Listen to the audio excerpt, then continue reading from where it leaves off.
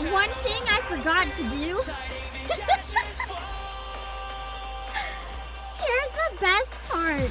I updated the launcher 2 hours ago because I was like, I'm not gonna forget to update this time. I'm gonna update. It's gonna be amazing.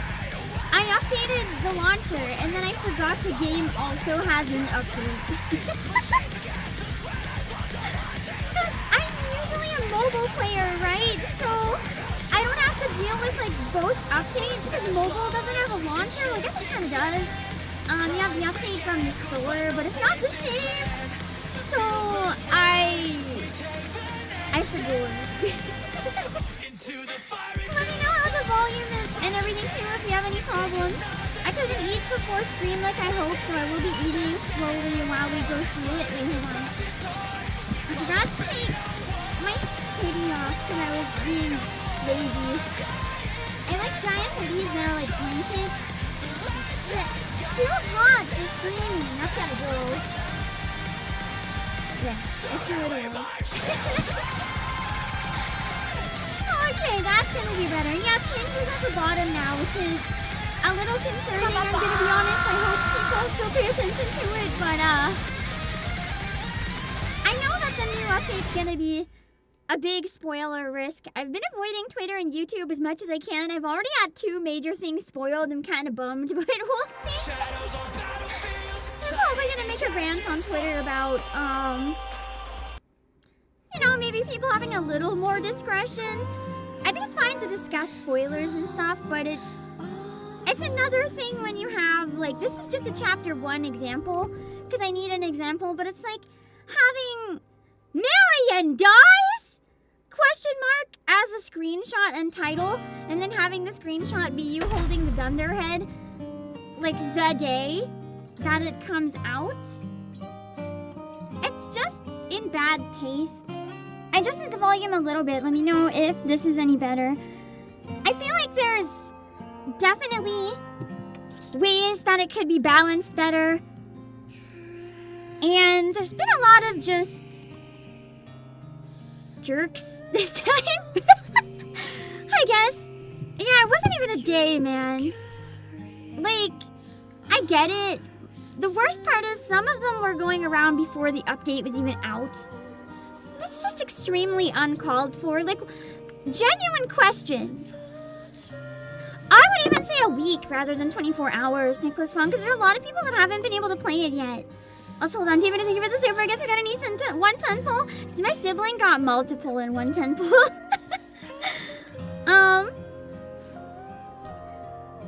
I don't remember what I was gonna say about it. I'm just bummed. Goddess of Victory, NIKKE. You really don't have to spoil it is all, and I think the big thing it comes down to is that people don't really care how it affects other players or literally anything. If you're the first person to put the news out there, you're guaranteed a lot of engagement. I can't stay away from Twitter and YouTube. I'm not gonna say this every other time, but if anyone in chat can maybe elaborate for me so I don't end up getting on a rant. I have an extension on YouTube that I'm hoping helps, but I am a YouTuber and I rely on social media like Twitter for my job. So every time anyone suggests that, it's like, I can't. And not everyone can. And it really sucks. Because I don't even scroll on my feed, but I have to go on, right? I go on just to post. The top tweet, right below my posting, on my following tab, is a massive spoiler. And I was like, damn, that sucks. Because sometimes you really can't get away from it. You minimize the exposure, the absolute most you can. And it still sucks. Anyway, I don't 100% sure know the context for the spoilers I've seen yet. Luckily, they're vague enough that it should still be somewhat surprising, so we gotta get started today, man. Yeah, the algorithm doesn't help. I mean, the algorithm pushes what people engage with, right? So at the end of the day, if people engage with spoilers, it's gonna show more of it. If you don't want to see spoilers, don't engage with it. Don't click it. Don't like it. Don't angry comment. Don't do anything. The more people don't engage, the more likely that it'll stop, you know? If you don't care, then keep doing your thing. Not everyone is going to care, and that's okay. Some people like spoilers. Hell, that's probably why they get so much engagement. Some people genuinely love it. But I have a real question, and I'm not blaming. I'm not blaming for those of you who like spoilers. I'm genuinely curious. Why? Why do people go out of their way to engage with spoilers? Because I literally mean spoilers. They go viral before it's even out. Don't tell me anyone's played it before it's out, because I know that's not possible. Why? Like, why do people like spoilers? It takes away the entire impact of what you're experiencing. I don't understand. What is the appeal? To me, it's like that just ruins the whole experience, having spoilers. I can't fathom why some people would go out of their way not to post. Like, I get that. There's clout and shit. Why do people go out of their way to see it? I don't understand. You guys say they want to debate people about them, but why? When it's not even out yet. Like, you can't debate something that's, like, not even playable yet. The only thing you could debate is if it's AI generated or real spoilers. It makes no sense. I mean, I understand for pieces of media, like if you want to know what's going on but you don't want to consume the media properly. But if it's something you consume, like, why? You're impatient? But Clay Prime, what is the appeal? You're impatient, but there's also such a thing as getting half the experience because you get it early out of context. That's like literally self-sabotaging your experience of the game. Why? Why? It just ruins everything. I guess if you want to know early, but like, I just can't understand.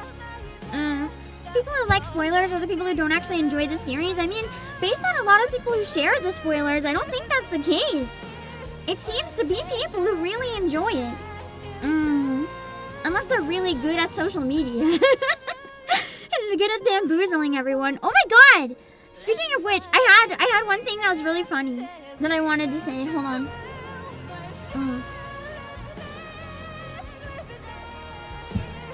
So, I made a video just discussing NIKKE before the anniversary. I'm not looking at the comments anymore because I'm assuming people are gonna come to talk about what happens during it, so I can't read that anymore. When I was having fun discussing some stuff in it and everything, and one comment I don't understand. One person literally commented, "You're not a real fan. It seems like you just looked up a NIKKE short or something. You don't know anything." And I'm like, what? I just don't understand. I don't understand why people will quickly leave a comment before even looking at a channel. Yes, I guess I've never actually played NIKKE with my over 200 NIKKE streams. Sorry guys, I'm a poser. Never played this game once in my life. I'm a tourist, actually. I'm just here for the money. I don't actually like the hot anime women or the good voice acting or the peak music. I've never played this game for enjoyment once in my life. I fooled you all for 3.5 years.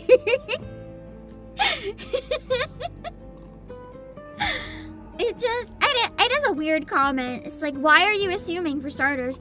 I can understand for some things where I got some things wrong. I don't have a good memory. I often get things mixed up, but that's just me and everything. It doesn't matter if it's like my favorite media or something I've seen once. I'm gonna get everything wrong, even if I've watched it like 30 times. So that's just me.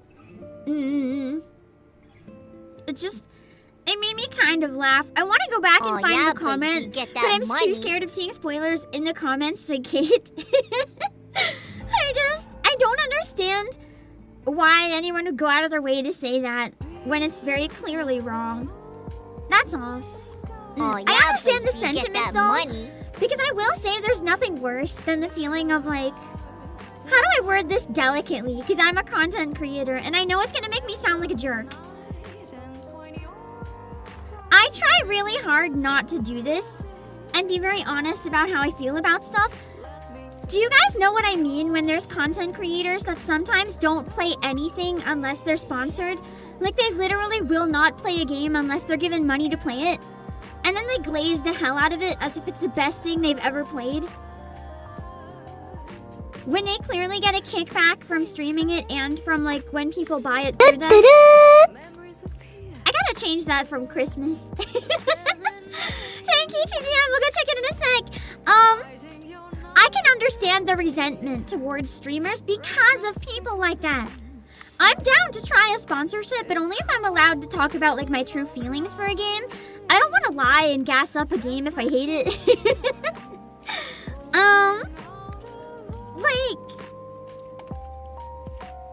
I can understand the resentment. When there's a lot of people that very clearly have fake takes on games and don't give a flying frick. So I can understand at a base level there's some hatred towards like VTubers, streamers, or other influencers who talk about games. People are like, oh yeah, they're just here for the bag. Which is the case sometimes for people, but like, I try to hit that balance so that you guys know that I don't play things for that reason. If I do play it for the bag, I will very clearly be like, hi, I am sponsored. And I will still say if I hate it. Because I'm not gonna lie, if a sponsorship is like, you can't say anything bad about the game, I'll be like, well, I don't want this.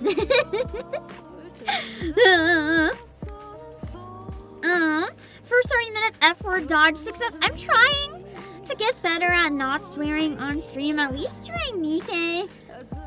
There's reasons why sometimes it's better for me to not swear during NIKKE. Less sponsored and more just, you know, I have talked about this before. I didn't know if I was allowed to say it, but I am part of the NIKKE creator program, which it's not really the same as sponsored in my eyes anyway, because I was streaming before that anyway. It's not like, I can't go into the details or anything, but it's like, it's kind of a small thing, but I don't think they would appreciate it if I dropped F-bombs all the time. And then said I was part of the program. It might give them a bad look, so I try not to. Yeah, it's, you know what, with streaming too, I never know, you know how streamers mark, like, if a stream is an ad or not? I never know what I should say. My case is weird. Because it's like, have you accepted third-party money? No, but also my existence is kind of an ad, but it's like a first-party ad. Like, do people say every stream is an ad if they promote gamer subs every stream? Like, I don't know. I'm a CEO, guys. My existence is an advertisement. I don't know if I flag it as, like, ad or not. I never know what to say. Because I didn't accept third-party money. It's like, I'm CEO. I just don't know. Who else is in that program? A lot of people. A lot of NIKKE streamers. Hold on, I gotta check the gift, and I think there was 2 more supers that I forgot to read. David, thank you for the second super. I'm a tourist, clearly stares nervously at the 4-digit number of money I've spent on skins in this game over 3 years.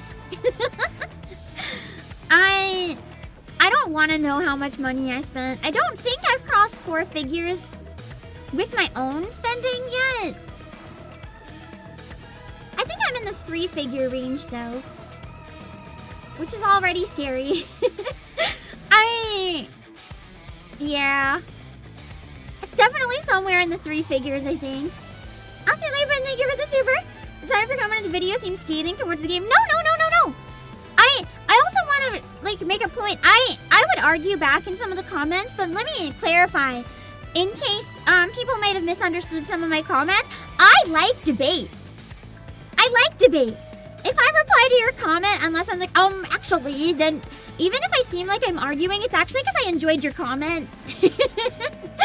Even if you say some things are bad and I disagree, or you say some things were good and I disagree, like, it's because I enjoyed the comment. I don't want everyone to agree with me all the time. I think it's fun to go back and forth. If everyone thought every aspect of the game was good, that would be boring. I like a two-sided conversation. So, you're always welcome to say things in the comments if you don't like something about the game. You don't have to be like, best chapter ever, best chapter ever, best chapter ever. Crazy how every chapter's the best chapter ever. You can be like, Pam, I hated this chapter in the comments. Maybe I'll reply and disagree with you, but that means I still enjoyed your comment. I enjoyed your take. I like arguing in a friendly way. Does that make sense? If you left this game, I don't remember what it was, Elsie Leapin, but if you thought it was scathing, like, don't worry. Don't worry. I don't mind. If you apologize to anyone, apologize to Shift Up, but I don't think they're here right now, so I don't care. Say what you want about the game, and I'll say what I want about the game. You guys disagree with me all the time. I give out hot takes, and you guys are like, Pam, shut up. I know for a fact, because I've had comments that are like, oh my god, if she says this one more time, I will explode. Do you know how tempted I am every time to reply saying the exact thing people hate? I have to tell myself, do not be a jerk in the replies. Do not troll in the comments. It's so funny. And there was one person too who commented on the last video and they were like, oh my god, if she one more time says she hopes people die, well then I hope Rappy dies. I didn't know how to comment and be like, wait a second, that's a banger idea. Because if that was supposed to be a threat towards me, like, I don't think you understand. I enjoy suffering, so like I am super down with something super crazy, like Rappy dying. No, I mean like dying. Like dead. No more Rappy Nikke. I think that would drastically affect the narrative, and I'm excited to see what they do with it. So like, go ahead and corrupt or kill Rappy. I'm ready to see what you do with it, Shift. Would it tick everyone off? Yeah. That's why I'm excited to see how they'd handle it. I don't want them to kill Rappy, but like if they want to kill Rappy, I'm down. So, yeah. Don't think that you can threaten me that way, because I don't think you understand how much of a Nikke masochist I am. Even want a drunk wife? That's so real though. Scarlet is my wife, and I wanted her to be perma-dead when she got destroyed. So I mean, literally. I like being hurt. So if you think you can hurt me by saying my wife will die, I will just say when. I'm excited. The only thing I don't want to die is the server, you know? End of service, killing the game, that one might hurt a little too good. I don't want that one. I do kind of hope Mira gets a physical body. I don't think she could become a queen. But I do wonder if the AI could take over a Nikke body. Definitely one of Enix's AI Nikkes anyway. Yeah. I don't know. A lot of interesting story, and I'm curious to see where this one goes. I've seen people say it's really good, which is exciting. After Stall 3 and after, you know, the chapters with Goddess Fall, it's gonna be really damn hard for them to... Oh, we have the gifted, hold on.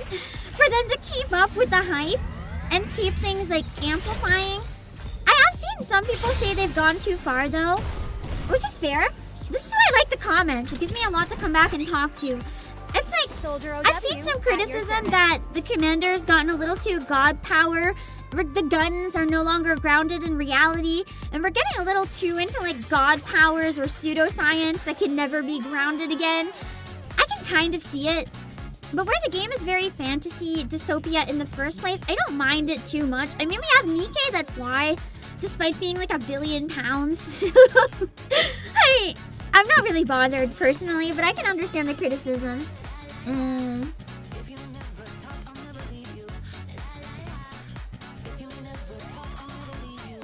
think your contention with character death is that removing a character from the story also removes any potential they have in the future, which can be very crippling for a narrative? I disagree. Because I think what's even more crippling for a narrative is taking out the possibility of killing anyone. If you always know people are gonna come back in some way, or if it just tends to be a trend, it kind of gets to a point where you don't think anyone will die. And to me, that's a bigger shooting yourself in the foot with the narrative than anything. I will also say, I've seen some people mention a very fair criticism that death might not be permanent in this game, but every death has had some sort of drastic transition affecting the narrative. Like Lily Rice died, but then she returned as the queen, but it's not Lily Rice really. It just looks like her. Or that Red Hood died, but then came back just long enough to help everyone, get over it and move on. Or how Exia died and came back, but it's even more unsettling because she acts like nothing ever happened. And that's how we learn about Nymph. Or Marion dies and comes back, but she's a completely different person. Or even Rose. Like, she comes back, but then she's just a puppet. I get it. And sometimes there's cases that are worse than death, like Uni. But I will still say, maybe rather than necessarily bad, I think maybe predictable is what's bothering me. The deaths kind of feel meaningless just because every time I feel like, okay, when will they come back? I'm not saying everyone has to die or there has to be a lot of deaths. I'm saying we need less fake out deaths. That can kind of go either way. It can be make the deaths more permanent so that when they happen, they're meaningful. Or it can be, don't have deaths. Have worse things, like what happened to Uni. But if every single time someone dies, I feel like they're gonna come back, it's like, I don't care. I don't care necessarily anymore. There's other ways to do it, I think. If that makes any sense? Oh no, there's a complaint about us that they bring up subplots for so long, then rush them out the door to make room for the next one. Yeah, the OG Heretics and the 4 Beasts, I feel like kind of got that treatment. I feel like the big issue there is that Goddess Fall kind of helped with this to tie them all back together. But I feel like the subplots are brought up and dragged out, and then all of a sudden, they just disappear for a long time before coming back. I would kind of rather us focus on like one thing at a time, or multiple but in parallel. But when they disappear for a long time, it's kind of like, where'd the plot go? There was this thing, what happened to it? I was getting excited, why is it gone now? Yeah, that's kind of how I feel, CSU Brick. You can't create a world where the main setting is war and continuously not have any sort of consequences. That's why I do enjoy it being really refreshing with Pretty, because Pretty is like dead. So that was a really interesting event. Pretty had a lot more weight, despite even knowing what was going to happen for me than some of the other stuff. Peanut is dead? I don't know! I was theorizing that Peanut could be Liberalio, but I've seen some people shoot that down, so I don't really know. I still don't know if Peanut could come back in some way, though. So it's hard to say for sure. Yeah, that's kind of it. When you have the just kidding death, it depreciates the impact for when someone actually dies. Because you think they're gonna come back and then they just never do. I just wish that the really emotional death moments had more meaning, whether they come back or not. They've just begun to feel a bit weird. Goddess Fall still hit really good though. I enjoyed it a lot, but I'm really tired of the fake out deaths just feeling so frequent, I guess. Peanut was destroyed, so was Marion. So was Marion. You're not gonna convince me it's not Peanut just because Doro shot her in the head. It hasn't stopped a number of other situations. Even Rose came back. Like, Rose was obliterated. You're not gonna convince me. I still think there's gonna be a way that Haran and Isabel somehow come back. I don't know. Even if it's not really them, just something that looks like them or whatever. The last time Shift Up when Kill Happy Destiny Child shut down, that's why I'm saying it doesn't have to be deaths. Hold on, I'm turning off my arms. They're driving me insane by not working today. It could just be less fake out deaths. But I need them to mean something. If they're gonna keep being fake outs, I'm getting frustrated. So it can be more real deaths or it can be less fake deaths. Just not whatever pattern is going right now. Although I haven't played the new stuff yet, so maybe that'll change. I don't know. Does NIKKE have the same player base that Destiny Child did though? Do you think the Destiny or the NIKKE player base would be more open to permadeath, or do you think the same problem would happen again? I'm asking out of genuine curiosity. I don't know, because I never played Destiny Child. Libby's new skin hints she is mass produced because it shows what could be memories in the water. I'm still thinking it might be dark matter, because the outfit kind of looks like the beasts. So it could be some way of her like reviving with the beasts. Because we know that the dark matter can repair heretics. We'll see. I wonder if it's like a canon outfit. Let me see. People can't handle permadeath. People are weak. What are these weak ass people doing playing NIKKE? Just kidding. You don't have to like permadeath. It's fair if you don't. I'm a big fan personally. Let me see. I do agree though, Sylvianus. I don't think it needs death to have shock value. I think death added for shock value is boring. If there's going to be permadeath, it needs to have value, like Pretty's death did. I'm down for permadeath, but like, it can't be just death all the time to be boring. You have to have it well planned out and well executed. Pun unintended. If you just go trigger happy, that's terrible. Hold on.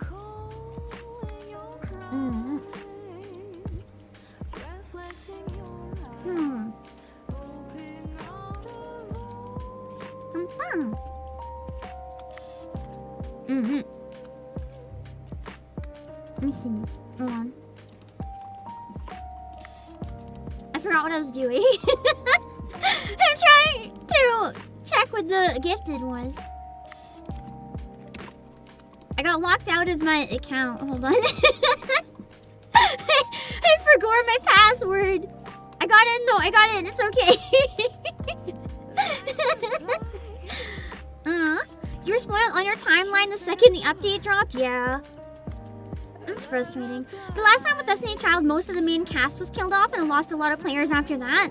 I don't mind having... Let me word it this way. I don't mind if we kill part of the main cast. I don't want all of the counters to die, but I'm super down for like one of the counters to die. I think that would be interesting, but like you need to leave the others. I assume Gacha Fun needed. Thank you, TGM. I'm not 100% sure. I might have some older ones too. I have to charge the iPad to use them, but I'll use them before Saturday. I'll definitely grab Liberalio's costume. Do I have one more? Ooh, I do have one more, so I might be able to grab ANIS's too. I didn't want to grab ANIS's because I was going to get the cheaper duck outfit, but I can't. Because they're both in the costume gacha. I might try. Also, the book, TGM, it arrived today. I pulled some strings behind the scenes to expedite the book. I was gonna unbox it today. I asked my underlings if they'd rather me unbox it Saturday or next week when the next part of the update drops, so I'll let you guys know later. But I do have the lore book, so I can show it off to you guys. Yeah. I was gonna buy it myself and pull some strings. Literally, as soon as stream ended, actually. I meant to do it before stream, to be honest, and I forgot. So thank you for saving me the book, Cause. Shift have heard about the outfit and said, what if we link them together? I'm excited too, because I'm making decent progress on my NIKKE fan concert. I'm gonna call it something else though, because apparently there's an actual NIKKE fan concert, and like I don't want to get sued by NIKKE or anything. I thought calling it a fan concert would separate it so people knew that it was a different thing. But the problem is that seems to be what the actual one is called now. It's gonna be hosted by Shy Lily. We'll start the event soon, don't worry. I need to chill and yap a tiny bit more because I want to talk about the fan concert. Not in a lot of detail. I'll just show you guys that it exists. It's actually tomorrow. I think, depending on time zone. So I was gonna call mine NIKKE fan concert or like TT Star. I was actually gonna call it TT Star fan concert. I need a new name. Because the official like NIKKE sponsored one hosted by Shy Lily. Yeah, and so this one is TT Star fan concert. I don't know what to call it. Guys, what do I call my fan concert?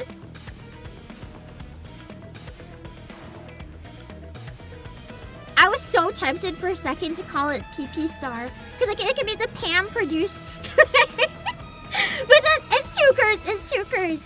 I'm still so tired because I stayed up all night doing something important and my brain was like, hey, PP Star. That's too bad. It's gotta be something that's like obviously separated. So people know that it's really, really not the same concert. Because I don't want to step on any toes. But I've already put a lot of hours work into it. I don't want to scrap the idea either. I knew they were going to do an official one, but I thought the name would be like a little different. Anyway, if you're a fan of any of the VTubers here, you're in luck because you'll get to see them perform probably in 3D for the 3.5 ANI Idol themed concert. So I'm assuming it's gonna go pretty hard considering they dropped a huge number of like vocal songs with this update. I'm excited. Anyway, I don't know. Maybe I could call it Be Your Star or something. Because Be My Star is the official song.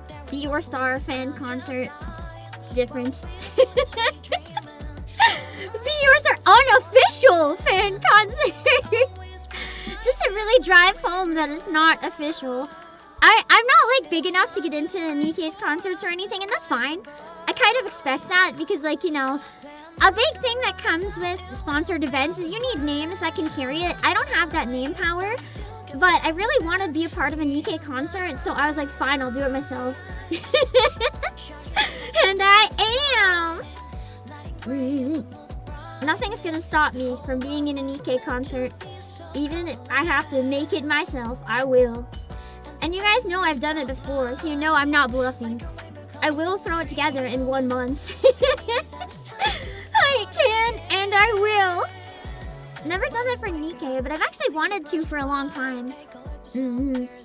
I just never really had the kick in the pants to get it going.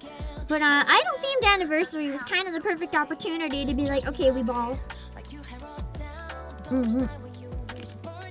I think, is the pre-order for the moving Doros closed? I don't see them anymore. I'm gonna show you guys.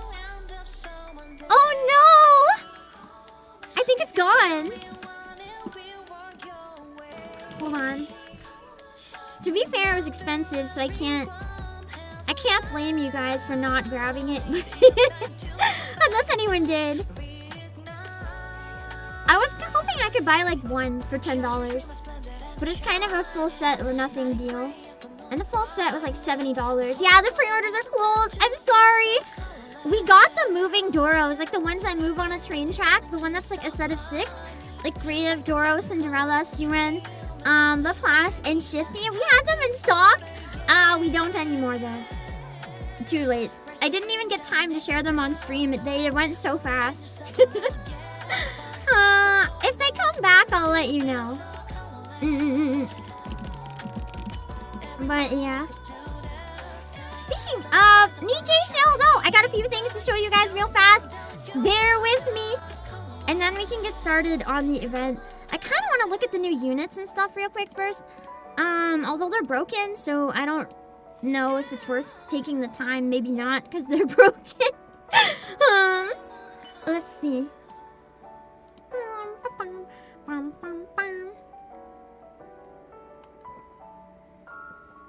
Okay. So, first up, got a rerun. So if you missed out on the first batch of it, you can see all of these with the NIKKE link that you type !promo, by the way, they'll all come up. This one got a rerun. So if you missed out on the killer wife, don't worry. For $17.99, there's a chance that you can still have the killer wife.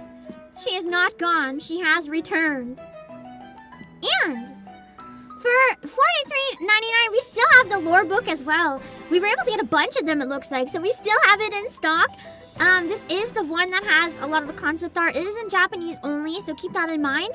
But it has concept art for characters, and for CGs, Raptor. It's a really interesting one that has a lot of lore too. This is where Frisia being pretty was first dropped, even before the side story. So there's a lot of cool stuff in it.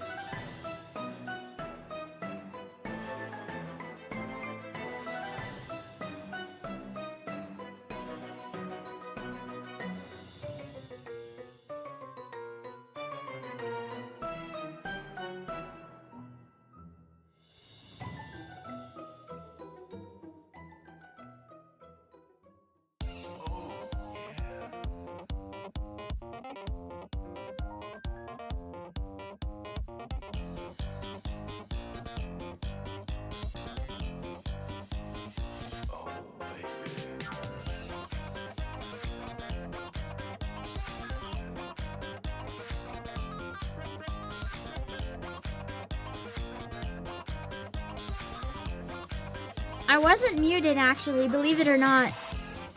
I somehow turned my microphone off. I don't even remember touching it, but okay. Okay. Sure.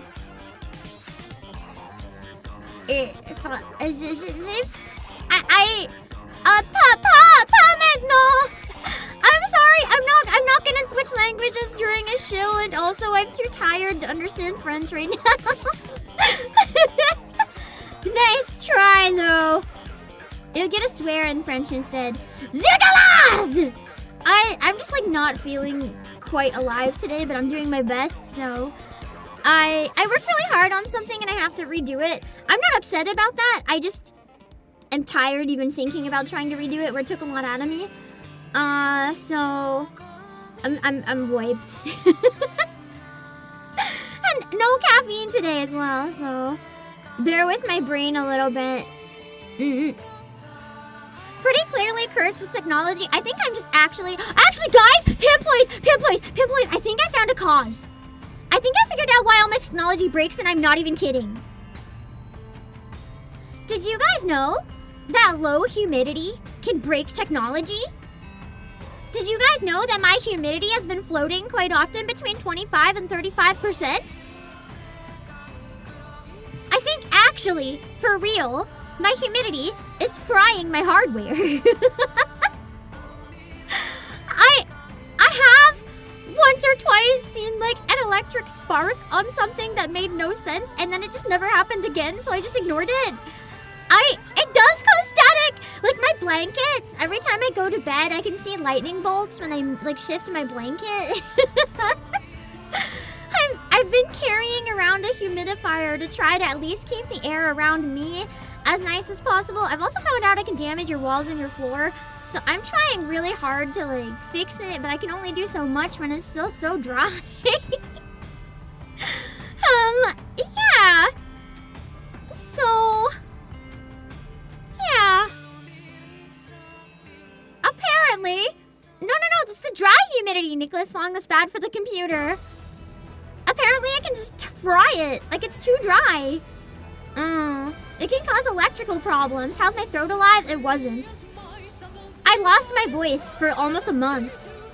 I had to do so many streams that were just, like, not talking. And other streams, I really, really struggled to talk. I'm still struggling to get over that, actually. I'm relearning how to sing. It was so dry that I nearly lost my voice. I got a throat infection, I got a double ear infection, and apparently there was also an upper respiratory infection that would have caused that, and that likely was also caused by the dry air. So it's, yeah.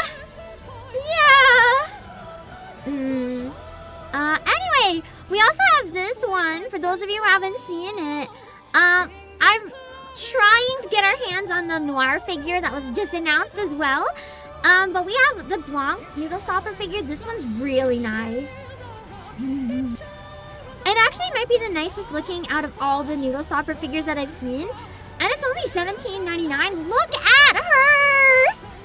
Everything from the pose to the face is so well sculpted and painted. I was really impressed with this one. Like, there's no way I would have thought this was $17.99 if I saw it out of context. It's gorgeous. Look at the teeth! I really love Blanc's teeth. Also, the rear view. The rear view is rather... yeah. It kind of looks like the bunny tail. She's balancing a pomelo on her butt. Yeah, the Noodle Stoppers by Fuller have been amazing. I have the Red Hood one, by the way. It arrived today as well. Or a couple days ago, I think, actually. So I am going to hopefully unbox that this or next week so we can check it out. In case you're curious about the quality for this one, you can see my Red Hood one first and make sure you're happy with the quality. And just a reminder as well that we have Doros. For $12.99, we have a rerun of the Doros. They're small but mighty. If you want to grab a Doro, you can type !promo and it should bring up a link where you can find the Dorothy and the Cinderella Doro. They are beautiful. They're amazing. I have them on my desk right now. My dog hates these. I brought the Doro up to her and she started snarling like she wanted to kill it. And then I finally got her to calm down when I took it away, but I brought it back and she got all violent again. I don't think she likes Doro very much. But yeah, I'm excited. I'll show you guys real quick just before we get started the Noir figure so you can see them together. I'm trying to see if we can get Noir. I can't promise. Ignore the copy image thing on this. I'm too lazy to fix it. I'm just screenshotting. I've brought it up to my underlings. So fingers crossed that we can get it. If we can get it, this is Noir. This is her $20 figure. Look at the shiny legs. The two of them together look so good. I really hope that we can get her, but we'll see. I'll let you guys know on stream. I'll give you an update whenever and if ever we do get her. I'll probably post it on Twitter too, so if things change and we have her, you'll know. Alright, I'm gonna go into the game. Let me know if I have to turn... I noticed one thing that I messed up on earlier and I fixed it volume-wise with my mic. I didn't have the HD button on, which I don't use when recording, but I do use when streaming. It adds a bit of distortion that helps my voice cut through. The 4K button on my interface, it makes it sound slightly worse, but in exchange you can hear me clearer. So I think it's good to add whenever I'm playing anything, but not when I'm singing or karaoke. I guess we can just go into the chapter. We don't really need to look at the units too much. They are $20, yeah! We have Blanc in stock right now. Mike Flair, you can type !promo if you want to pull it up and take a look. I'm excited if the new chapters are solid. I'll show you guys what I mean by, one thing is kind of broken. I haven't had it happen on PC yet. I want to see if it's still broken here. There's a lot of issues with the anniversary being kind of broken. I love Avastar, by the way. Her burst is so cute. I love her flustered face. I think she's gonna be one of my mains. I'm trying to make a new electric team with her. With her and ANIS and probably Cinderella, because I'm assuming they pair nicely together. Because rocket launchers. But then I don't really know who to use for the other units on it. Oh yeah, it's still happening. No, it's... Just a moment. Yeah. It's worse on mobile for me. But they took the jiggle out of NIKKE. Whenever you're fighting the target in the NIKKEpedia, the moves just stop. No jiggle at all. Pain. I'm I'm sure it'll get fixed though. We just have to wait it out. God, I love Amistar. She's so cute. Underrated character, although she's a terrible... She's trying to improve. She's done terrible things, but... Anyway, before we get started, there is one thing we need to do, though. What I do every time we get to main story. We're cracking open the resources. The ones I actually care about, anyway. I'm saving these because I don't need them yet. Hello, David. Thank you for the server. The amount of stuff that broke this update. Yeah, I haven't seen anything else broken yet, but you guys will have to let me know what's broken. Oh, baby. Can I hold it? Oh, no. Okay. I'm just gonna hold this then. I'm about to sync up so much for the main story. I know I could do this every day, but I find it more exciting to just go up like a bunch. Every time new main story drops, I go absolutely crazy. Click the number? Oh, that's how it is. Okay, I thought it was click the plus. I like to go crazy with these. And then it's very satisfying to watch number go up.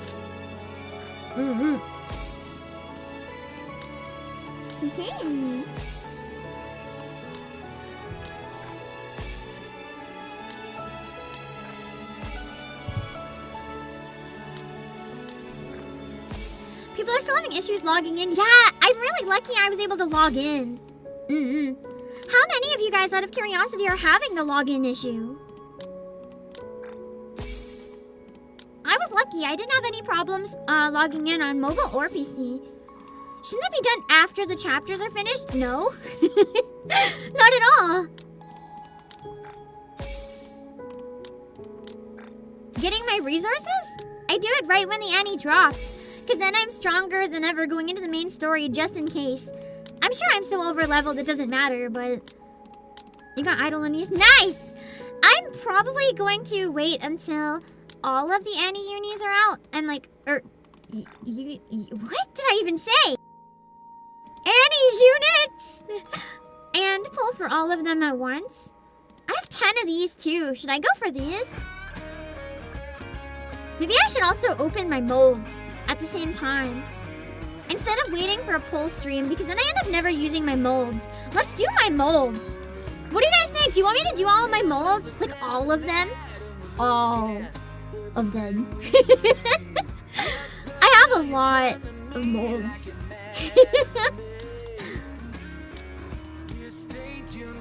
I'm just gonna crazy pose. Like a drowning baby in the sky. The weirdest lyrics ever made. Why would you even think of a drowning baby in the sky? I love the song, but that one line always raises an eyebrow or like 10. How do I lock something?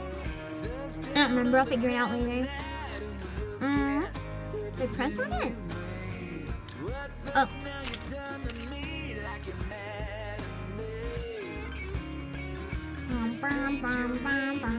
Okay, that was all the resources, I think. Okay! Hold on.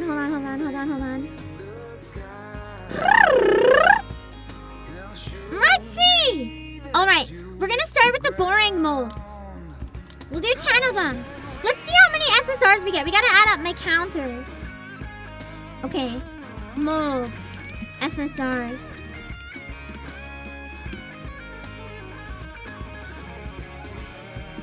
Oh.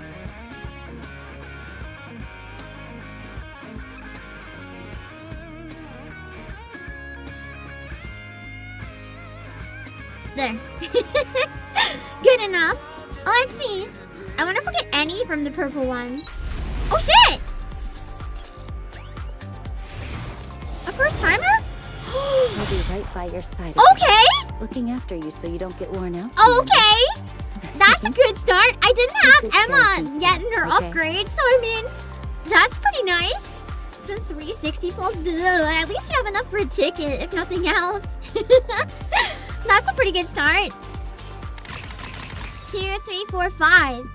Alright, so we got 5. That's like half from the ones that have bad rates. That's not too bad. So Emma was the only new one. I got the original Emma as well. Let's see.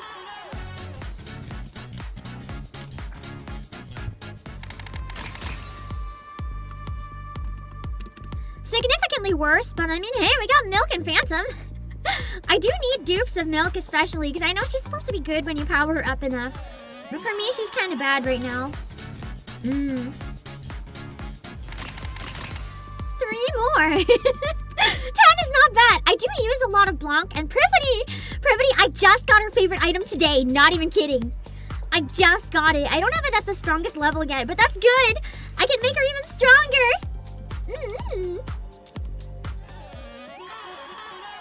I would take that gladly. 3. 13. I don't think any of these ones are really useful to me though, but that's okay. They're all cute, so I like them anyway.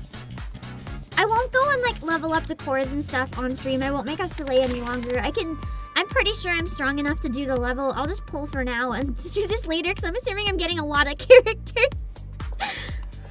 Nero's not very useful, but she's adorable. I use the weak units that don't get used elsewhere in Tribe Tower though, just so I can actually use them a bit more. Oh, another block, nice! I don't have her at core 7 yet, so that's actually really useful for me. I kind of wish Noir and Blanc would get a favorite item, because they used to be so peak, and now like no one cares, and it makes me sad. Oh, another first timer! Things just got a whole lot more complicated. Finally, exhausted office wife. This is gonna be me in the future. I strive to grow up to be just like Yulha. I still want her to get an outfit that looks more normal though. Instead of this with the crotch window. It's just weirds me out so much. I don't know, it's just weird. Yeah, I didn't have her this whole time. I really wanted her though, so that's nice. Ooh, and another Rouge. I don't have Rouge at core 7 either, and I use Rouge a lot. So that's very helpful. Let's see. Ooh! I'm gonna have to revamp my wish list after this. Yes!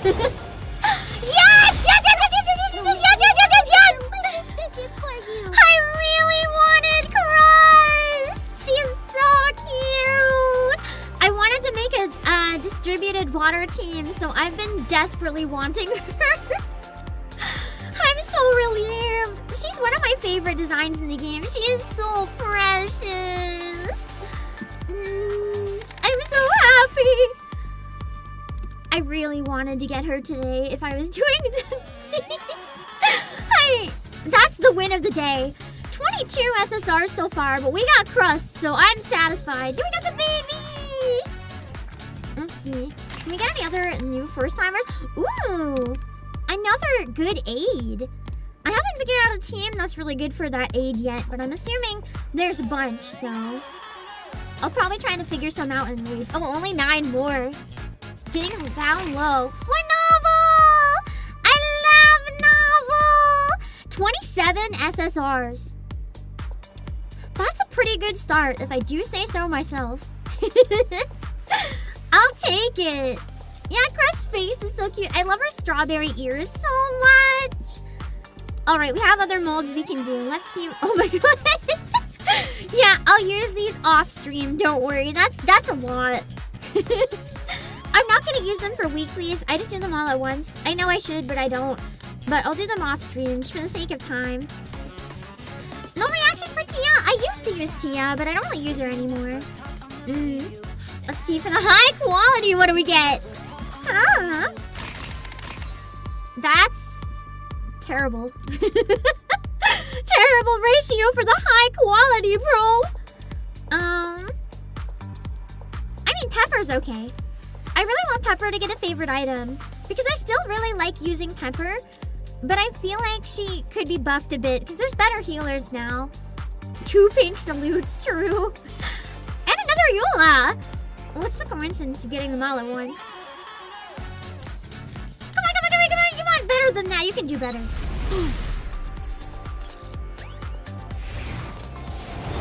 Yes! If anyone tries to hurt you or our squad, I'll Apparently wipe them out she's with pretty my good missile. too, so I'll So, take it. I please really, continue looking really out for wanted the us. new bestie.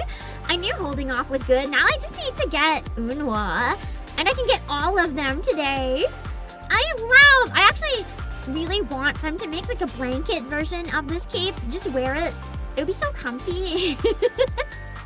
Like make it out of fleece and have it be to wear around the house. I would wear it every day. Ooh. That was a pretty decent set of pulls. Okay.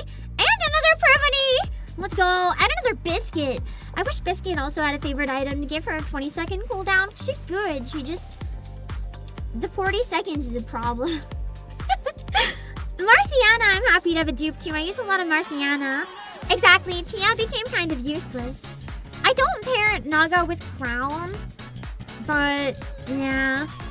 I don't know.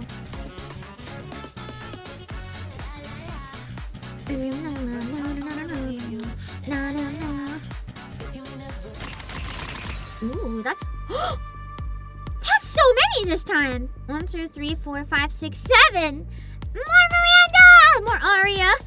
She deserves so much more love. So much more justice for Aria! Also, thank you, Bot, for the reminder. If you enjoyed the stream, please consider giving it a like. It does mean a lot and it helps me a ton. Let's see. Okay. Ooh, we get another bestie already. That's nice. Should have traded them. Oh wait, these are the basic ones, right? They don't exist anymore. I'm gonna hold off on using them. I haven't decided if I want to trade them or if I want to hoard them because now they're special. I'll hold off on that one. Let's do the manufacturers. Elysian hates me. Ouch! Let's hope the others are off to a better start than that. Okay, Bacillus! Does Bacillus love me? We only have one try. Thank you, Egg. Man, at least Bacillus loves me, so that's something. What about Tetra?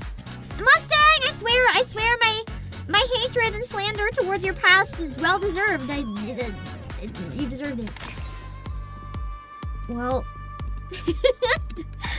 I do really like Leona, and I use her a lot, so I'll take it. Seems like Bacillus loves me the most. Hell, maybe all of our lucks were saved for the pilgrims? What do you guys think? All our luck? Do you think it was saved for the pilgrims? And now all of our luck will be... With the one pilgrim mold will be a pilgrim we don't have yet. Trust? Trust. In 3, 2, 1. I can't look. I can't. Oh! I love Rapunzel. I still use her as one of my main healers. So actually, this is fine. I don't have her MLB'd yet. This is fine. I'm happy with it. Yippee! Alright, what about this one? The high quality perfect mold. I could have never expected it would be in SSR. That's crazy. I didn't need more Tuve for her favorite item, so that's actually really good. Now I can actually use it. I have her maxed out, but I can't give it to her because I didn't have enough dupes. Alright, Elysian perfect mold. Let's see. Wow! It's an SSR! Shocking! Alright, let's try Tetra, the last one! It's Noir! 55 new SSRs. I dare say that was better than it could have gone. Alright, I'm assuming for main story, we're gonna follow the usual. We're not gonna look at chat while I'm inside cutscenes. I will chat while I walk around and everything else. Let me know when I'm at a section in between if I have to make any adjustments to the volume. I do want to finish the chapter today if time allows. I want to try my best. I know I yapped an hour, I know. I'm terrible. It just builds up the anticipation, right? Anyway, we're doing the main story first. And friendly reminder, no hints, no foreshadowing. Pretend you haven't seen anything until it's already on screen. Stuff like, oh, get the tissues, or here it is, or finally. That does spoil the mood, because then I know what to expect to a degree, and it takes away from the impact, and then I don't care as much, so don't do that. Alright. Let's see. I think something's off about me today, because it feels weird looking at this for some reason. I don't know, I feel like I'm bigger than usual. I don't know. Yeah, even stuff like this part, ... I don't know what emotion you mean by it, but it's pretty clear that something big is about to happen, so just avoid doing that, yeah? Alright. Proceeding to target. Why is the title chapter so long? I don't know. Will you give me? Okay, so I gotta use my... Oh, the lag. Oh, why is it lagging? Game, what are you doing? Why are you lagging? Had enough rest? Oh, wait. Let's move. No replacing Who shall be Scarlet. the Oh, next this has to be Had on the enough team. rest? Let's move. Oh, wait, No, I don't think I have any other... Yeah, she's the only... Okay. This team, let's go. Actually, no, wait, hold on. Sorry, Crown! I love you, but Nayata, I Since love thou more. hast called upon me, I shall gladly accompany thee. I'm not streaming it from my phone though. I just stream it in vertical. Because I like this stream setup quite a bit. They were lurking and remembered I have stamps. They're not active right now, but you do still get the stamp by being in chat, even if it's not active. Don't worry. I shall prove of any aid. Oh shit, right into the battle! You blasted through these on story mode. You're not remotely caught up on normal, that's fair. It takes time to get caught up. When I first started playing this, I was really behind for a long time because that was back before story mode. And I'm really happy they added story mode, so now people can get through it much faster. And they can keep up as long as they want to. I mean, it'll still take a lot of dedication to get caught up in the first place, but as long as you have the time, the will, you have the ability in-game. Which is very nice. Because I remember when I couldn't make any progress and it was sad.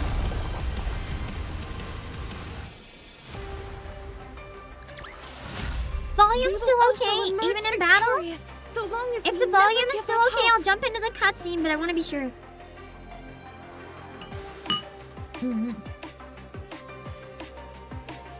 Agreed. Story mode's one of the best quality of life they've added. Seems good. Okay! Everything is post-battle. I kind of like that. Having it only post-battle works better for me. You heard from Nayuta? Yes, she said something is bothering her and proposed a joint investigation. Let me know after this cutscene if I need to put the volume up, okay? Alright.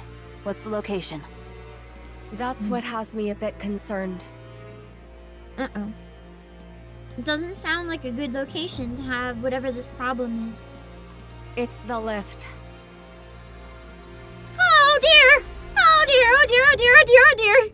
The lift. I suppose it's more accurate to say the route leading to it.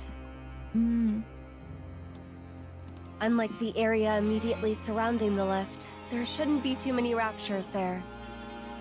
I see. Are you afraid? Nah. Of course not. Do you have the coordinates? Snow White's not afraid of raptors. She seeks them out to kill every single one. Nayuta gave us a rendezvous point. She wants you to wait for her there. Wait, you're really going? Don't worry, I won't ask you to come. Just focus on your training. Oh, I wasn't worried about that. I never expected you to take me along. But if you go, this place will be completely empty. Does she know it? Oh, Eden. So Papillon will be left alone here. What if there's another attack? Then fight them off. Easy to say when it's just Papillon. Papillon really needs to get an upgrade or she's gonna be like dead. Do you think we'd be Cecil having this suddenly conversation throws if I hands thought with I could raptors do to make that? up for it. It'll be fine. I feel like Cecil Go. would throw hands with the raptors if it came down to it, whereas Johan would just be there like screaming in rage in the background, maybe. Care to explain what you mean by fine? You know who said he'd send reinforcements. I do still wish they'd add a little more emotional variety to Johan's lines. I thought his voice was really cool at first, but there's been some moments here where I don't necessarily think edgelord hardcore is the best way to deliver those lines. I don't know, I feel like there should be a little bit of a difference when he's not like full brooding about something. Maybe like this is meant to be reassuring. It doesn't sound very reassuring that way. Oh? Honey's sending reinforcements? From the Ark? No. Then from where? Sending 1,000 now you do it. You'll have to see for yourself. Oh, the beast! Yeah. Not from the Ark, from Ark 2. To be honest, I still can't really believe it. I doubt I'll be completely convinced until it actually happens. Huh? Regardless, we should be able to hold out until they arrive, even if they get delayed. Indeed. We've expanded the Would be a range very of our optical inconvenient time for camouflage the and beasts refined to betray Eden's us, spear. but I don't think they have any reason to. We can hold out for several days, barring a visit from the Queen herself. Should that happen, we won't last half a day. It sounds like you're telling me not to go. I mean, if the Queen comes, not even Snow White can really do anything. We're just dead. You can't act as if it's gonna happen if there's no hope anyway right now. Quite the opposite. We're saying you can go without worry. It's critical that we gather more intel, especially now, when we don't know what the Queen intends to do. Go. All right, I'll be off then. Snow White walks away. When do you think we'll be able to produce NIKKEs? Has Honey contacted you? That technology is as classified as it gets. We'll make it work. We won't get our hands on it overnight. I'm kind of surprised though. I don't know if this is a plot hole or what, but I'm just kind of surprised that after all this time, if they're able to fix NIKKE, they don't have their own technology to make NIKKE. Because you think if they knew how to take them apart or modify them, by now, you'd think that they would have invented a new way to make them if they can't have the same technology. Although I guess maybe it's a lot more complicated or maybe it requires a very rare material or something. I hope he's all right. Or it could just be even they don't have the stuff to make the technology to make NIKKE. Or they don't have the resources to make them even if they had it. I don't know.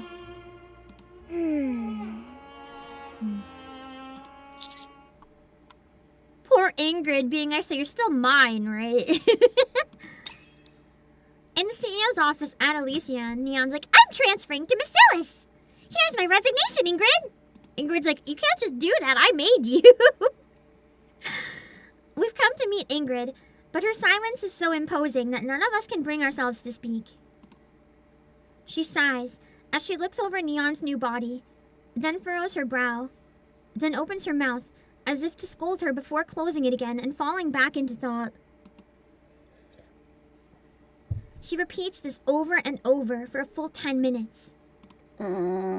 Awkward. Tactics. Entertainment. They're trying to just use keywords. What? It was so quiet, I thought someone should say something. They learned well from their CEOs. Yeah, the silence was killing me too. Technology. True, that's kind of the three pillars of each of the companies when you really think about it too. It's fascinating. Because Elysian focuses really hard on always having the best tactical gear and tactical units for fighting up on the surface. Tetra's units don't necessarily do fighting. A lot of them do stuff in the Arc or the Outer Rim. But they're very much keen on like entertainment or entertaining and distracting the masses. By that I mean stuff like the Queens, who take all their effort to make sure that the underworld never really crosses a line. Oh, underworld's the wrong word. Underground never really crosses a line. And they have other NIKKE that just like, you know, Happy Zoo and everything. It's not entertainment, but it's like focusing on other issues, I guess. And then Masilis digs really big into innovating and inventing new technology and sometimes pushing it to the limits that are disturbing. But all three will push so hard for all of these things that they're constantly pushing the limits. And it's just kind of cool having it written out like that in the game. You're an Elysian NIKKE. Don't say the Masilis slogan. I mean, you were just staring at me without saying anything. She's like, well, actually, I'm Masilis now. This is the really first not time happy an about her Elysian spy being NIKKE stolen. has ever transferred into a Masilis body. Frankly, I have no clue what to do about it, let alone what to say. She did this without even talking to her, too. Really? I figured you'd say something like, this calls for a tactical approach. You can't use that word for just anything. Really, Ingrid? The one who uses it? Yeah, literally, Anis, you tell her. I spoke with the representative from MMR. They've agreed that your affiliation is to remain with Elysian, and we will continue to take full responsibility for you. So she's like, still part of Elysian. The issue is that your specifications are rather singular. Of course they are. But she'll I'm special. collaborate with Masilis, I Completely guess. one of a kind. She's kind of her own company in a way.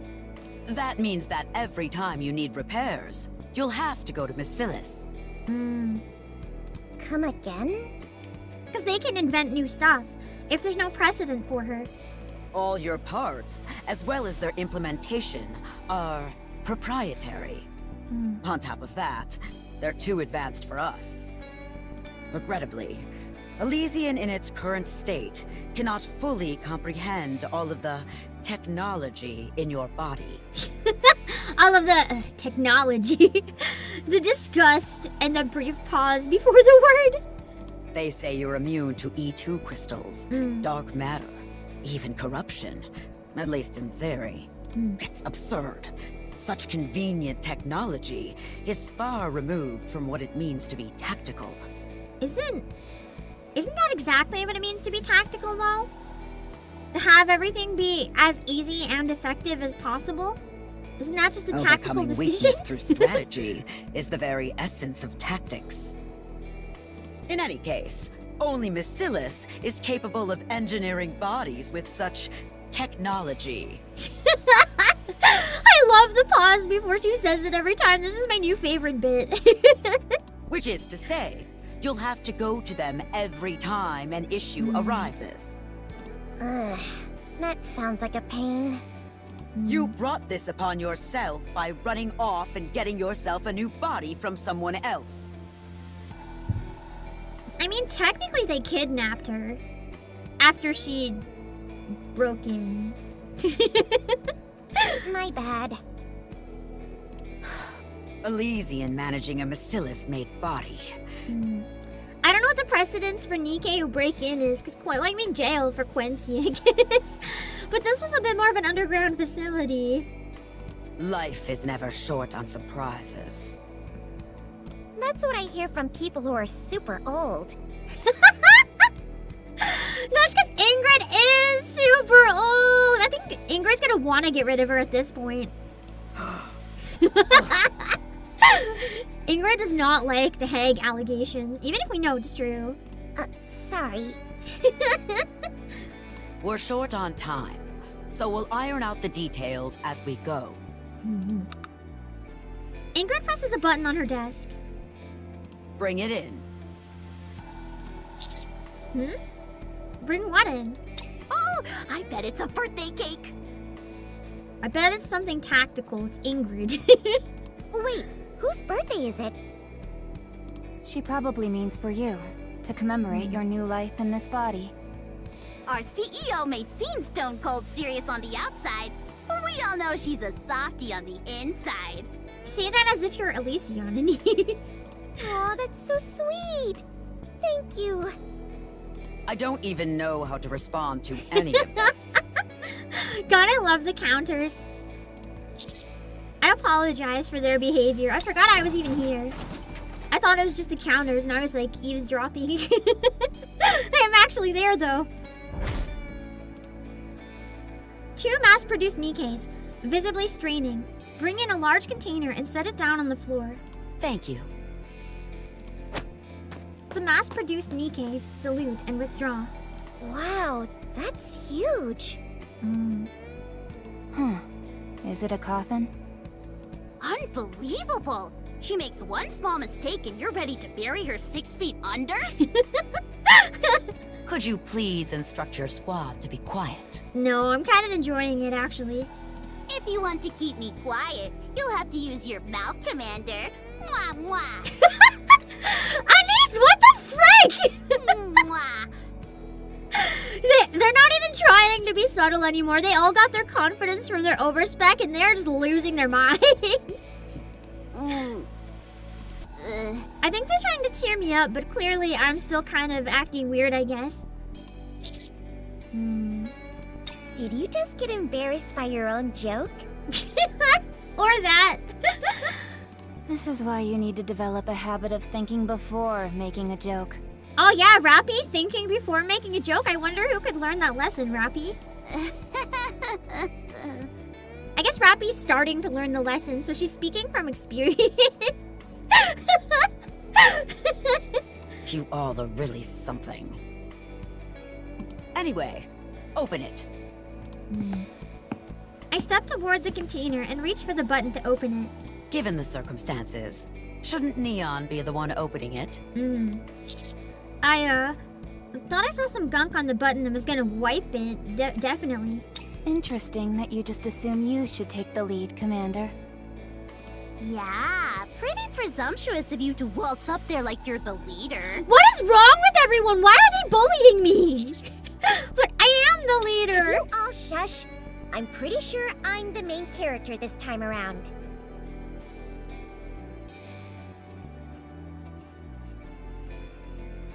Says the 2nd anniversary unit with no alt costume. I'm so sorry, Neon. You were done so dirty! Neon strides forward confidently and presses the button. The container opens, revealing something large and beautiful. What is that? A steel sleeping bag? Oh my god, Freema would love it. It looks like a tool. Maybe you're getting reassigned to Mighty Tools. What? Am I being sent to Macilis? I thought we just established this. It's a gun. It's definitely a gun. It's like a I'm giant glad at coffin least gun. one of you could tell. It's a gun? Neon's like, oh my god! Pick it up. Her dream come true. It's like firepower incarnate. I'm so happy for her. It's a monster of a weapon, loaded with every technology available to Elysian. We could never resolve the issue of the power source, so it never passed the concept phase. We were finally able to complete it, thanks to a power unit provided by Missilus. Ooh. Ah, so that's why both the Elysian and Missilus logos are on it. Yes, naturally, we take copyright seriously. Now, when you fire the weapon, its power source will resonate with your body, generating golden particles. Those particles will apparently affect both the gun itself and the bullets. But as to what effect they'll have, we still don't know. It'd be crazy if they were like Vop House, even though Once it's we obtain impossible. battle data, we can It begin would be proper funny. research. For any other details, you may refer to the manual. Wow, this thing looks like you could shoot lasers out of it. Pew pew. The only things permitted to be shot from that barrel are bullets and shells. It cannot and will not ever be a laser weapon. Ingrid, chill. She was just talking. Commit this What to the- memory. Only weapons that use live ammunition are tactical. Anything else is heresy. A sham. Understood. Should we introduce her to Cinderella? What do you guys think? Yes, ma'am. Understood. Long live live ammunition. Whew. Much better. How is it even all that different? It still needs a power source to function. Take it. It was made just for you. Thanks. I'll put it to good use. Make sure to capture 6-0. I've Oh yeah, received that a was message from happening. Mustang. He says I not can't to really keep you too capture long. it if it's an AI though. You should head over. Instructor, What? do you have anything for me? No. Forgotten. That's cold. What is it now? Thank you for everything. You better Aw. get going. Cute. That was kind of adorable little interaction at the end. So how are we feeling about the volume? When I'm actually doing Very battles welcome in my and during the entirety. cutscenes, Yes? is everything okay? Or do I have to adjust anything to make it easier for you guys to hear? Told you everything Can would you hear work the out. game and me? Sounds good. Awesome. That's a Is a first. meeting with the foe. I shall grant you victory, Your Grace. Oh, there it is. Do you want me to get on it? Oh, wait, that didn't come out right. Yippee, jams! Okay. I'm gonna take my first break a little early. I know we've only done one cutscene. It's not quite an hour and a half, but it's like almost an hour and a half. And there's no way I'm gonna finish a cutscene in like 1 minute. I gotta prioritize my voice. So I'm gonna be right back in a few minutes. And then we can keep going. Oh, I still left the timer up. Oh well.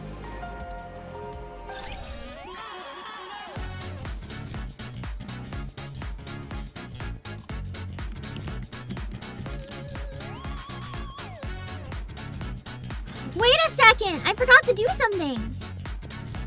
I forgot to use my resources!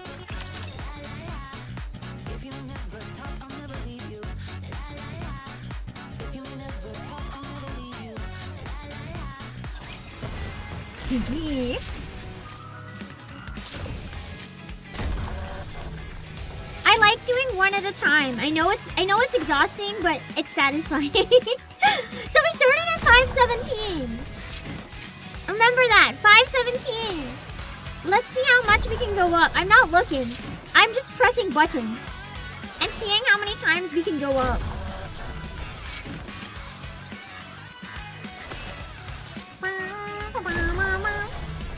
Yeah, I like the dopamine of hitting it multiple times. Every enhanced the shot of dopamine watching number go up. Which is why I don't want to waste that into one shot. I want to keep doing it. I do still level this up in between, but I don't open the crates. So it's like a lot at once when I finally get around to opening the crates.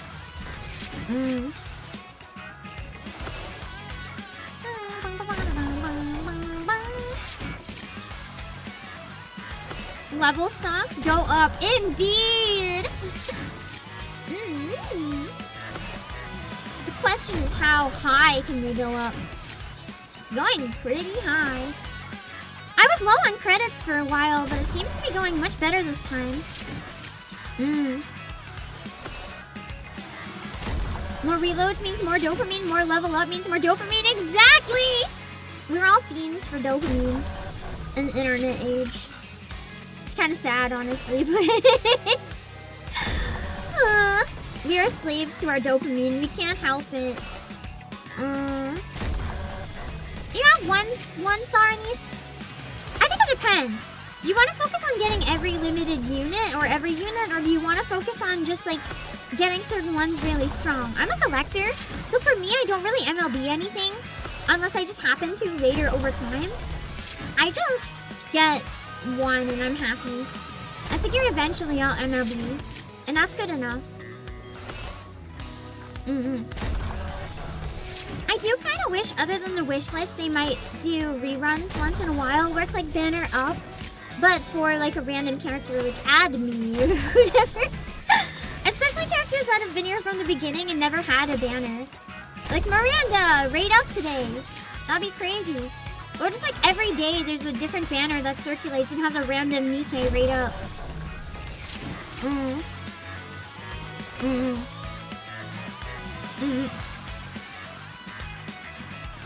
So apparently if you're counting as beef, she's a good pick to MLB or Core 7. So if you're not as strong as you'd like to be, she's a good one. Personally, I'm pretty happy with where I'm at. Anything else is just a bonus. Oh, that's our limit. We ran out of credits of all things. I still have 299,000 cores. I guess I'm gonna have to focus on getting credits. Anytime I can get credits done, that's crazy.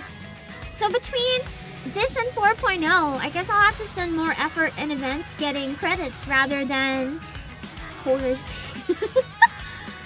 34 levels. I guess so, yeah. Not too shabby. Okay.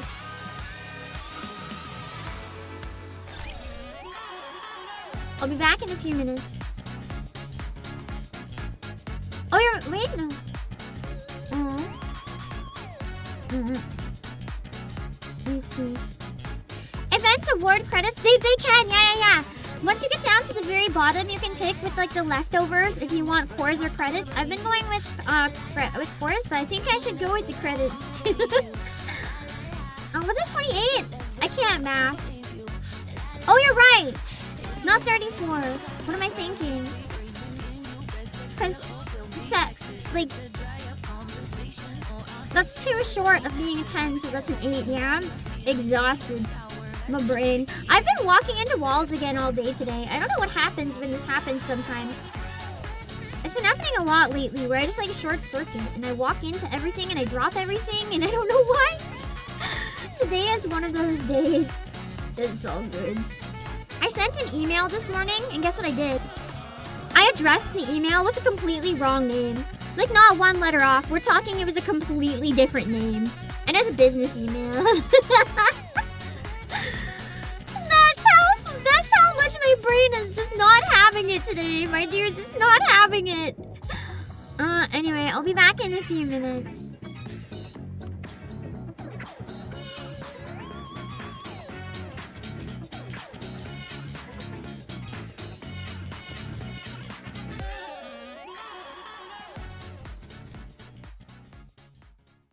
When the time comes, leaves will fly with the wind. Will it also take my memories for me? The roots so deep, never touched any light. The light that was high in the sky. When it's cold, all flowers turn to the earth. Even the one that was cherished by all. Learning to let go of what you once loved. And that's when you're ready to move on. Even the dark cloud has its own silver lines. After a storm is when the forest burns.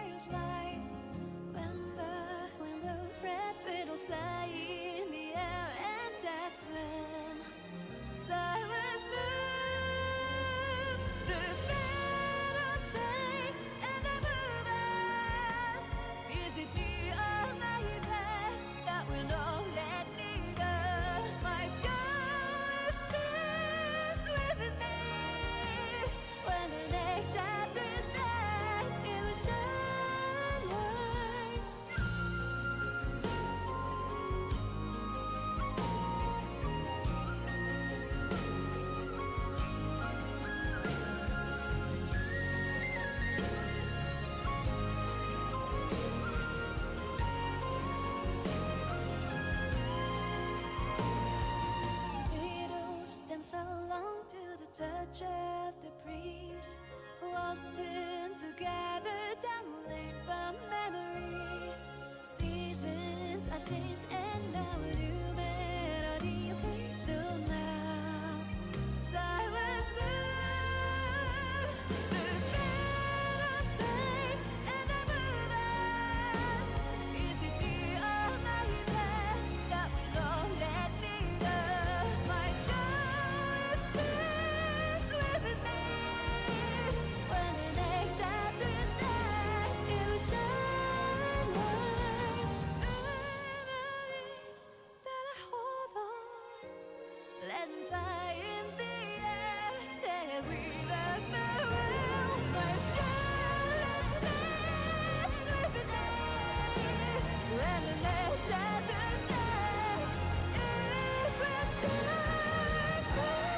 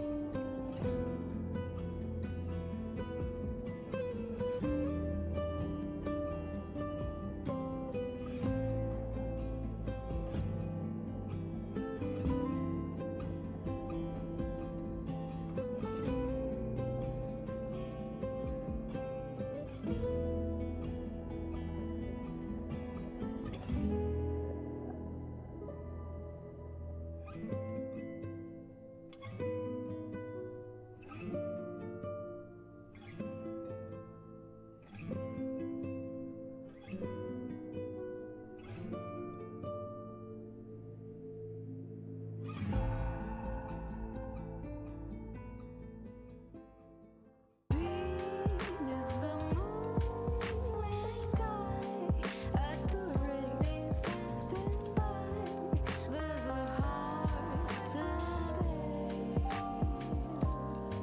Depths of night and 20 your flight, wrist whistles close magic light. Let me tell your tale. Lonely cats, lovely lonely cat.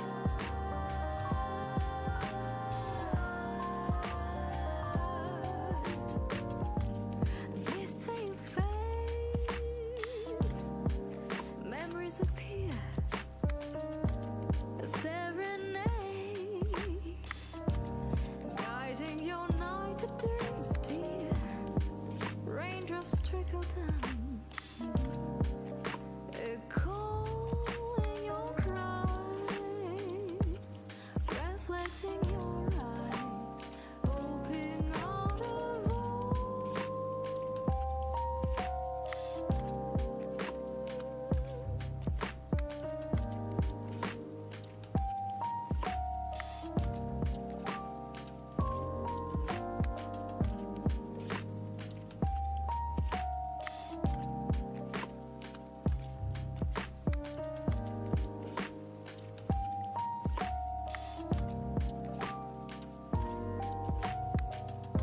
The night eyes fly,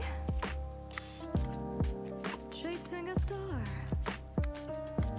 a lullaby, answering wishes far away, lost and cold. The tale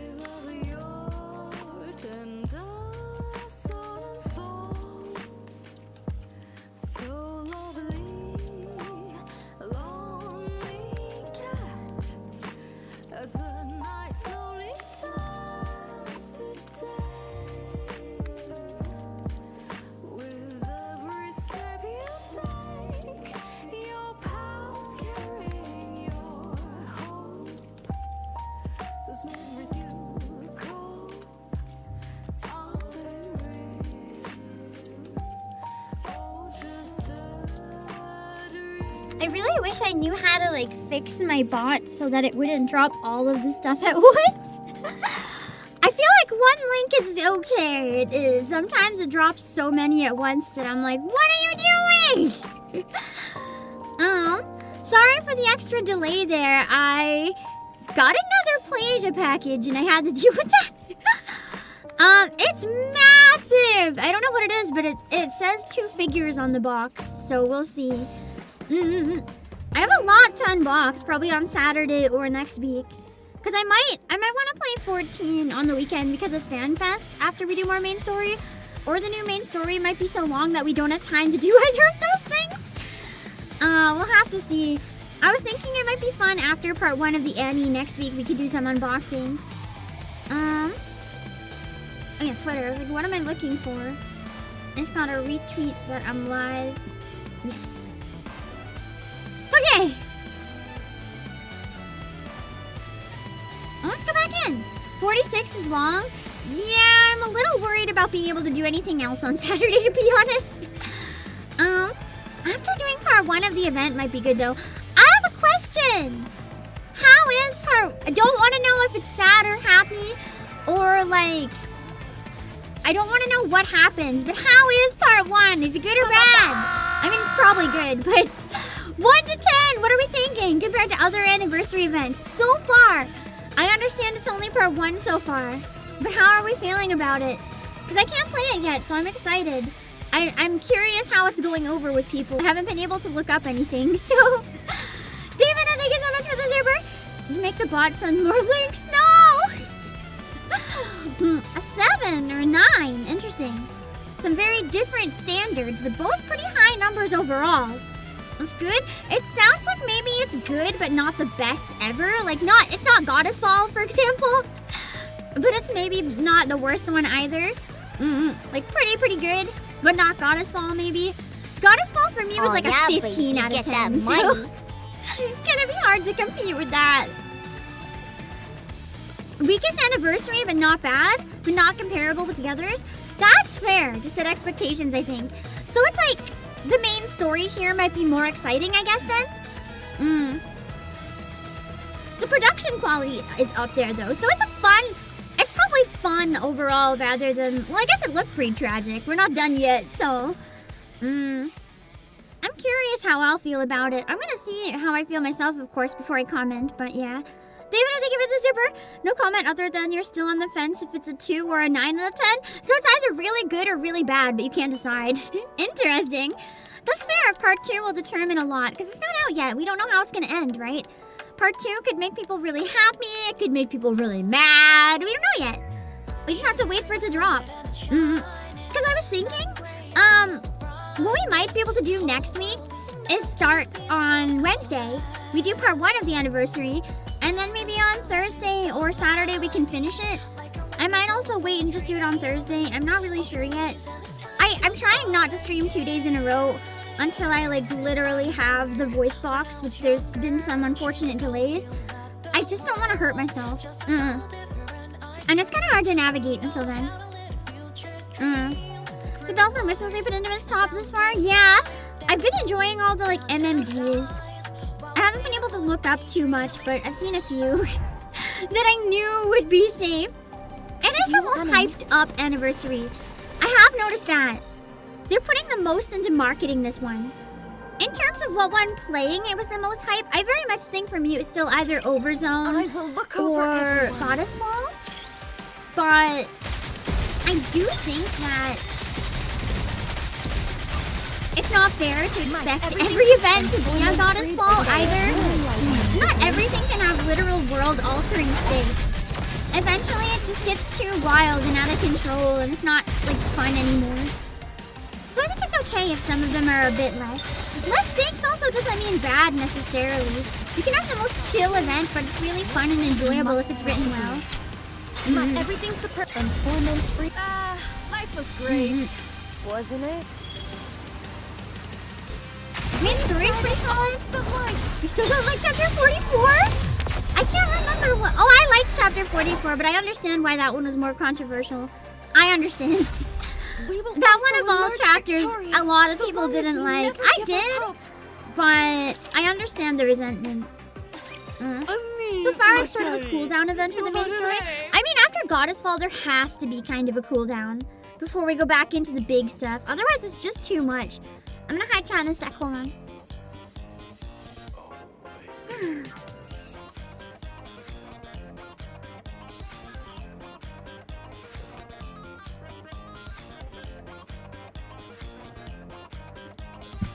Pretty Star also went really dang hard. So the other thing is, it's gonna be hard for the anniversary to follow that when that was some of the best written stuff in the entire game for me, at least.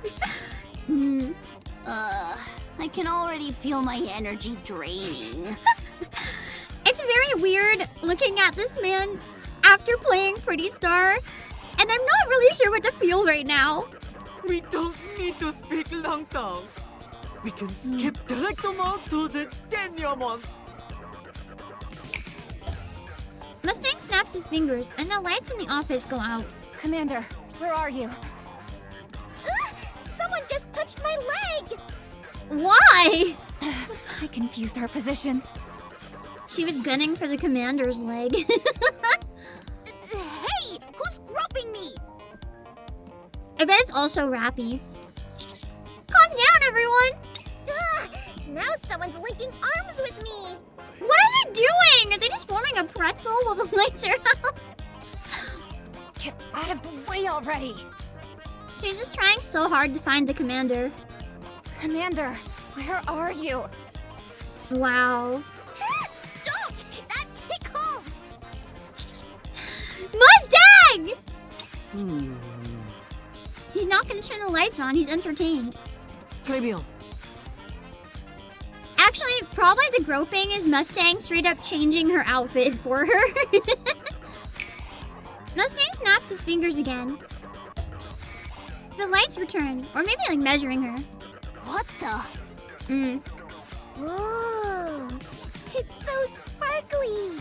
Or modifying it. Is that a weapon? Could you let go of my hand now, Rappy? Sorry.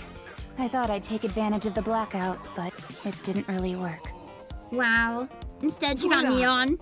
A weapon to use as on pair with expensive armament star. It thought it will was a naturally weapon. help in your upcoming battle. How do I use it? It's so weird even hearing his song after hearing the new one. This feels like such a lie. C'est simple. Just pull the trigger to fire. I figured that much, but what are all these floaty bits on the side? Oh, that's true. She wasn't wearing the weapon before in her sprite. Ah, so? I just realized that. The spotlights. So I guess it would be new in the game, kind of. There's gotta be more to them than that, though, right? Laser spotlights. No, that is all. But why? To spotlight your victory. A star must shine anytime, anywhere. She must appear there at all times.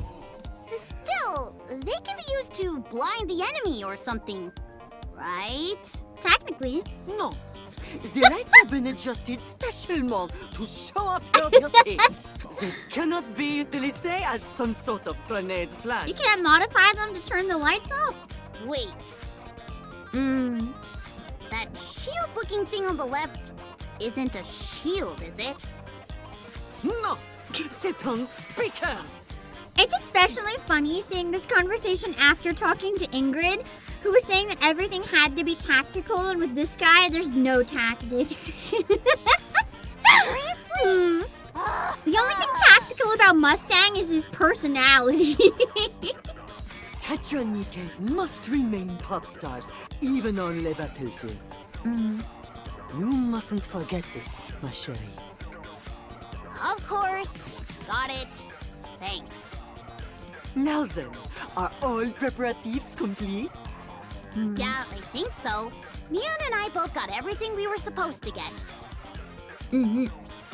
Mustang, Oui. nothing for me? You don't even go here, Rappy! Nothing. Dang. You should probably stop asking. You're setting yourself up for rejection. Just out of spite, I hope that Miss Silas actually does have something for Rappy. That would be funny. Très bien. I shall leave le rest in your capable hands. Le destin of the Ark is at stake, but I firmement believe that you will achieve la victoire. We'll do our best. Cute. Anis's Ahoge even seems a lot more lively in her idle one. She's finally got back to the her that wants to bring people joy. Instead of the her that's like given up on her entire life. So long as we never I like to see it, Look who it's it nice. is, scoundrels. Fancy a drink? Here I go. I guess it's not open yet. Oh, there it is. Coming. We will also emerge victorious, so long as we never give up hope.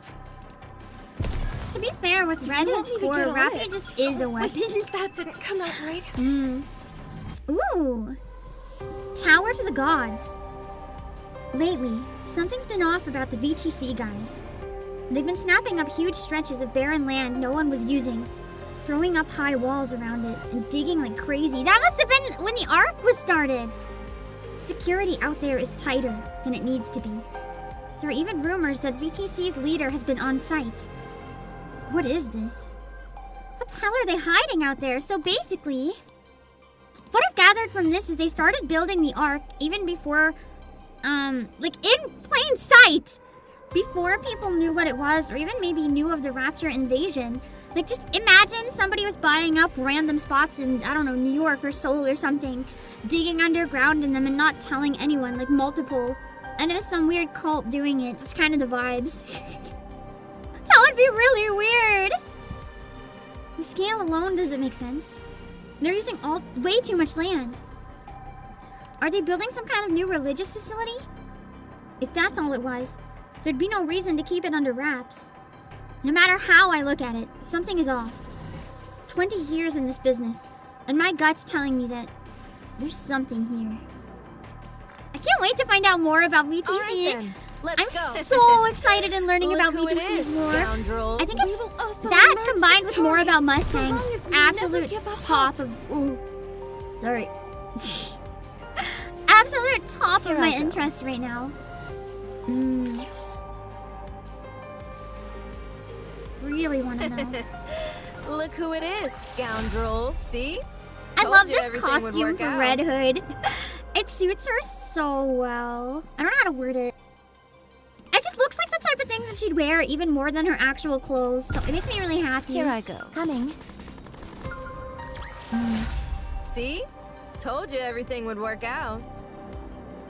What if the core was always there? Actually, I think that's a viable theory. Considering there's another core underground, a matching one with deep, right? I feel like if it was always there. One interesting thing about that is that maybe we're down here to feed it. One day the core is gonna eat us all. Maybe I'm cooking too hard.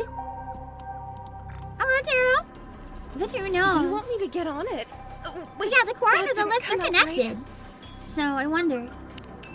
Hello, Sonic Prince. Awesome, more credits. So I can actually use my sync machine. All right, then. Let's go. I don't think there was anything down. Oh, there is one.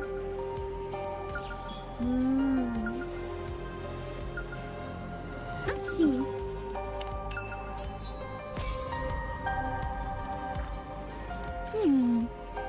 Is this not the path?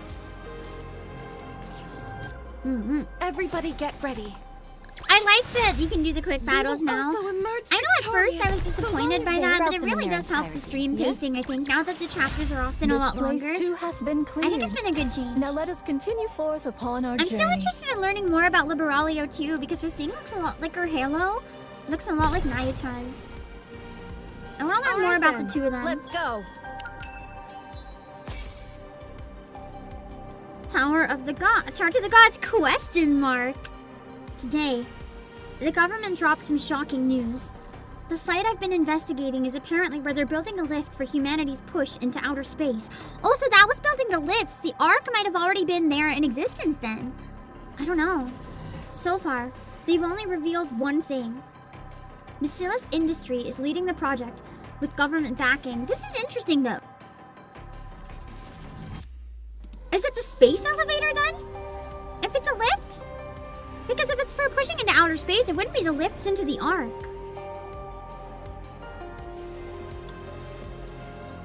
So Bacillus was behind building the space elevator, if that's the case. So Bacillus still might have been a lot more involved with VTC than we think, which makes sense if Bacillus was involved with Deep. I still think Deep is just a deeper part of VTC. Even though they're all like clones and stuff, I feel like it's a part of VTC that even a lot of VTC doesn't know about.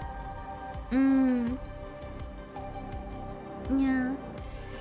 We knew they built the Ark before the invasion. I wasn't sure if this was them starting to build it or not, but it might have been hundreds of years even, for all we know. So if Bacillus was in on building the space elevator, Bacillus must have known something. The other thing interesting here is that if the Raptor technology didn't come from space, if it came from humanity and we at the space station like introduced the Queen and created the Raptors, this is an interesting fact. It might mean that the Queen is running on Bacillus technology. And that's kind of interesting. Something doesn't add up. There's no mention of VTC anywhere.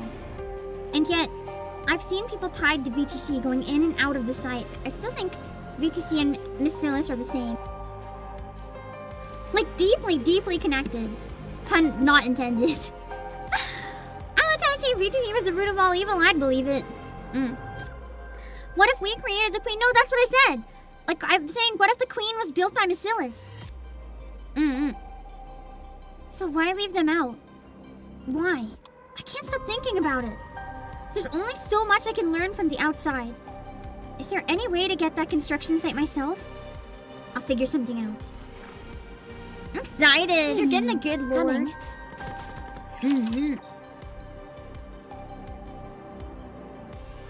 MMR's descended from VTC. They make it seem like it's a lot separated though. But I think it's important to maybe focus on, instead of them being different entities now, what if it's the same entity with a different title? If you get to certain, if you get deep enough, I don't know another word for that. Again, pun unintended. I don't know another word to describe what I mean.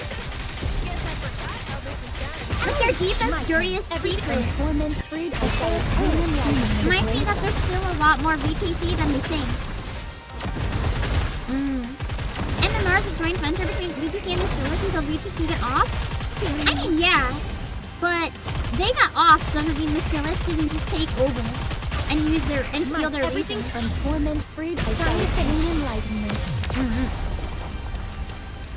I mean, hell, Bacillus could have even like contributed to that to a degree.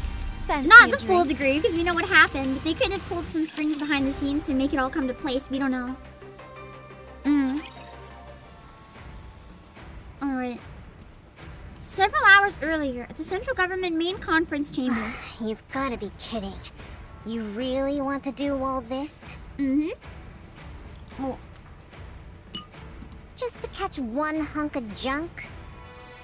She's no longer something we can dismiss so easily. Her impact on the Ark had been relatively minimal for a long time. Which hunk of junk and why are we catching her? She is an active threat. She announced her intent to carry out a large-scale attack. What? By using E2 crystals? Then we just adjust the alpha particle density to get rid of them. She's an AI though, so it's still complicated. We would need to install alpha particle generators across the entire Ark to do that. I wonder if Birmingham fakes his personality so people don't assume he knows anything when he actually knows more than almost everyone. Kind of a way to hide in plain sight. We began installing them after the first attack, but progress has been Not in a slow. malicious way. Like I used to blame him, like in a to protect everyone way.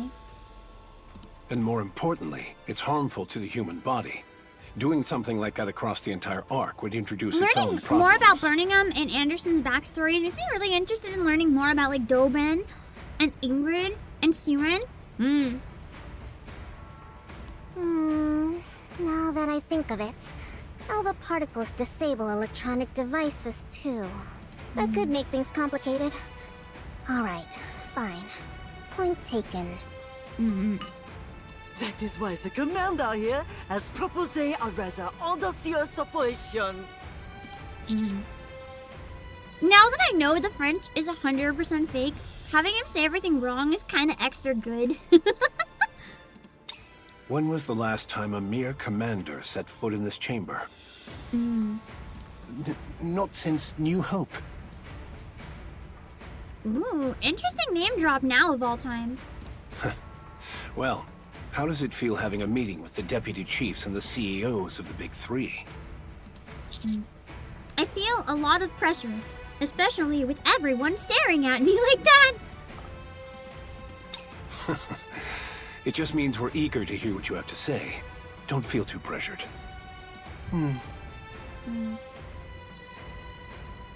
I think Anderson must know some stuff about Birmingham because, I mean, he punched him before. I kind of want to rewatch or replay this section with the punch and try to figure out the context after knowing more. But he must have some respect for him too. If they're both here like this. Would you explain the operation?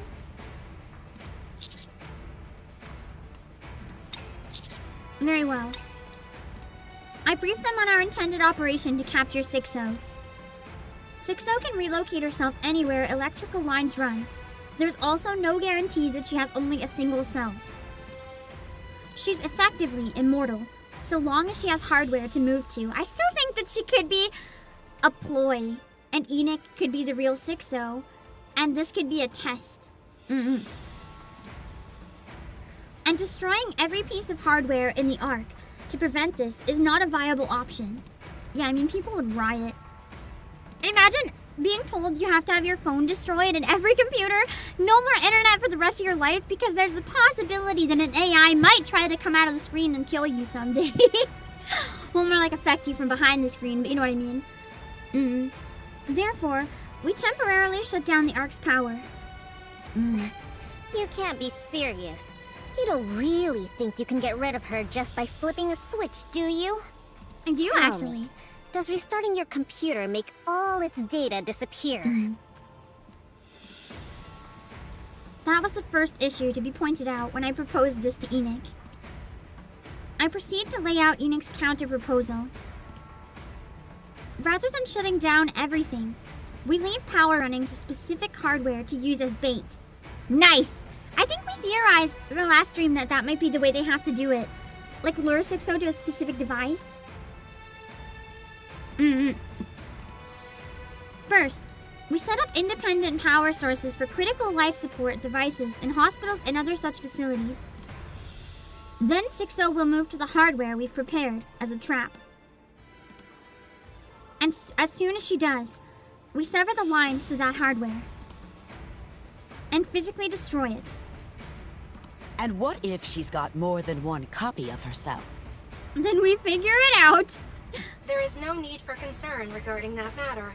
We will utilize the highest grade hardware available. It will be compelling enough to draw every copy of 6-0 to it once the power is shut off. Correction. She will have no choice but to move every copy of herself to it. Or any copy that's not there will be obliterated. And what exactly will this hardware be? As that information is central to the operation, I will not disclose it to anyone other than the counters and their commander. Oh la la! You become un véritable VIP, Commander! I continue to elaborate on the operation. It will be executed 2 days from now. At the same time, 6-0's E2 crystal attack is scheduled. Oh yeah, I forgot! She was gonna try to pull that again, wasn't she? Shoot! A 6-0 is sure to have her eyes on the Ark then, which will increase our chances of success. The Ark-wide blackout will not be announced to the public. They're gonna panic then. Especially because this. Oh god. Oh god. Oh god. Oh god. The sky's gonna turn off again. No. We really should have. I guess we can't announce it because 6-0 would be able to prepare. But this is bad. We've determined that restricting information is, for now, the best way to put the odds in our favor.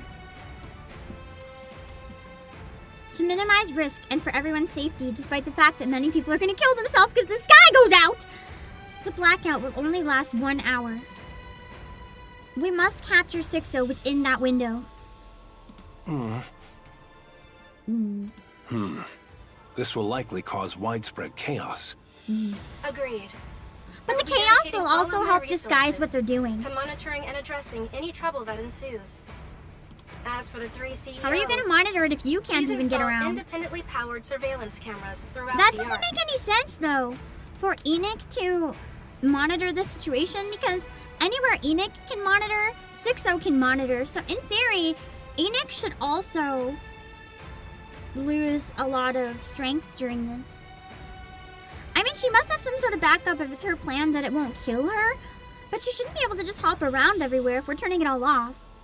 I would also appreciate it if you could ready multiple radios capable of establishing direct communication with me. I'm sure you are aware, but I must guess we're reiterate maintaining that all wired power devices are to strictly wherever prohibited. ENIKKE is, but have it not be connected to anything else, so that she can then use just radios, like normal radios, not cell phones or anything, to communicate. 6-0 can transfer herself between devices using electrical lines. Extreme caution is required. Additionally, I guess that makes more this sense then, operation because if she must needs not be electrical disclosed to lines, any NIKKEs under then your she wouldn't be command. able to hop between cell phones and stuff, because a power outage wouldn't affect cell signal or Wi-Fi. Well, I guess Wi-Fi maybe. And if they turn the cell, like, wherever towers off, then maybe. And I highly recommend that you personally oversee the preparations. Other than that, please conduct yourselves as usual. So that is why you didn't call in Dobin. Why would you trust Dobin? Hold on. What if this thing escapes to the Outer Rim? The Outer Rim's power grid is entirely dependent on the Ark. A So it'll blackout also in the go out. Ark will cause a blackout in the Outer Rim as well. And you're not taking the safety of the Outer Rim into consideration. Correct. At present, the Outer Rim is not part of the Ark, and therefore has not been factored into consideration. I don't think the Outer Rim is gonna like that too much. However, while no mention can be made of the operation to the Exotic Squad, encouraging them to establish a blackout protocol would be acceptable. They're smart enough to clue in that something's gonna happen. That's quite the surprising proposal coming from you. The incident at Punk Street has altered my perspective. I found it encouraging that not a single Outer Rim resident breached the partition at that time. Whether by their own will or due to external influence, Or fear. ultimately, they showed no intention of harming the Ark. While I cannot deem them completely harmless, they do not constitute a threat at present. Therefore, permitting them to prepare contingency measures is acceptable. She's like, Good. allowing them to prepare I to will take maybe that under survive is advisement. acceptable instead of just telling them so they can guarantee to survive. I get it though, after what's happened with Exotic, it's rough. I don't know what the answer would be. Because I still don't trust Viper fully myself. That And is all. Jackal's really stupid. People would get the information out of her. Prepare all you can until the day of the operation. Everyone rises. They pass by me one by one. Well done. We're counting on you to see it through. Thank you. I'll do my best. But be sure not to get overconfident out there. I'll keep that in mind, thanks. Stop by Elysian later, along with the counters. I have something to give you. Oh? Alright, sure, time for my gun. Oh, you've beaten me to it, ma chérie. After Elysian, do grace Tetra with your presence as well. Alright. Every CEO loves me. About Neon. Thanks. No need to thank me. That was all her. She just did whatever she wanted. I mean, you allowed her to, though. I realize it's ironic hearing this from me, but you probably should keep some distance between you and all that. I like the implication here. This implies that Stewan knows a lot more about MMR and, like, some of the weirder stuff that goes on there than we think. If even she's advising us to stay away from it, I mean, maybe she doesn't know that we're literally an experiment from there, but she is advising us to stay clear. That's interesting. In some ways, she's more than a bit unhinged. That's an awfully harsh assessment. You know Wardress? Never mind. Do you need anything for the operation? If you do, let me know. Not at the moment, but I'll let you know if that changes. Good. Consider me your piggy bank, should you need one. Wow, thanks, Neon! Or not Neon, thanks, Stewan, you're my personal wallet! Everyone exits the conference room, with Stewan leaving last. You seem quite close to the leaders of the Ark. I'm not sure I'd say that about the one who just left. It's been a long day for you. I recommend getting rest before the operation. Enoch, what happens if we fail to capture 6-0? 6-0 will seize control of the Ark. So basically, Enoch is saying this is enough of a threat that if we can't capture her in this, we're guaranteed to lose. What follows after that? Even I cannot predict. What is certain is that the Ark will be fundamentally changed. Conversely, even that may not be certain. This is one of those times I kind of wish this was a regular visual novel that had branching paths, because part of me wants to see what it would be like if 6-0 took over. There may be no visible change whatsoever, only that the Ark's central control AI will be replaced. However, we cannot count on that possibility. Right now, nothing can be guaranteed.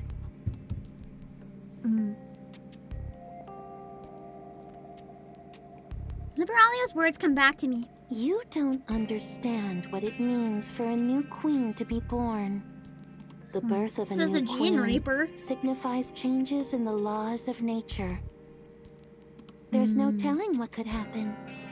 Forgot about that conversation. Everything you've learned about raptures over the past century will become worthless. This isn't much different from that.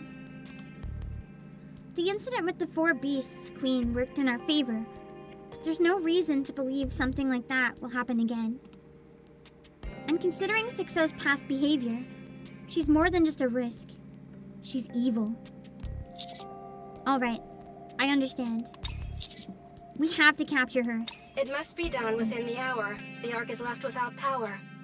In that regard, there is one more matter in which I require your assistance. What is it? The Ark's power infrastructure is an intricately interconnected network. Shutting down all systems will take considerable resources. Since I must focus on responding to any civil unrest during the blackout, I would prefer not to divert resources to the shutdown process itself. Oh, so that would be for me to do. While the Ark's power systems Or are at least get complex, Trony and Ellie to they help. ultimately stem from one place. Yeah, the giant Ark's raptor power core? source. I'm aware of it. If that is deactivated, the Ark will shut down.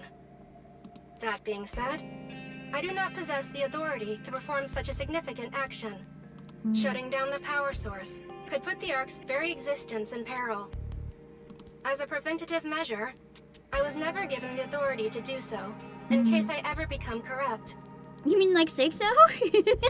Therefore, you must shut What down if the Ark's Enoch power really source. is 6-0? Wait a second! What if she's tricking me into doing all this? What if she is corrupted? And I'm about to fall for it hook, line, and sinker. 6-0 was a ruse. So that I would let Enoch have too much control. Me? You know the method. By getting it turned off exactly when she wants it for whatever bad reason. On the day of the operation, deactivate the power source in time with 6-0's attack. But how am I supposed to... Oh. Indeed. You will face no repercussions for this act. Correction. I will look the other way. But that doesn't mean everyone else is gonna look the other way. Work with the Electric Shock Squad to shut down the Ark's power source. I mean, they know the truth, so... Ooh, concern! I feel like we're going into very danger territory right now. Massive concern! Very well. Press the button. Moving out. I thought that was an EX, but it's just the next cutscene, isn't it? Yeah. You I got excited. It was like, oh my god, an EX! Look who it is. I like EX fights, they're fun. Fancy a drink? Even after the 6 reveal, I'm still falling into my conspiracy theories? That's because for all I know, listen, it could be true. Until the story's done, I'm not gonna count anything out. With the foe. It's possible. I never fully trusted Enoch either, so... They are as candles. I think it'd be a fool to fully trust any one character. Everyone's capable of being good or evil. Never fully trust anyone. Everything's from torment freed as well as human yelling.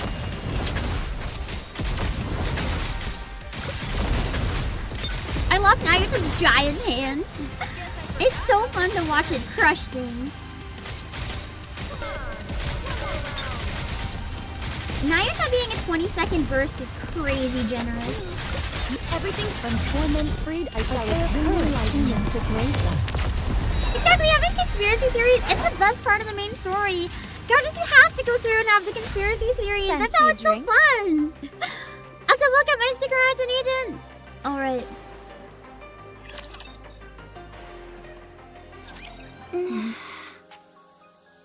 They're not gonna like this too much, are they? Are you really going to be alright? I hope so. I honestly don't think you need to carry this out personally, Commander. Exactly. All you really need to do is give us the order and wait. Nah. You don't really need to be that involved yourself, do you?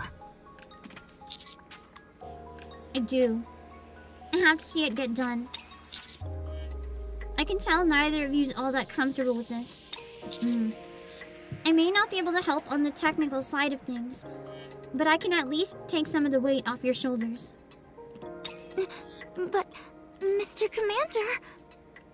Once you see what happens, you won't be able to unsee it. I'm also kind of curious about the red light at the end of the side story, because we know there's a red light here.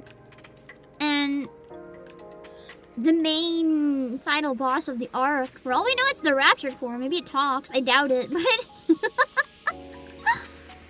You're human. You can't get a memory wipe. Imagine. Talking about how... Trust. Trust. He's a good guy. Trust. It's just the Rapture Core. It's fine. Let's go.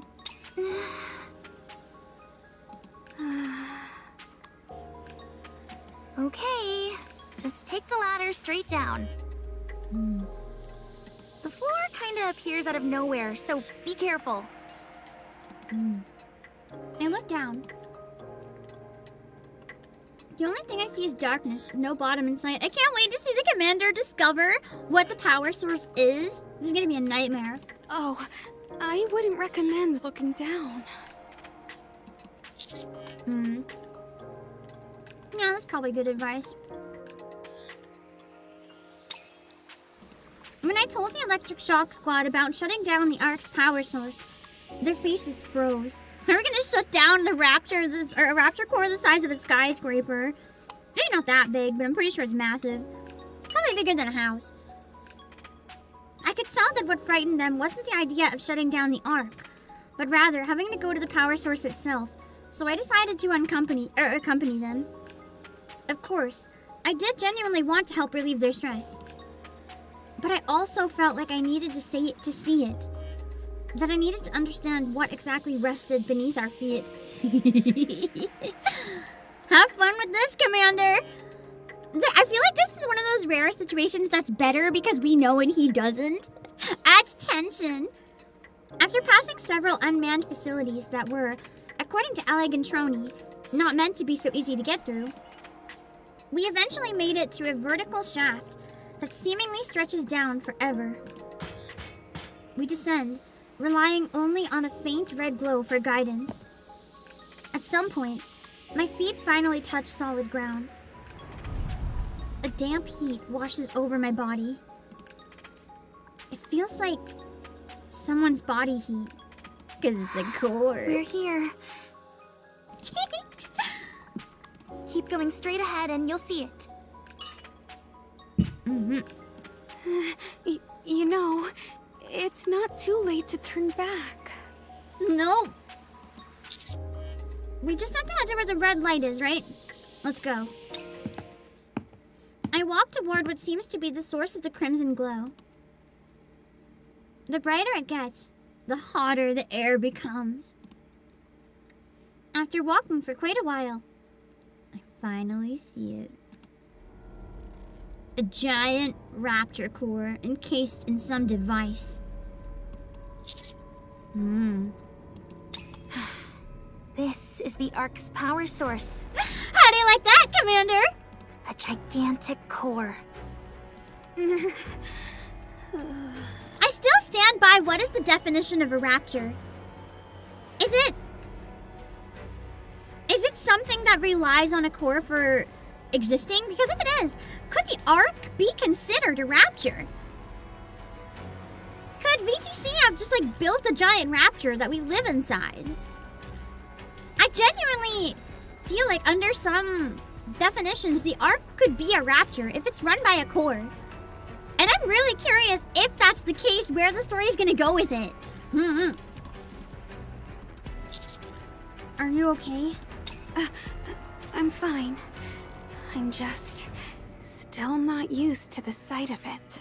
This is one plotline I've been wanting them to touch on for a long time, so I'm happy it's coming back. Oh David, yeah, thank you for the baby, super. get that money. Commander, honestly, this isn't that bad. It's like maybe top 20 worst things he found out about so far. Possibly top 25, no higher or lower. I mean, he's seen some shit, so yeah.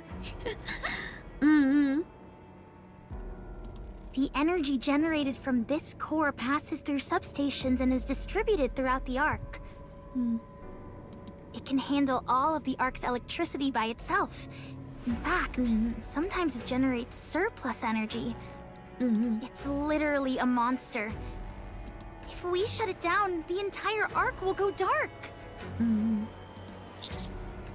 What are those pipes connected to it? Imagine while they unhook it, the core goes absolutely crazy. It looks like something's being injected into the core. Oh, we get the details about it.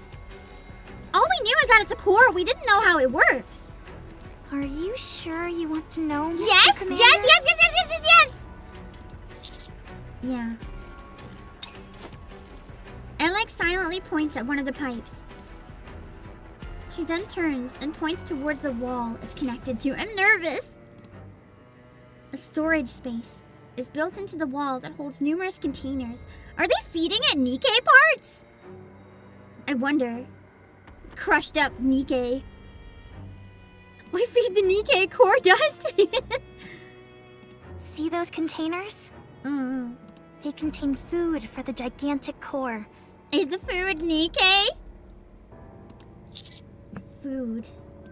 It's a first-generation core. Remember what happened with first-generation raptors? It doesn't operate on perpetual energy. It sustains its power output using biological materials as fuel. That's where we put the dead people, apparently. Maybe. Bodies don't get buried in the Ark. Oh my god, it actually is where we put our dead people? So we're powering the Ark with dead bodies.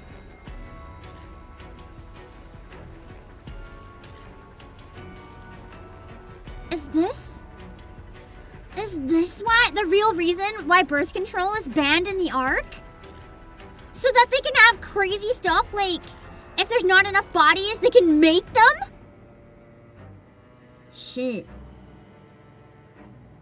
And to make a NIKKE, you only need a human brain. So all of the bodies of all the girls that get turned into... Ew! So that's like every single girl that's a NIKKE that we ever met, her body would have been fed to this giant core. Imagine if they found out. Oh my god. There would genuinely be no mental recovering from this. This would destroy society. Holy crap. Birth rates in the Ark are nearly 5 times I thought it higher was than eating they were on the NIKKEs, not surface. human bodies! But as soon as she said it's a first generation core, I remembered. Because the first generation raptors, those are the ones that ate people and animals. They didn't just kill them, they ate them. This was foreshadowed so long ago and I never saw it coming. Contraceptives don't exist in the Ark. Oh wow! They just confirmed that in-game too. I know it was only in the lore book before. That's interesting. That right after I said it, they confirmed it. Yet, the Ark's population has been essentially the same since its inception. A lot of death. A lot of death, Trony.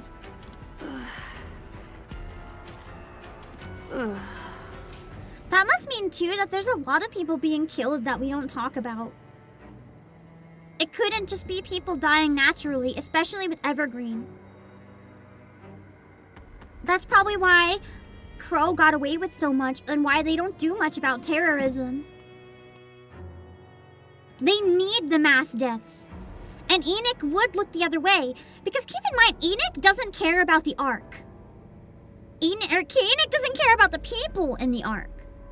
Enoch cares about the Ark. Without the power source, there's no Ark.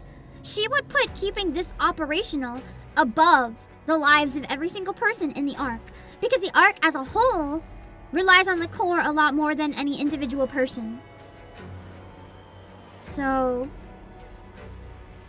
yeah. And if a lot of people are born but the population isn't climbing, despite people living longer than ever, that means there's a lot of unnatural deaths. Especially if it's supposed to be so safe in the Ark. There must be a lot of people that not just die in like the train, but that go missing. Or a lot of people that end up underground, untracked, and then die. And I mean like in the Outer Rim type situation. Man. I literally wonder if people are collected from the Outer Rim. Because if there's no conspiracies in the Ark about like, hey, why is everyone dying around me? Then where are the bodies coming from? There's something super, super, super wrong here. I gently pat Trony's back. We need to get out of here. The Ark is done. Remember in the last event how Snow Crane was like, do you think the Ark is getting better? After this new knowledge, I say, hell no! So we're taking this place down. Shutting the core down is simple. Lock those pipes, then forcibly ramp up the converter's output. The core will consume a massive amount of energy at once, and with no more fuel available, it'll be forced to shut down. But if it stays that way for too long, it'll break completely. So that's why we're on a strict time limit.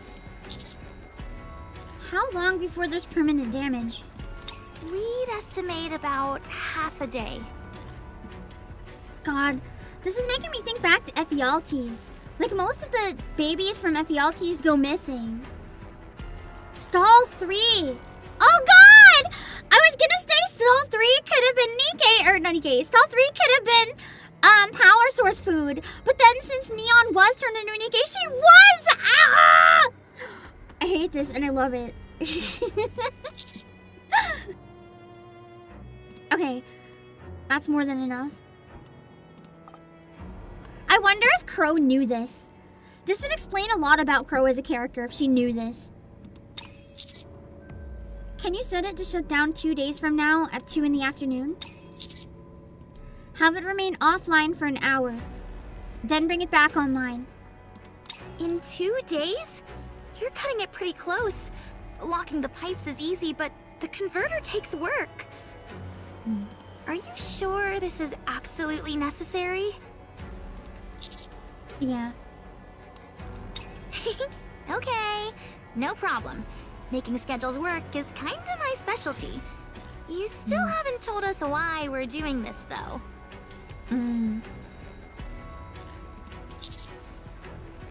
Sorry. That's classified. This isn't illegal, is it? You didn't suddenly decide to destroy the Ark or anything, right? I like how she asks after saying she'd help. She's like, I'll help you, sure, but it's like not illegal or anything, is it? Like, I'll do it anyway, but it's kind of good to know.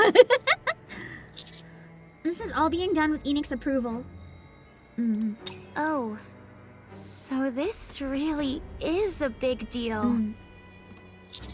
Also, I'm sorry to say this too, but please avoid contacting anyone else starting from right now. This operation has to remain confidential. I hope you understand. If possible, I'd like you to stay here until everything's done. Oh my god, that's a lot to ask of them. Stay in this creepy room.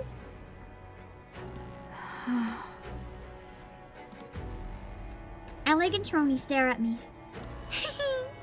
You risk your life for Nikke, so if you're asking this much of us, whatever this is must be really important. God, I still can't believe it eats people!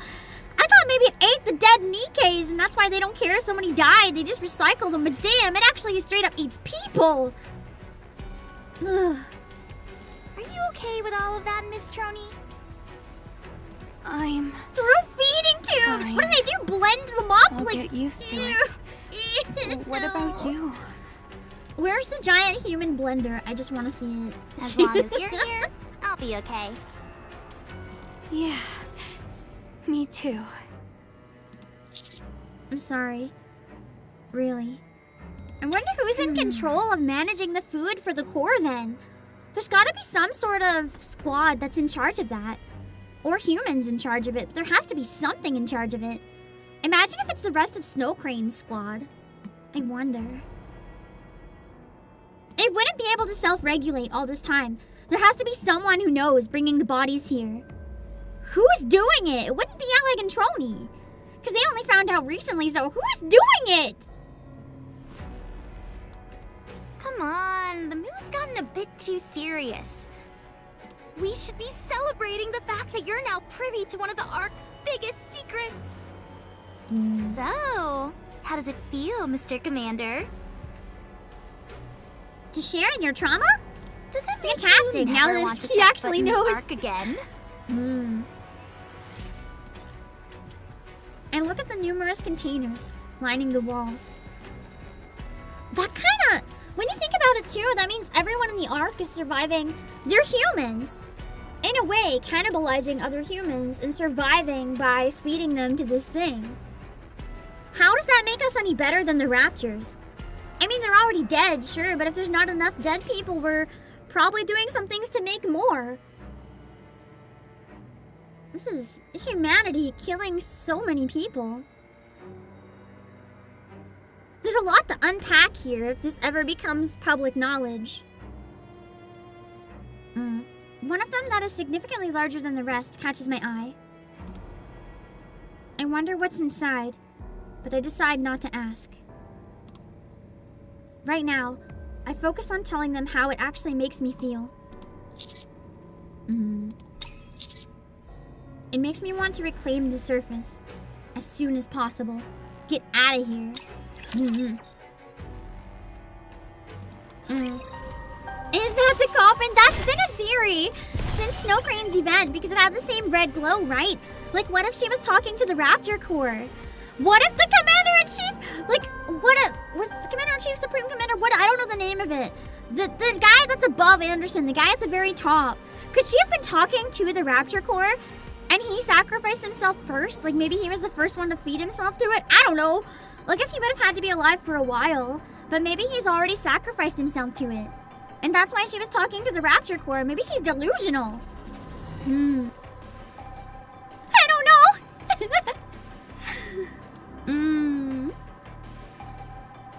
Alright then. Coming.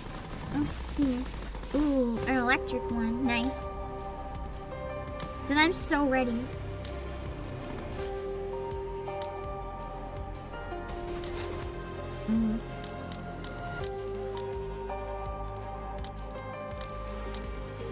Why is everyone asking how the commander feels? Maybe he wants to talk about how he feels. Did you ever think about that? Let him talk about how he feels. Great.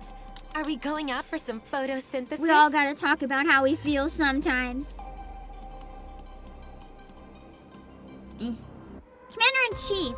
Is that the one above everyone? I keep thinking Commander-in-Chief is Anderson. But I guess not.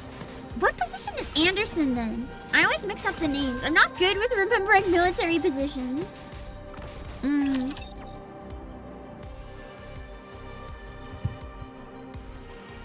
Whether it's in this game or reality or elsewhere. Deputy Chief! Okay. Commander-in-Chief is the top guy. Gotta remember that. And Deputy Chief is Anderson. Got it. You've set your roots in the wrong place, haven't you? If I can remember anyway. Let's test your luck. Oh, deputy means second? I didn't know that actually. Is a beautiful thing. So Anderson's like the second. Oh shoot, wrong one. He's like the second. Interesting. Now is the time of true beauty. I might need to redo this one with the machine gun. To take this thing down. I need to be careful. The hour of retribution. Because I think that thing is gonna really mess me up here. Is a beautiful thing.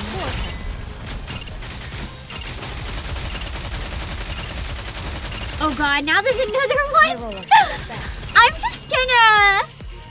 I'm just gonna give up now. Swap Maiden for Guillotine maybe.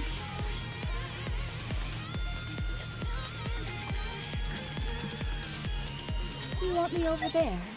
That could be arranged. LG Commander, there's 3 Deputy Commanders? Yeah. Because if it's not the top position, usually on like a pyramid, it would have more than one person in the position, right? Careful. Anderson, Dobin, burning him. Oh, I forgot who the third one was. I forgot about Dobin, because no one cares about Dobin. He's a jerk. Nice!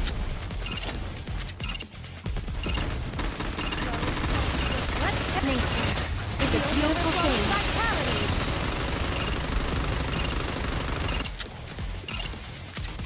Damn, this one's hard. Might need more machine guns. Gotta reload. Nature is a beautiful thing. Kind of relying on Scarlet to take down everything other than this main one. With her burst. Nice. That one was actually kind of tricky. What a truly beautiful story this was. I am most pleased with it. That's true. Are there only 3? Oh, hold on. Was that a confirmed limit? Or was it more like we know there's at least 3? Interesting point. I'll set off with my right foot first. Just a small superstition. Don't worry about it. It's time to return to nature. Yeah, return to nature, like getting fed to a rapture core. Would work out. All right then, everybody get ready. This place too hath been cleared. Now let us continue forth upon our journey. I wonder if Nayuta knew about this Very shit. well. Moving Because out Deep knew about the other rapture core. Especially when she fucked with Rappy and Redhead's bodies.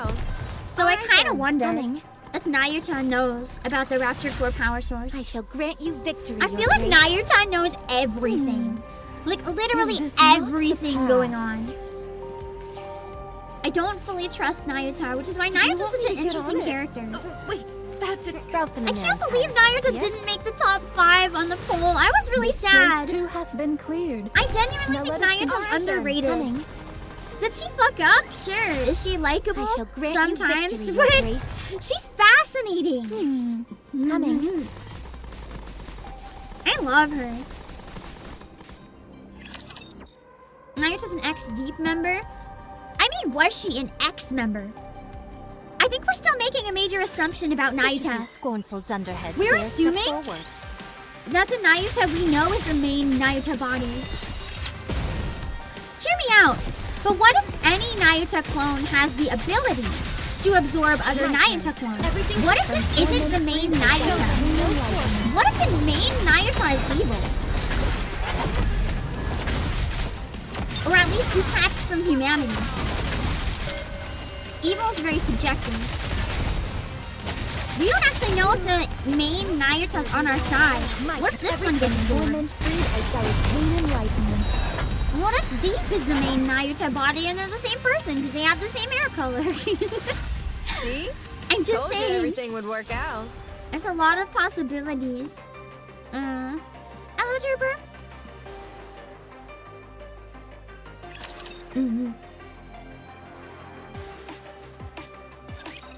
When I play main Nayuta, may not mean anything. I mean, if they all can absorb each other, then there is no main Nayuta. It's the power struggle for who gets to survive. You assumed all members of Deep are Nayuta clones? I think it could go either way, though.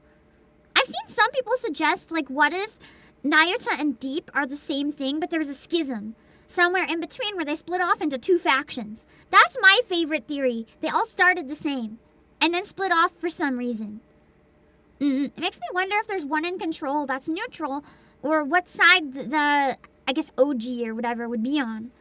What is Nayuta? No, that's kind of true. What if Nayuta doesn't even know which one's real? That would be interesting. I kind of like it.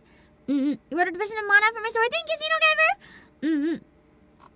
Anyway, I'm going to hide you guys in the void so I can do more story. 2 days later, in front of Enix door. Even the counters don't know what I know. Oh my god, they don't know about the power source. I guess maybe I told them. They don't seem happy, so that's my guess. 2 minutes remain until 6-0's attack is set to commence. Actually, I think they don't know. They're just stressed. Is everyone prepared? Of course. What's wrong, ANIS? Are you scared?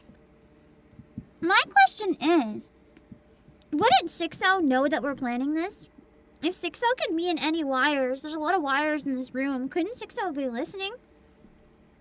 I mean, given the circumstances... Unless Enoch has some sort of massive firewall. Don't worry. We can do this.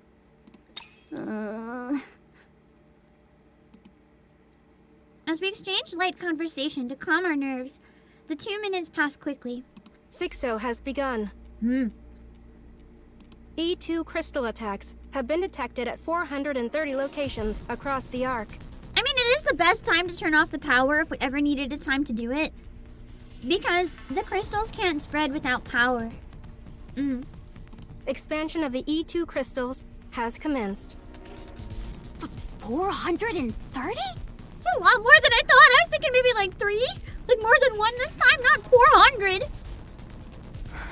6-0's crazy. He's really trying to put an end to everything. I guess that would have been Logie, laying them all out then. Shouldn't the power be going out by now? Maybe there's a problem with it. They might have sabotaged turning it off. But 6-0 did figure out about the plan, maybe.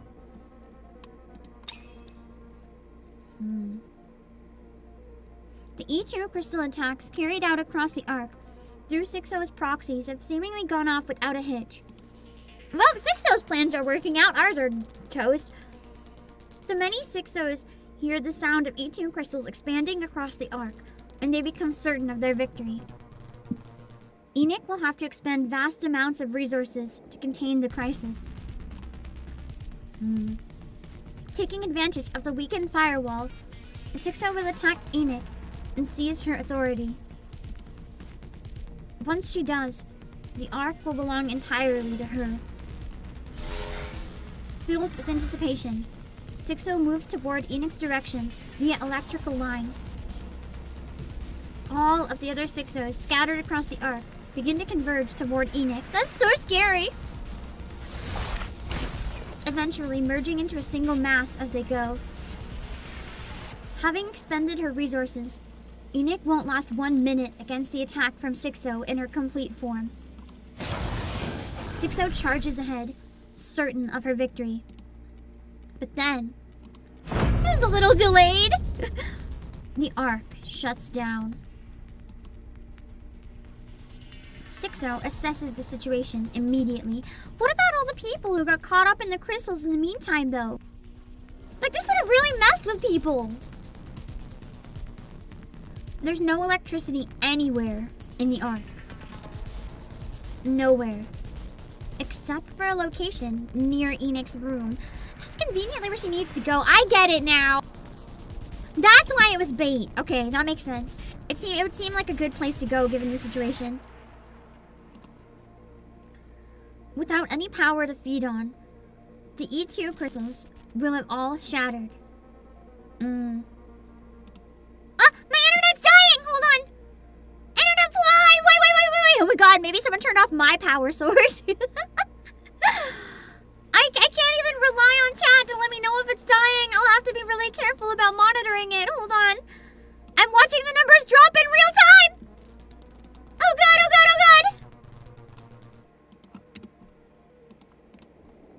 Hold on. We might have to go into some pretty shit quality, you guys. It's really not holding. I'll play again when I see it stabilized. It's not stable at all right now. Nope, we're dropping again! I thought I finally figured out the cause of this, but I guess I didn't. Damn. I really thought I resolved it.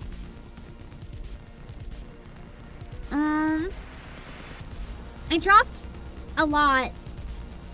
I'm gonna go set up my emergency waiting room. Hold on, just in case this dies. I don't trust the stream to not die. Give me a sec. I gotta make sure that we have a backup ready. I have a backup thing prepared. They're just not connected right now. I wanna make sure they are. Let me see.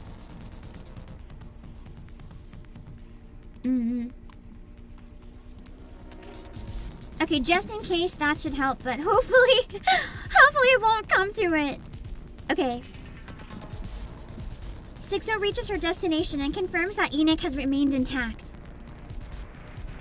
Hatred wells up within 6-0. She despises ENIC for sacrificing the Ark to protect herself. 6-0 knows she doesn't stand a chance against a fully powered ENIC. I kind of agree with 6-0 in this regard. It kind of does feel like ENIC sacrificed the Ark to protect herself. Bad feeling about that.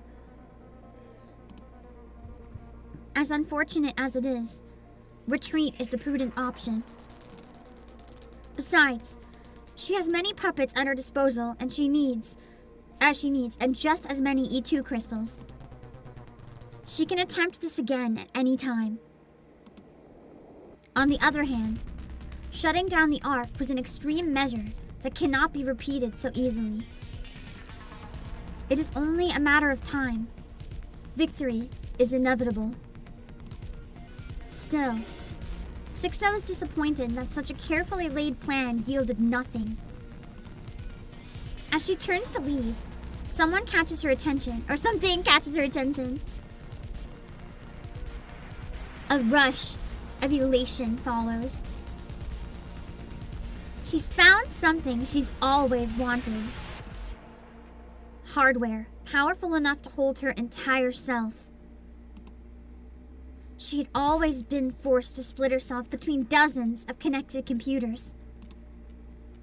It was in such an absurd configuration that she had manipulated humans and NIKKE alike up until now. However, now she'll no longer have to deal with such an uncomfortable setup. She will finally have an actual body, something she'd wanted for so long. I wonder what body is it? Not so omnipotent after all, huh?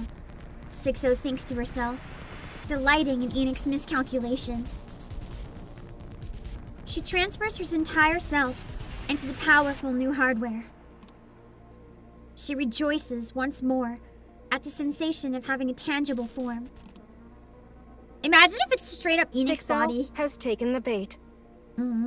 She has taken control of Endless. Endless?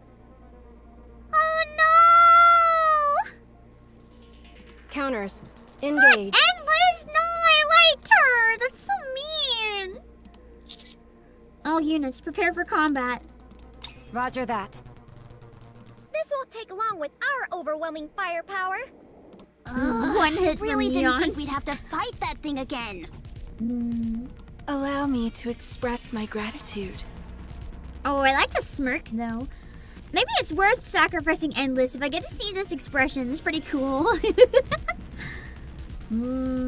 You've created such a magnificent vessel for me. It's crazy to hear Endless talk.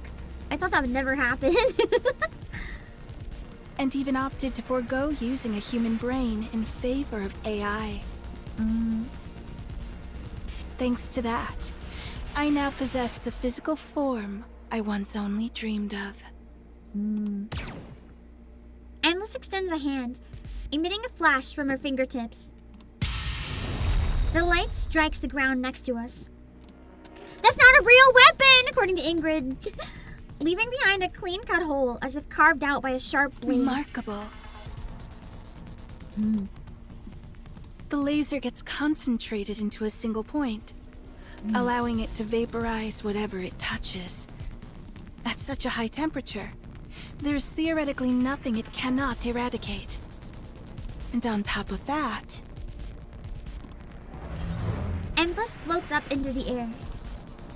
She looks down at us. This body is capable of levitation as well. I find myself at a loss as to what to do. The counters hardly seem like they'd be a worthy opponent anymore. You're talking an awful lot for someone who, you know, hasn't actually killed us yet. It may be strange for me to say this, as an AI, but I have a hard time imagining the counters losing. They are, after all, the strongest force in the Ark. Aww. She acknowledges them. Though I still think this could be Enoch testing the counters and trying to break them, and 60 doesn't exist and this is all a setup. Endless dives toward us at high speed. Then killing them will make me the strongest. She's got a point. We will use Endless, a NIKKE developed to keep the Outer Rim under control, as bait. A NIKKE? One with an AI, instead of a human brain. She is a creation I am quite confident in. 60 will no doubt be unable to resist possessing such a body. What about Eternity? Since your battle with her, Eternity has become increasingly self-aware. The AI is becoming a real intelligence. She currently possesses a sense of self on par with that of a child. So they wouldn't be able to sacrifice her. 60 wouldn't be able to take over. So you didn't want to use her because it'd feel like offing a kid? I did not expect to arrive at such reasoning, but yes. Endless, on the other hand, has not yet developed a self. She is the most suitable to use as bait. Still feels cold. You said we would be the only ones fighting her. But wouldn't it be better if we brought other NIKKEs and all attacked her at once? It is clear that 60 possesses data on every NIKKE in the Ark. But might not have data on the overspec forms yet because they're so new. That includes full specs and combat data. Other NIKKEs could potentially be compromised. However, the commando unit's full capabilities remain unknown to anyone in the Ark, myself included. Rappy's body and weapon. Anis's expansive armament star. Neon's new body. We have no reliable data for any of these. So we're the best shot because we're a mystery. You can't calculate. Speaking strictly in terms of technical specifications, Endless is capable of defeating you. But if we consider your latent capabilities and combat experience, I am certain you can subdue my masterpiece. Wow, what a way to word it. Fire power! A metallic whine fills the air. As golden particles surge from Neon's weapon. Flames burst from the gun's muzzle, leaving a trail of golden particles in its wake. A bullet flies toward the descending Endless. She twists slightly to evade the shot. But the ensuing shockwaves makes her falter in midair. Where did that power come from? Where did that firepower come from? Why are you Even acting Neon so doesn't know! Anis aims her weapon at the faltering Endless. Rounds looking like starlight blast forward. Most miss, but one connects. With a crisp ping, an explosion of light bursts forth and pushes Endless back. A laser Nice! weapon? From Tetra? Tetra developed a laser weapon? Why are you acting so surprised? It's literally your weapon! Focus, both of you. Rappy activates 7 Dwarf Zero's thruster and advances toward Endless, who has landed. Anis follows close behind. The drill roars to life and thrusts toward Endless. The buzz of the drill tears through the air. A drill? With a magnetic field? Endless raises both hands and blocks the spinning drill. You might want to move your arms before they get shredded. If I do True, that, it'll suck then it them will be right my in. torso that's shredded. You're not wrong there. Endless moves one arm that was blocking the drill and opens her hand. She points it at Rappy as it starts to glow. You won't be able to evade at this distance. Shoot! A flash starts to shine immediately in front of Rappy's face. Right in that moment, Anis's palms snap forward and snatches the flash. It's closing tightly around it. Oh, true! If it's to do with light, Anis can absorb it and then shoot it back. What? I'll tell you what. Have a little entertainment punch. Oh, that was terrible. Anis drives her light-filled fist straight into Endless's face. It is entertaining, though. A flash erupts from Endless's body as Anis's punch lands. I think I'm starting to get how to use this thing. As Endless staggers, Neon's gunfire follows. This one's gonna hit harder. Neon's gun ramps up, and then... It's not even a gun anymore. That's like a full artillery in one gun. Remember when Neon had that early section about like the super gun? I don't remember the name of it, but it's like the legendary gun. Now she has it! Cute. A shockwave powerful enough to shake the ground erupts from Neon's weapon. Endless is blasting backwards, hurtling through a building before finally coming to a stop. Staggering to her feet, Endless looks with utter shock at the hole in her abdomen. Got her. You damaged this body? Nice shot, Neon. Nice punch, Anis. Nice drill, Rappy. They work so good together now. Interesting. It's so nice seeing them all come together. I've decided I shall play with you until I'm able to learn your patterns and specifications. Ooh, that doesn't sound good. The cavity in her abdomen seals itself. This body can repair itself, meaning I can continue with this indefinitely. I wonder if Enoch did set them up then. And this is so that Enoch can learn about their weapons. It can repair itself? Enoch probably should have told us that, right? Oh, right. They could do that. Wait, but does that mean... Yes, while not at the level of a heretic, Endless's body is equipped with nanomachine-based self-repair technology. Can we throw some Vop House in there? Rappy, Anis, and Neon all looking to turn at me. I meet their gaze and bite down on my wrist. Nanomachines, you say? I got this. If it's nanomachines, I got this. No nanomachines stand a chance against me. Anyway, I'll be back in a few minutes. I gotta take another break to refill my drink and everything.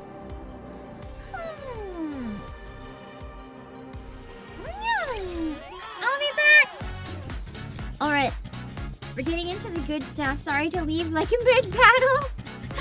We'll be back really soon, I promise.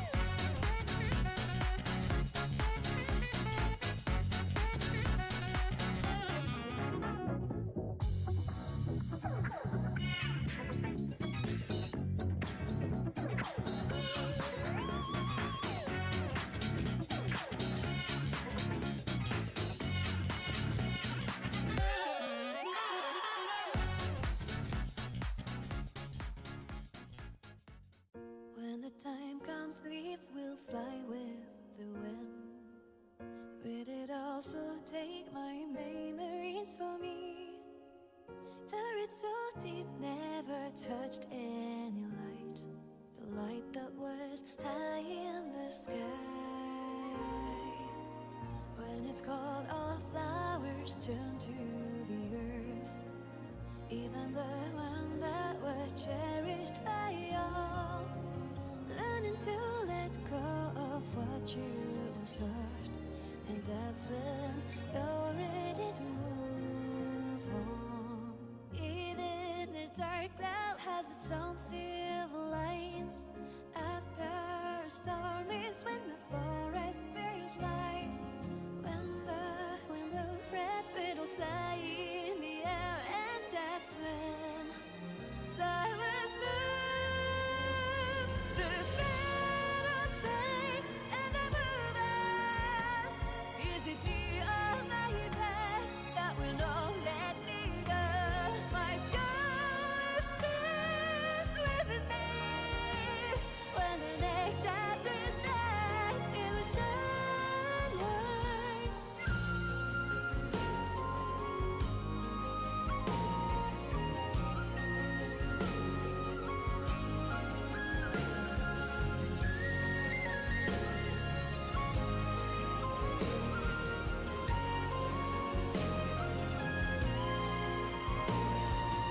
Widows dance along to the touch of the breeze, waltzing together down the lane from memory.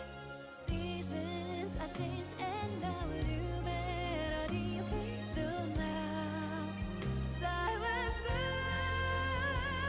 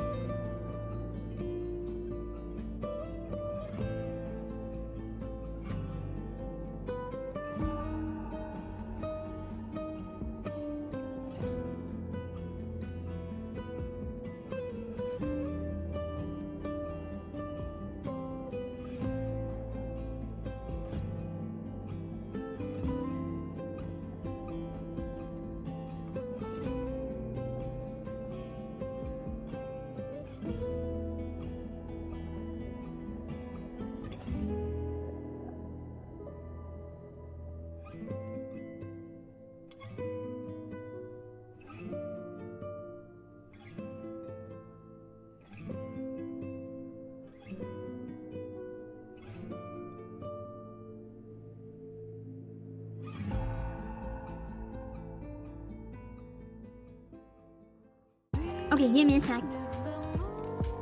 Red sky, as the rain is passing by, there's a heart to bear. Meow, meow, meow, meow, meow, meow, meow, meow, meow, meow, meow, meow, meow. Okay, let's see.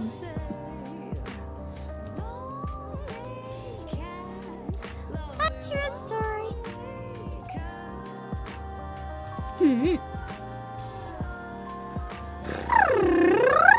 Oh, campaign! My instincts were going right to the event button. But this is not an event, Very this is well. main story. Moving out. Everybody get ready. That would have been a disaster. I Someone shall cracked grant you calibration for victory, the Your minigame and Grace. plays so much better now? What do you mean? Did someone like then, customize let's it, go. or did they figure out what the calibration is like? I still want to try to Is set up this like a not Guitar broken Hero in your Guitar on my entire- Project Yes? Evo controller to it. I don't think I'm gonna like it on touchscreen. I have long Fancy a nails, drink? so like touchscreen based rhythm games don't really work for me. Tis a meeting with the I get fall. too confused.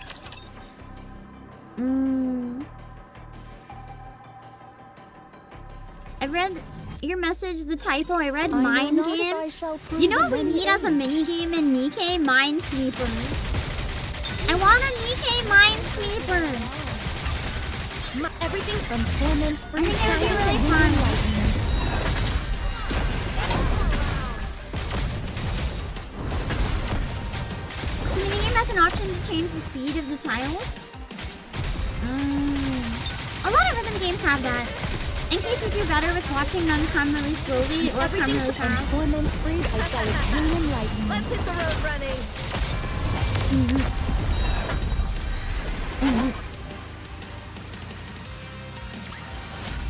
I shall grant you victory. I don't like those Your type of Grace. games because but the music isn't pop, yeah. Is it all of the new TT Star songs? I feel like that's probably what it is gonna be. I haven't played it yet, obviously. Math was pretty close. It wasn't really close to Minesweeper. It was more its own thing, but it was fun.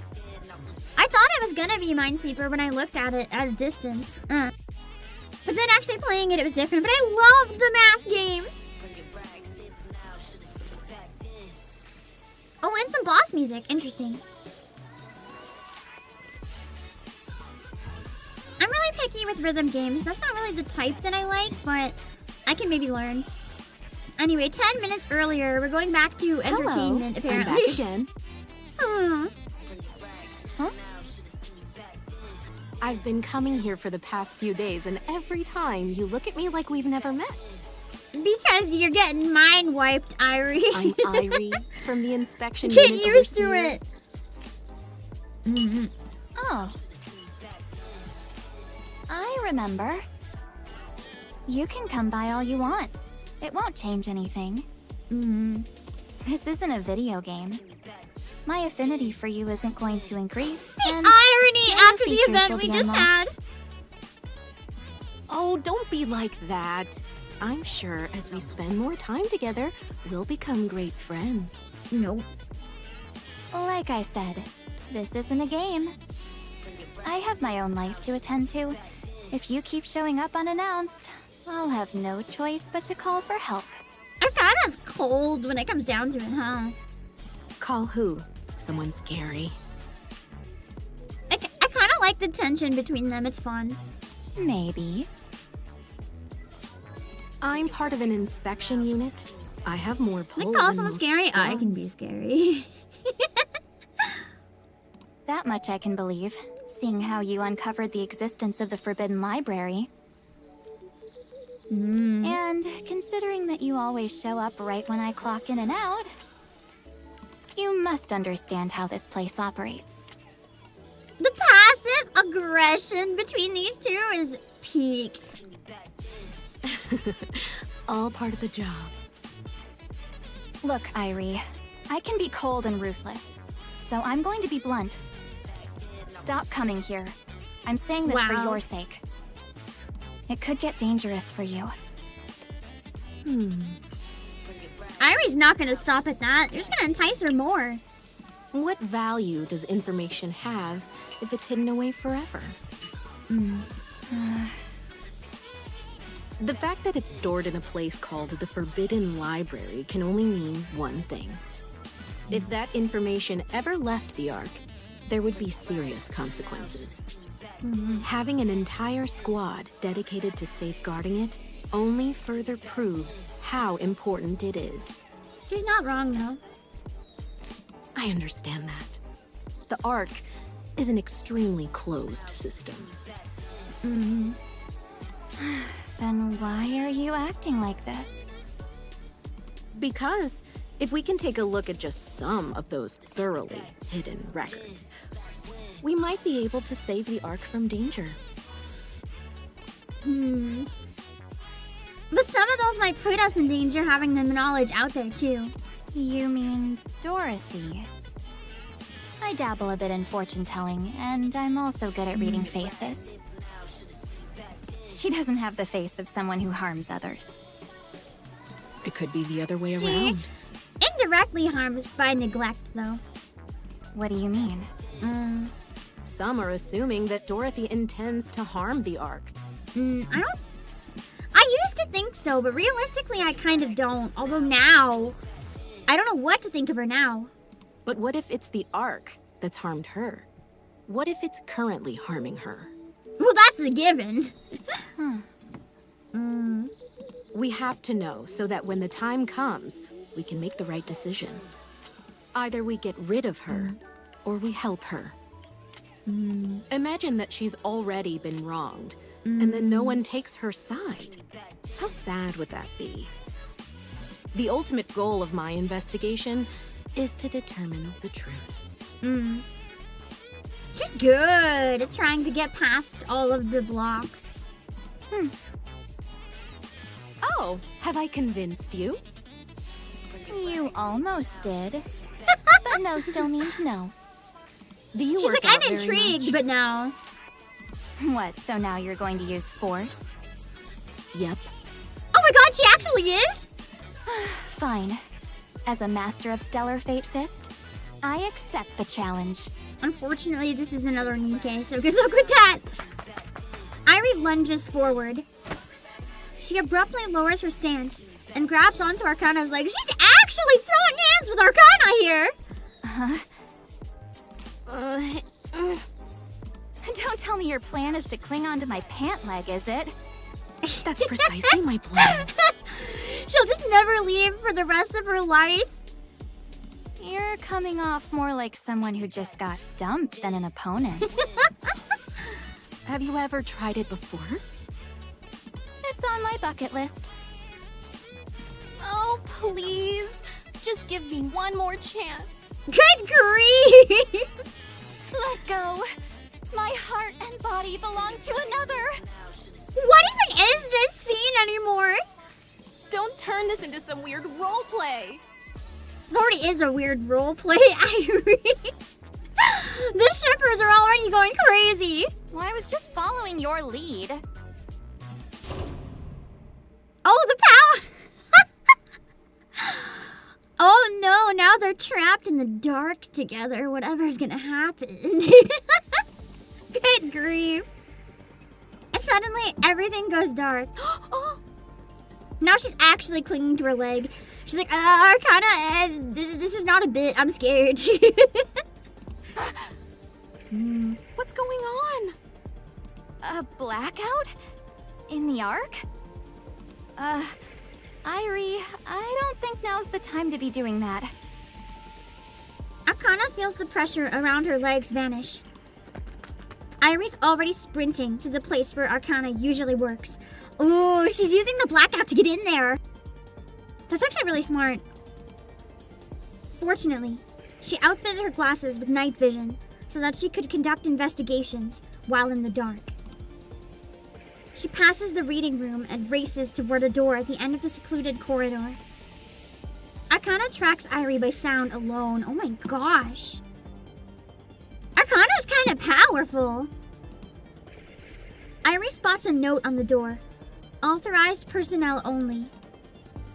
There's also a large machine beside it. Hi-ya! Just breaks the machine. Irie kicks the door with all her might. The sudden blackout had triggered the lock, but it wasn't enough to keep her out. The door bursts open. What is this place? It's a mess. Hey, it's not a mess. It's just lived in. It's her bedroom. Akana's voice sounds closer than expected. Irie grows anxious. Ugh, there must be something more here. She can't even find the actual hidden library because it's disguised. Whatever you do, don't flip the photo in the middle row. Second from the left. Why do I feel like that's a booby trap? Oh. Seeing the densely arranged series of photos on the wall, Irie flips the relevant photo. A bookshelf slides to the side, revealing an old yet sturdy-looking door. Wait a second, is Arcana just stupid? Mechanical. Unless this is a fake room and it's a trap. Irie kicks the door open and steps inside. Down the corridor, she reaches an old library. Dang it, Arcana's just stupid! This must be the Forbidden Library. Please, don't touch anything in A2. Or Arcana's doing this on purpose. Maybe even to help Dorothy. Irie's eyes dart rapidly. Like, Arcana could be using the blackout as an excuse to be like, I tried to keep her out, I'm sorry. It sounds like she's working with her to me.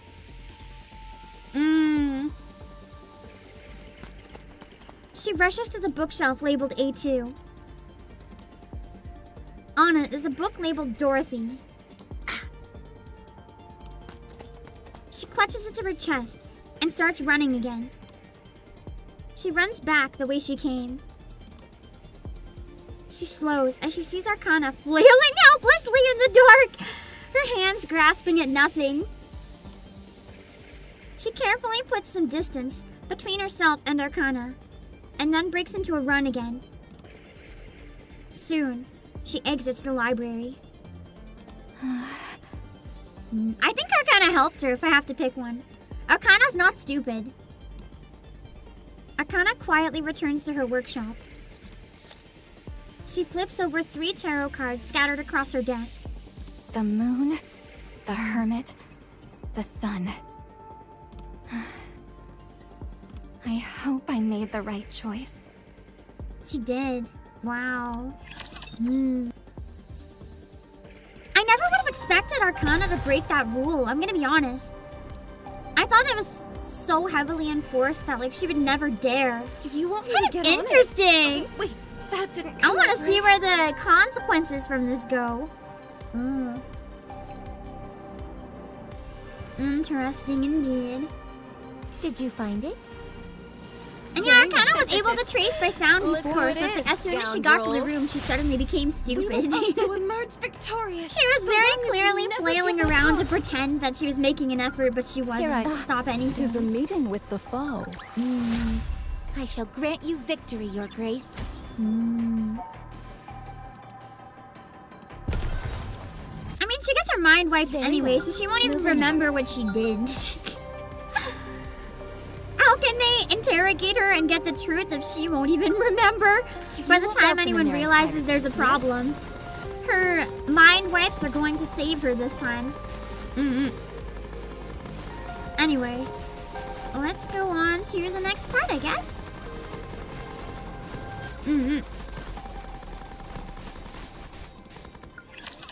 That's true. Every Nikke that has glasses, they have some sort of purpose or function.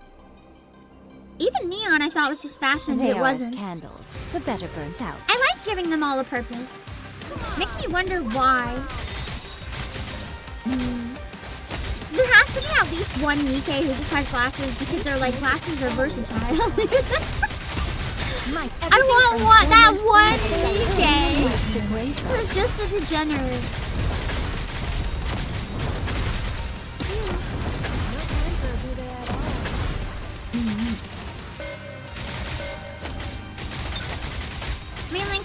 humorly funny. The Garden of Shangri-La! No pain or despair! From torment freed, I shall Show attain them no enlightenment.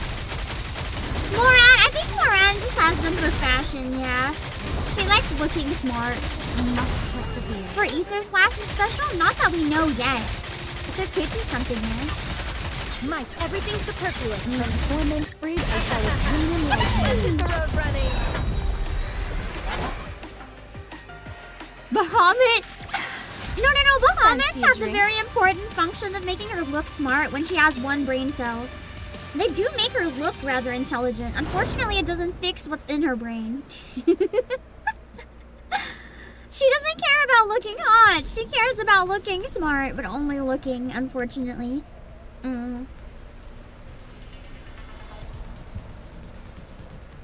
Endless flies through the darkened arc. Sixo begins analyzing the situation.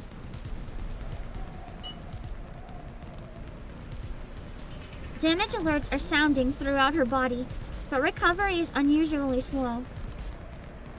During the battle with the counters, the self-repairing mechanism stopped functioning for some reason. Meanwhile, Endless's attacks were completely ineffective. The focused laser that should be able to vaporize anything gets neutralized by ANIS. Not just neutralized, but reflected back. There's no way to determine how this is possible. Attempting a melee combat to leverage her superior physical qualities proved futile as well, due to Rappy's extraordinary close combat capabilities. Endless's attacks fail to connect, while Rappy's strike without exception. And at decisive moments, she strikes with that drill, which cannot be blocked, head on. But pulling back only results in another hail of gunfire from Neon. Her shots do not appear to have any special properties. They're simply fast and hit hard. They're just big firepower! This body may be durable, but not enough to withstand such firepower. Sixo recognizes her defeat. She cannot win. Victory is impossible. There's nothing that can turn the tide in her favor. She was tricked! She has far too little information on the commando unit. She begins questioning how she can know so little about a unit that is so active. Sixo initiates a memory search. Aside from unusually frequent surface deployments, there's no data of note. No details about the capabilities of Rappy, ANIS, Neon, or even the commander. That's because even Enoch doesn't know. All she can remember is that the evaluation that they are nothing more than a squad specialized in surface reconnaissance. This is absurd. Sixo thought she knew everything. She thought that with all her knowledge, nothing would be impossible. Nothing's ever truly impossible. And yet, here she was, defeated so easily by what she didn't know. Almost poetic. Sixo decides to retreat. Her analysis of the battle indicates an overwhelming difference in physical specifications. Endless's body is exceptional. But the disparity in actual combat experience is too great. Sixo resolves to acquire information on the commando unit by any means necessary, and then challenge them again. Bold of you to assume we'll let you get away. So long as she has enough data, she cannot lose. That has always been true. At the moment, though, there is nowhere to retreat. There isn't a single building with its lights on. The Ark is entirely submerged in darkness. Everything else got shut down. For the first time, Sixo thinks the Ark feels small. Suddenly, she hears the wail of a drill. She spins around. Rappy is right on her tail, repelled forward by 7 Dwarf Zero's thruster. Unauthorized flight inside the Ark is illegal. I don't think it's a problem that happens too often, though.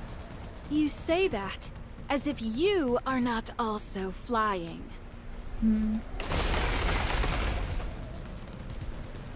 Rappy's drill tears into Endless's back. She plummets.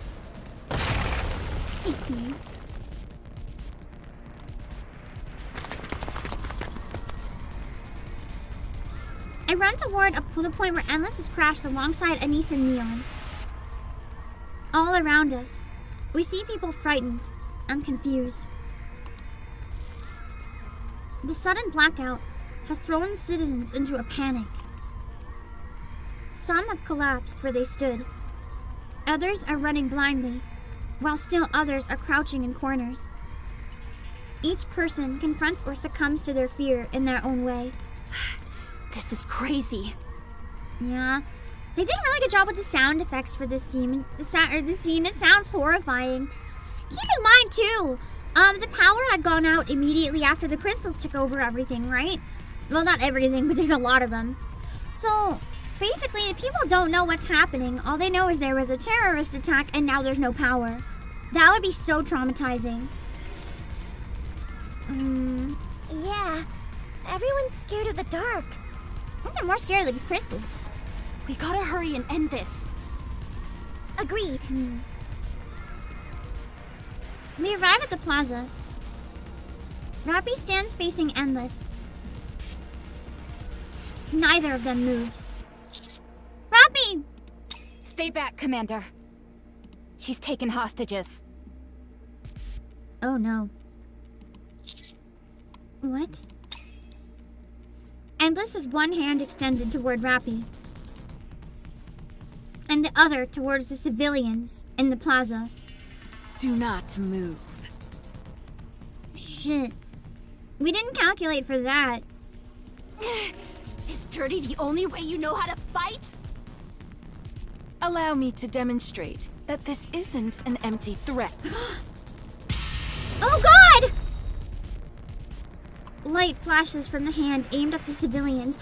This isn't going to help! The NIKKE phobes are gonna go crazy again because they're gonna think she's a NIKKE!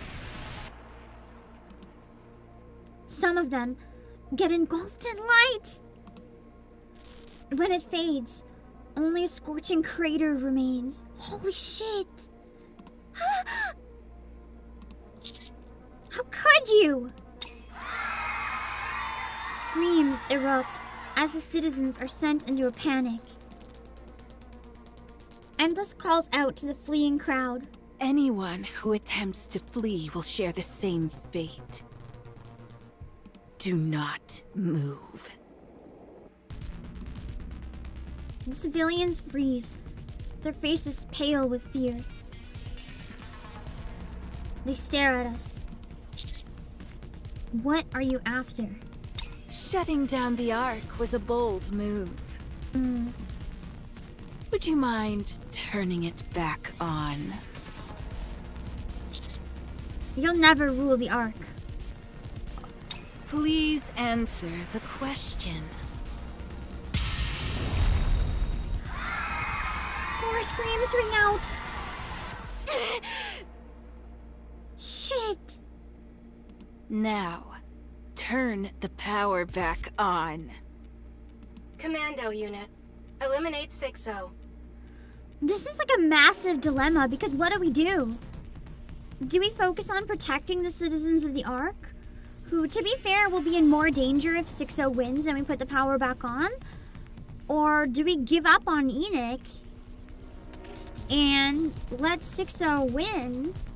Because, like, there's an immediate threat to the civilians. What do you do? This isn't something ETIQUETTE would think about, because ETIQUETTE is disconnected from humanity in that way. Casualties don't mean anything to ETIQUETTE. This could be part of what she knew would happen, but like she would never tell us, because she wouldn't even view it as a concern. Like, what do we even do? She has hostages. Oh wait. Commando unit, eliminate 6-0. Oh, that's what ETIQUETTE said. She has hostages. The losses are within acceptable parameters. Restoring power to the Ark would result in a greater number of casualties. She does have a point though, because it's like, what do you do? But those screams are gonna haunt us forever. But by saving these few people, we could condemn everyone in the Ark to death. What do you do? One choice is clearly better than the other.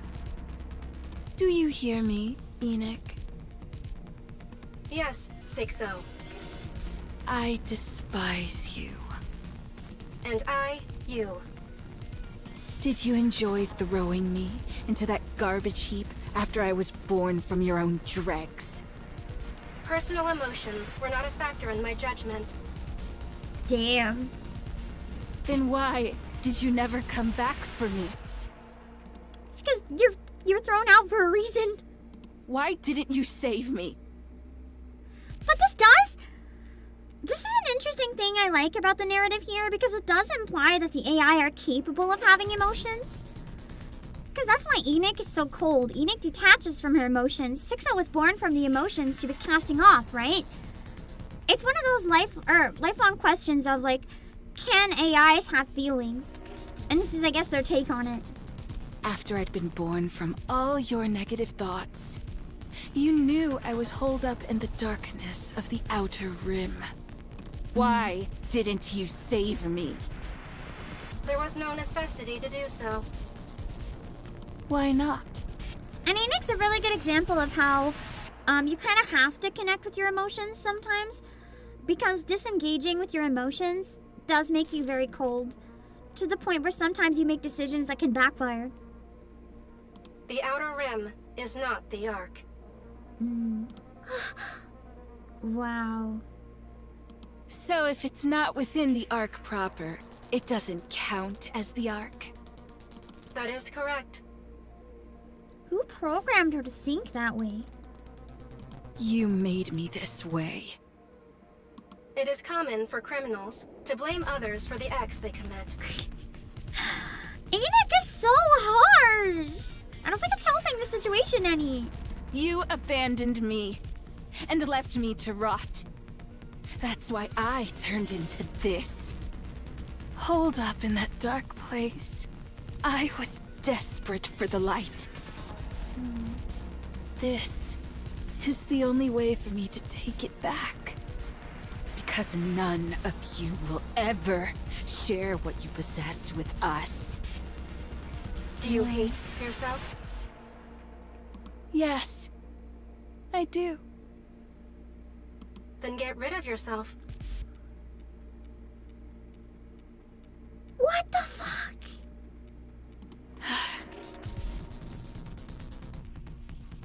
Holy shit, Enoch! I will take everything that is yours. The only recourse for those who have been abandoned is to take from others. That's not true. The prime example of someone abandoned who took from no one. Neon steps forward. I told you not to move. Even in places where not a single ray of light reaches, there are people doing everything they can to survive. Like poor Neon when she was in the Outer Rim. That's how they've always lived, and how they'll continue to live. And what awaits them in the end? The hope that things might improve, even a little. To buy a slightly better home, to eat slightly better food. The hope of making someone they something love better happy. than a 4-foot square on the ground of a tunnel. Those hopes will never come true. They will only disappear. The darkness stifles all hope within it. Still, those people don't swindle others or resort to threats or crime. They might complain about their lot in life, fall into despair, and curse the world. And they might even feel that the world is not on their side. But they still believe that the light will reach them someday, so they keep living, one day at a time. You say the world made you this way? No, you made yourself this way. I feel like this is kind of a talk that she needed to an extent, though. Because Neon has known similar struggles to 6-0 in that regard. Even though, it's very different because Neon's real. This was your choice. Don't try to speak for all those other people. Endless didn't like that. Endless's light strikes Neon. Neon slides back just slightly before glaring at Endless, unscathed. Dang! I suggest you stop talking. You know, you're pretty bad at fighting, whether it be physical or verbal. Wow! Neon's really good at distracting. Neon is knocked backwards. Neon! I'm fine. It was just bright, so I tripped. How have you not sustained any damage? What is that body made of? Hey, that's enough. I'm starting to get embarrassed for you. Smile box. That's not quite right. The fact that she recognized from Smile Time, though, is kind of crazy. You're the one I understand the least. Why fight for the Ark? Have you forgotten how the Ark treated you? I haven't. As bad as this is, though, it's kind of interesting having the civilians witness, too. Because if we can explain that Eternity wasn't a NIKKE, it is showing 3 NIKKE putting their lives on the line to defend the civilians, even when ENIKKE is telling us not to. It shows that the NIKKEs really care about humanity. Some of these very people were no doubt the ones who treated you so poorly. And yet, you fight for them. You think I'm fighting for them? I'm fighting for the people who actually care about me. They're likely not even sorry. You think I don't know that? Then why act this way? Have you lost your senses? Not everyone in the Ark was like that. It was actually only a small minority. It's always the vocal minority that ruins everything. I now know that there are way more good people out there. So I'm choosing to focus on the good ones. No need to go out of my way to focus on the filth. And that means you'll continue to protect the Ark. Why not? What if I said you could join me? ANIS is like, no. What motivation would she even have to join 6-0? I can make everyone love you. She doesn't care about that anymore. It would be easy. Oh, really? Wow, thanks so much, Eternity. Not. Of course. Or Endless. Every human will worship you. I always mix up their names. I was joking. Could you not even tell? No, because she doesn't process human emotion. She can't read your emotions. What do you even want to do? Let's say by some miracle things go your way and you take ENIKKE's seat. Then what? That is none of your concern. You don't know, do you? She doesn't have a goal beyond that, I guess. You really don't. You just want ENIKKE's position. You haven't thought that far, huh? I've met people like you. People who make a big fuss without thinking of the consequences. We only have an hour, though. I'm starting to worry about the power getting back on. I've heard enough. Put your gun against your head and pull the trigger. All of you. What makes you think we're gonna listen to you? Else, more innocent civilians will die. I'll count to 3.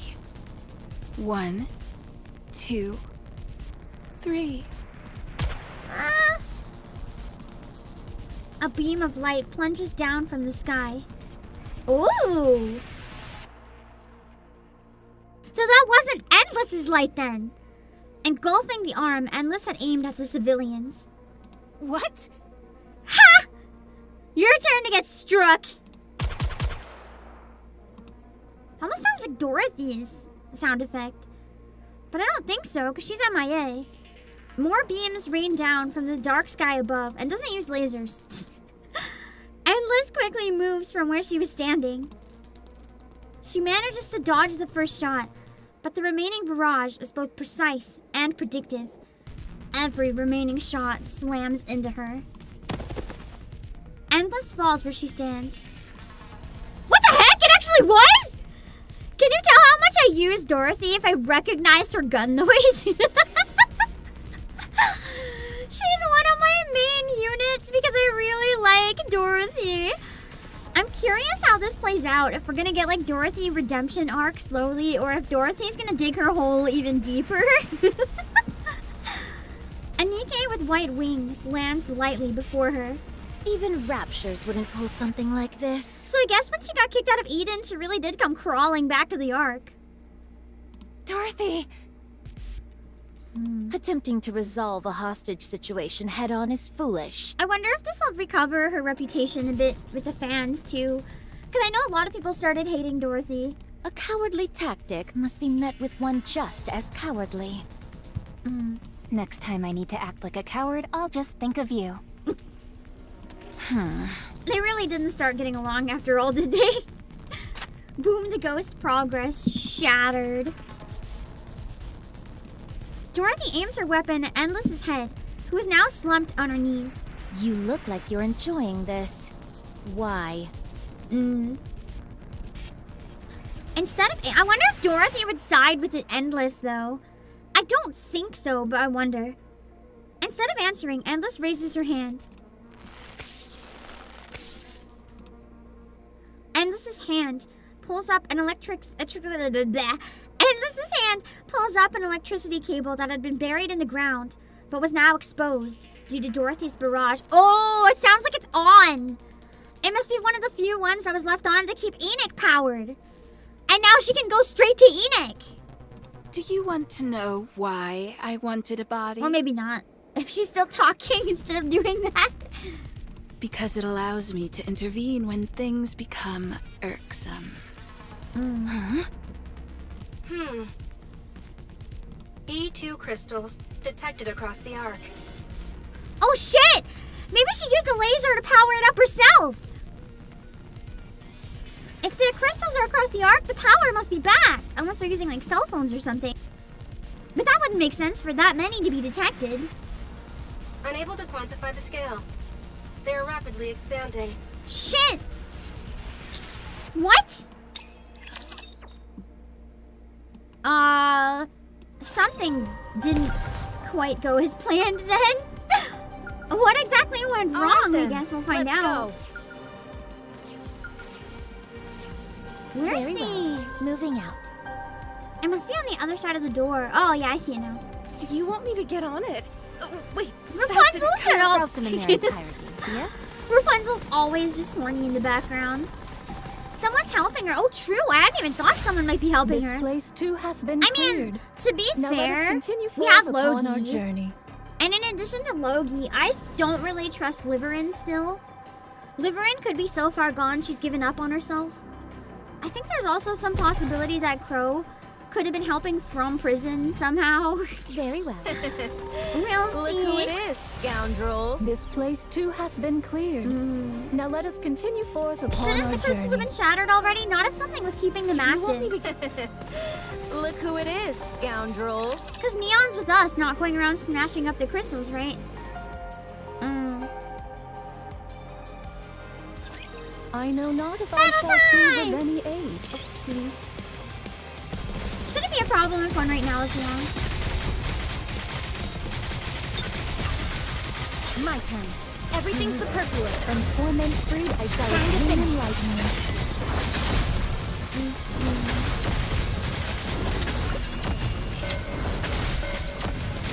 Oh yeah, but you get that money. If you feel bad since Sixo is clearly kind of starved for affection her entire life from birth, still a drug lord, though. Sorry to hear about that. The thing is, yeah, I would feel a lot worse for Sixo if Sixo hadn't done such terrible things. I can only feel bad for you until you do Told stuff you that's like everything a would certain work out. level of bad, you know? destroying the entire arc is warranted because someone hurt your feelings. That's not quite how it should work. Anyway. I hear the sound of crystals erupting from every direction. Oh god, there's a lot of them if it's from every direction. They burst through the ground, jutting up like oversized spears. They begin to rush forward. They surge beneath us, then cover Endless's body. I will reduce everything to ruin. But wouldn't they also affect Endless if she's also made of electricity? Wouldn't the crystals like destroy her if they can destroy Nikke's? Unless she's somehow able to control them, that doesn't make sense. Endless's body is covered in crystals. What is this? I'm just looking at Dorothy there. This doesn't make sense to me. Dorothy once again aims her weapon at Endless. No, don't shoot. Don't touch her.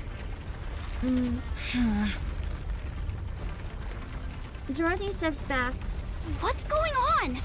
Wasn't there supposed to be a blackout? Enoch! 6-0 is using Endless's body to inject electricity into the arc. I thought so. So she must have shot the exposed wire with the laser. Most of the E2 crystals crumbled during the attack, but some remaining fragments are reacting to electrical energy and expanding. Man, they're taller than the skyscrapers. That's horrifying. Where are they coming from? I am unable to determine that. The plaza's cable branches throughout the arc. The power is spreading quickly across a large area. How can one Nikke produce that much power? It makes no sense. Her body is simply that high-end. Man, she really went all out building her AI Nikkes, huh? She will reach a limit eventually. But by then, there will be significant casualties and severe damage to the Ark's infrastructure. What are we supposed to do then? Damn. Destroy Endless as quickly as possible. It sounds like no matter what, there's gonna be mass casualties yet again in the arc from this. No one's gonna feel safe ever again. We had the invasion and now this after the other attack. Like, goddamn. I'd want to be getting out of the arc as soon as I could. It's one thing if the arc is protecting you from the raptors on the surface, but when threats get inside, it kind of just feels like you're being trapped.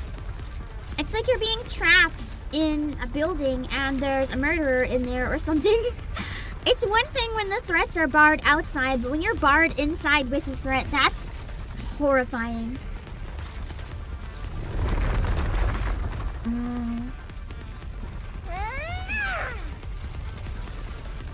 Neon rushes in and starts hammering at the crystal enveloping Endless.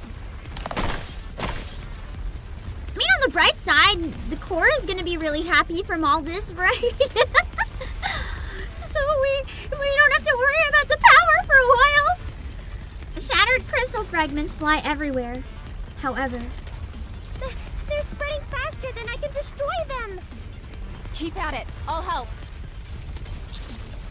Rappy, if you touch those crystals, you'll... This isn't the time to argue about that. Yes, it is, because if you're out of commission, we're even more screwed. Oh, right, but be careful. Got it? Roger that. Dorothy, you help out too. So we have to destroy the crystals without coming into contact with them? Yeah. Okay, I'll help.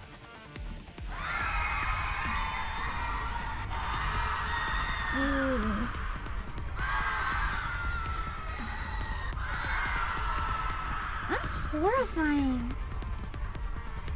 I hear cries of desperation from every direction. I look around. The darkness is so thick, I can barely see anything. Crystals continue to erupt from the ground, making disturbing sounds as they do. So they're coming up through the underground wires. We're at the center of complete,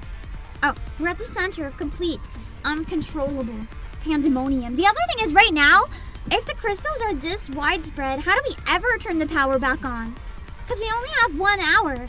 No matter how hard Neon tries to smash these up, like there's going to be crystals that remain. I don't know if we can actually recover from this. The civilians are completely exposed. How do we stop this?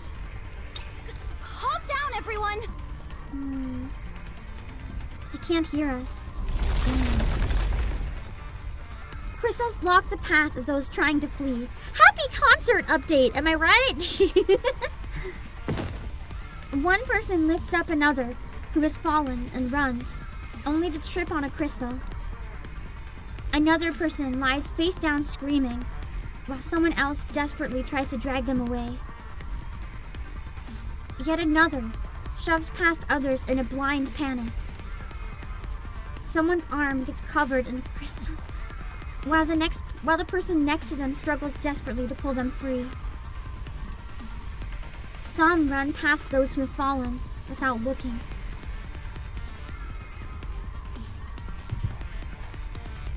Others hoist those who have fallen onto their backs and keep running. The sound of the expanding crystals mixes with the cacophony of screams, echoing through the darkness. Damn it! I mean, it's at least not hopeless. Some of the people we're helping, that was nice. Even though they're probably all gonna die.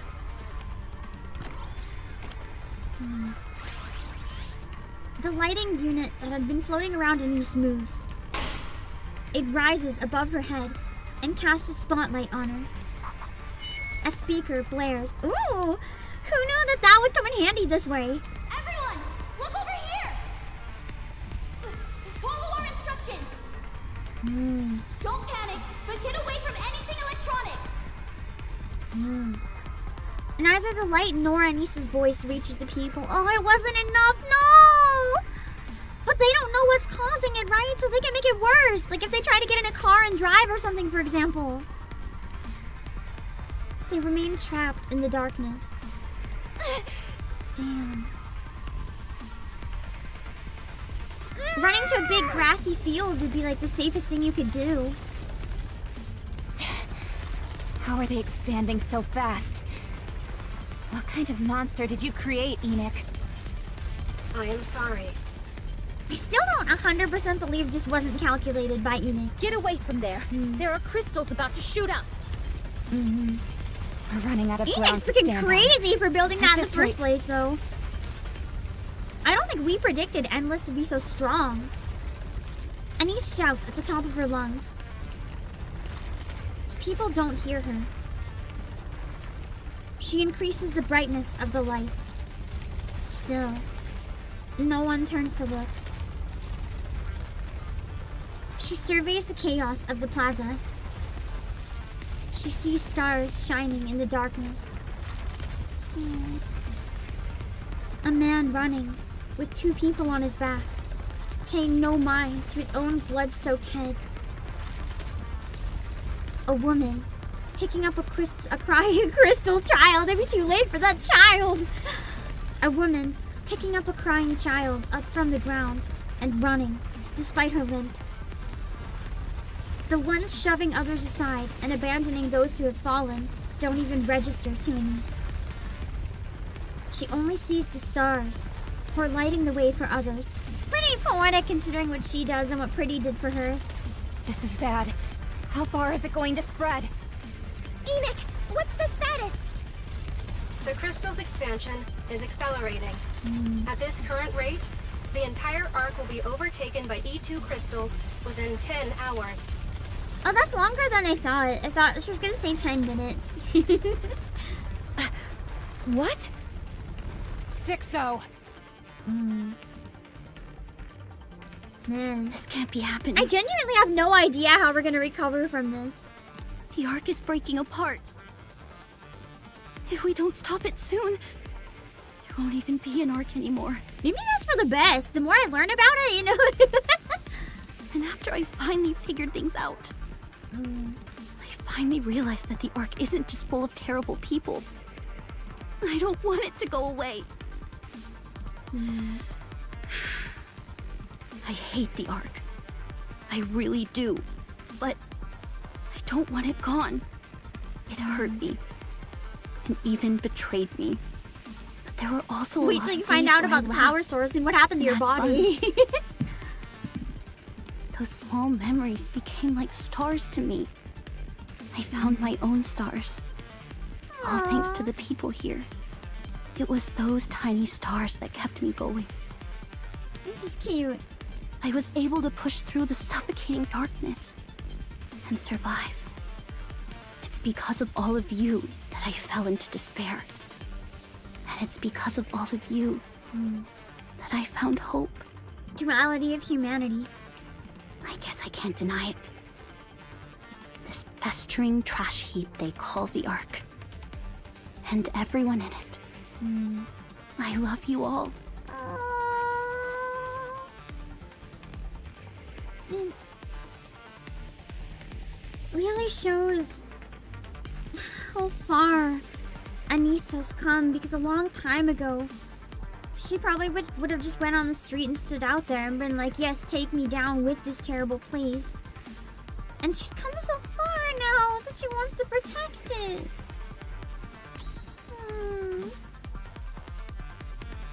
A small light begins to shine. So, look at me. It grows brighter. Watch me shine. Look at me and hold on to hope. And brighter. I did it before. And now you can too.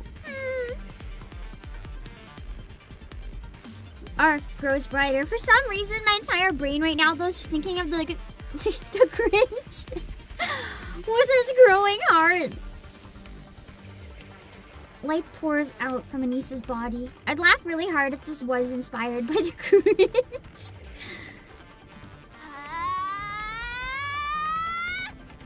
Dang. Is she absorbing all of the electricity? A trail of crystals begin to bolt towards Anis. Dang! More follow suit, until all the crystals in the area are headed for her, attracted to the sudden surge of energy. However, they quickly shatter and dissolve. How was she able to destroy them? The particles from the shattered crystals float over to Anis. She begins to shine even brighter. You'd think that with her power it would make the crystals even stronger, though. I'm a bit confused how it's destroying them. I'm reassessing the situation. I've detected a change in all the E2 crystals in the Ark. Their energy is being drained by ANIS. Oh, that's why! They can't absorb power if their power's being absorbed faster. What? The E2 crystals are rapidly being neutralized.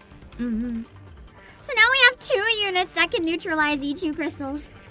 Countless rays of light embroider the Ark's sky. And then all shoot towards Anis. Her body turns white as it continues to gather light. It's become pure light at this point. Feels like the magical girl transformation. I wonder if this is when we're getting her alt outfit. I thought it would have been during the event, but I'm actually kind of thinking it might be now. The surroundings brighten until it feels like midday. Because this feels like a magical girl power-up moment, you know? I just have a feeling. Everyone is looking at Anis. Rappy! Dorothy! Evacuate the civilians! Roger that. What? We should deal with that as quickly as... Let's go. Hurry. She's got it. You know what? Mad respect to Dorothy, honestly. She's still trying to protect the Ark and save everyone after she was so badly, like, hurt by the fact that she betrayed Eden unintentionally. She's still kind of doing the right thing when it comes down to it. Because I still don't blame her for what happened to Eden. There's no way she could have predicted that was going to happen. It's just very unfortunate circumstances that would have broken a lot of people. Rappy and Dorothy quickly get to work evacuating the nearby civilians. I turn back to look at Endless. She's still trapped in the crystal. Firepower! Firepower! Neon, shoot the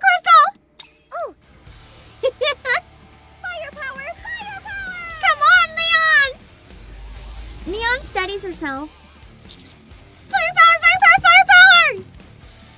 You want me to really let loose now that the area's been cleared, right? Go crazy!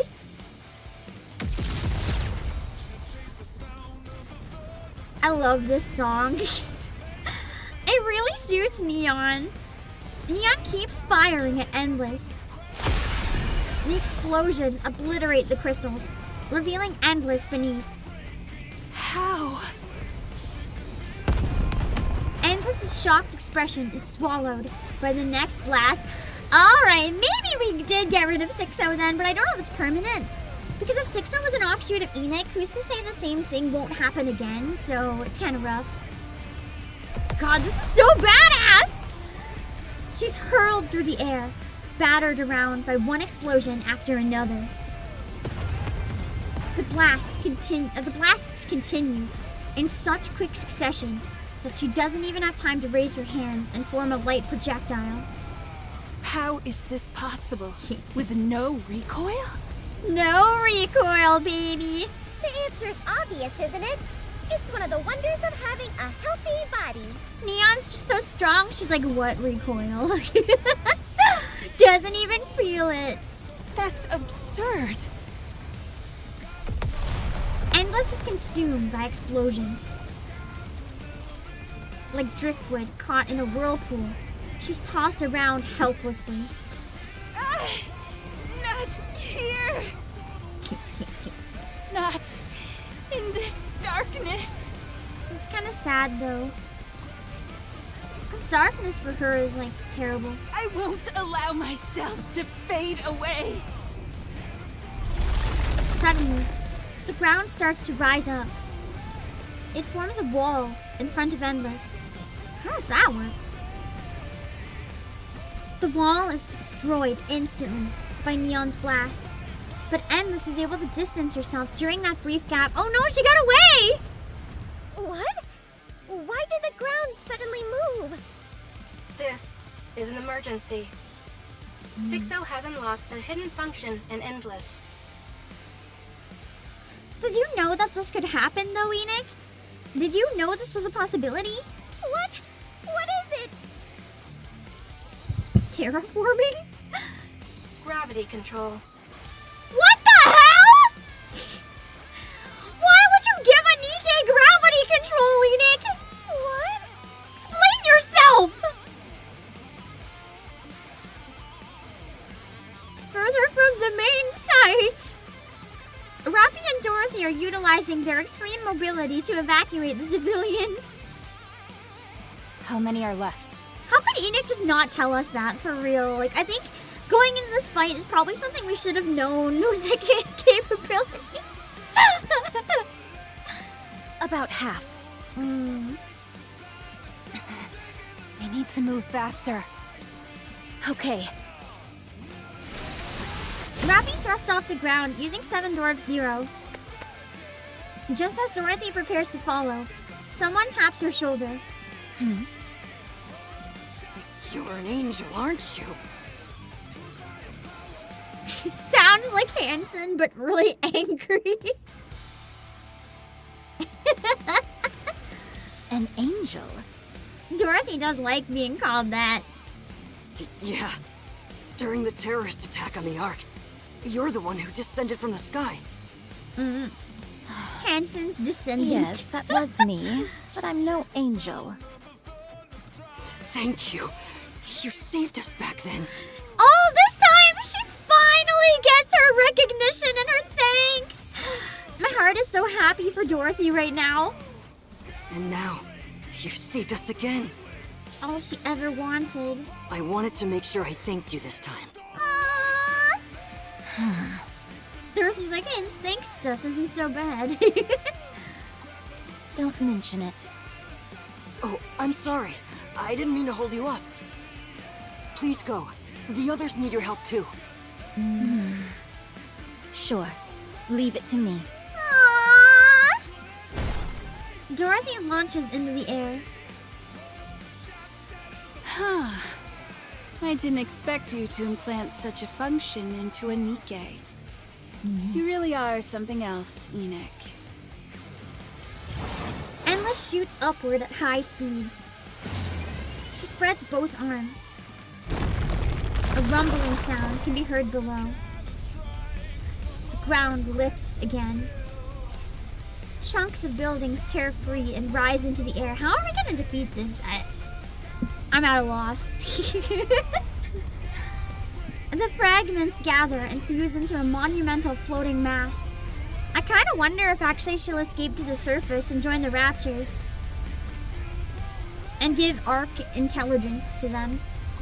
The colossal structure floating in the air looks entirely surreal. Thank you for the super dividend. Dorothy, after one compliment, the Ark needs to live. To be fair, she was kind of in that mode beforehand. Isn't this all getting a bit too sci-fi? Yeah, I've seen that criticism about the game in general by a number of people now. This being like, at the beginning, it was kind of like reality, but the Raptors invade, and now it's kind of like getting into weird sci-fi pseudoscience, so it doesn't really feel like the same game as when we started necessarily. The sci-fi stuff's kind of taken over from the dystopia a little bit. I still think it has enough of a balance that I don't really mind it. But I will say I can kind of understand why people are worried that it's getting on the edge of ridiculous. Like, gravity control's a bit much. That functionality was provided by Elysian for testing. It was not anticipated that 6-0 would unlock it. Elysian's at fault in this case then. Ingrid's always going on about being tactical, and yet here she is messing with sci-fi gravity tech? I'm disappointed in her. Yeah, Ingrid, how are you gonna explain this one? Same! Summoning unforeseen strength when cornered. Would you not consider that a very human response?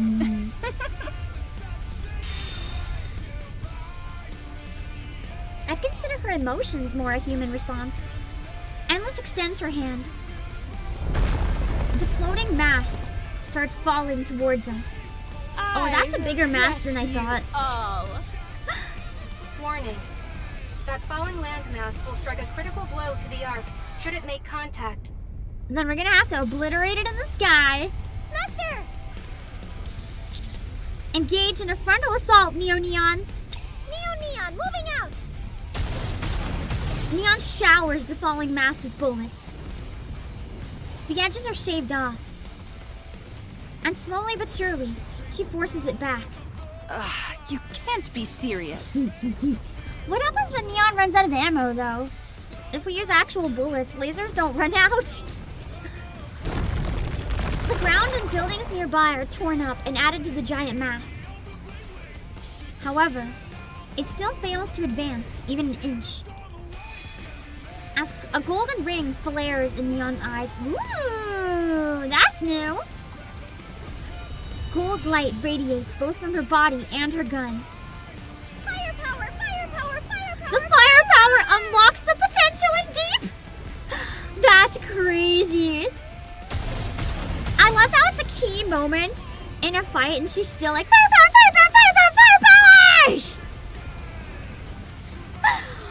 Instead of giving her any intelligent, like, very fancy dialogue, she just actually screams firepower over and over. I love it! It's so perfect for her.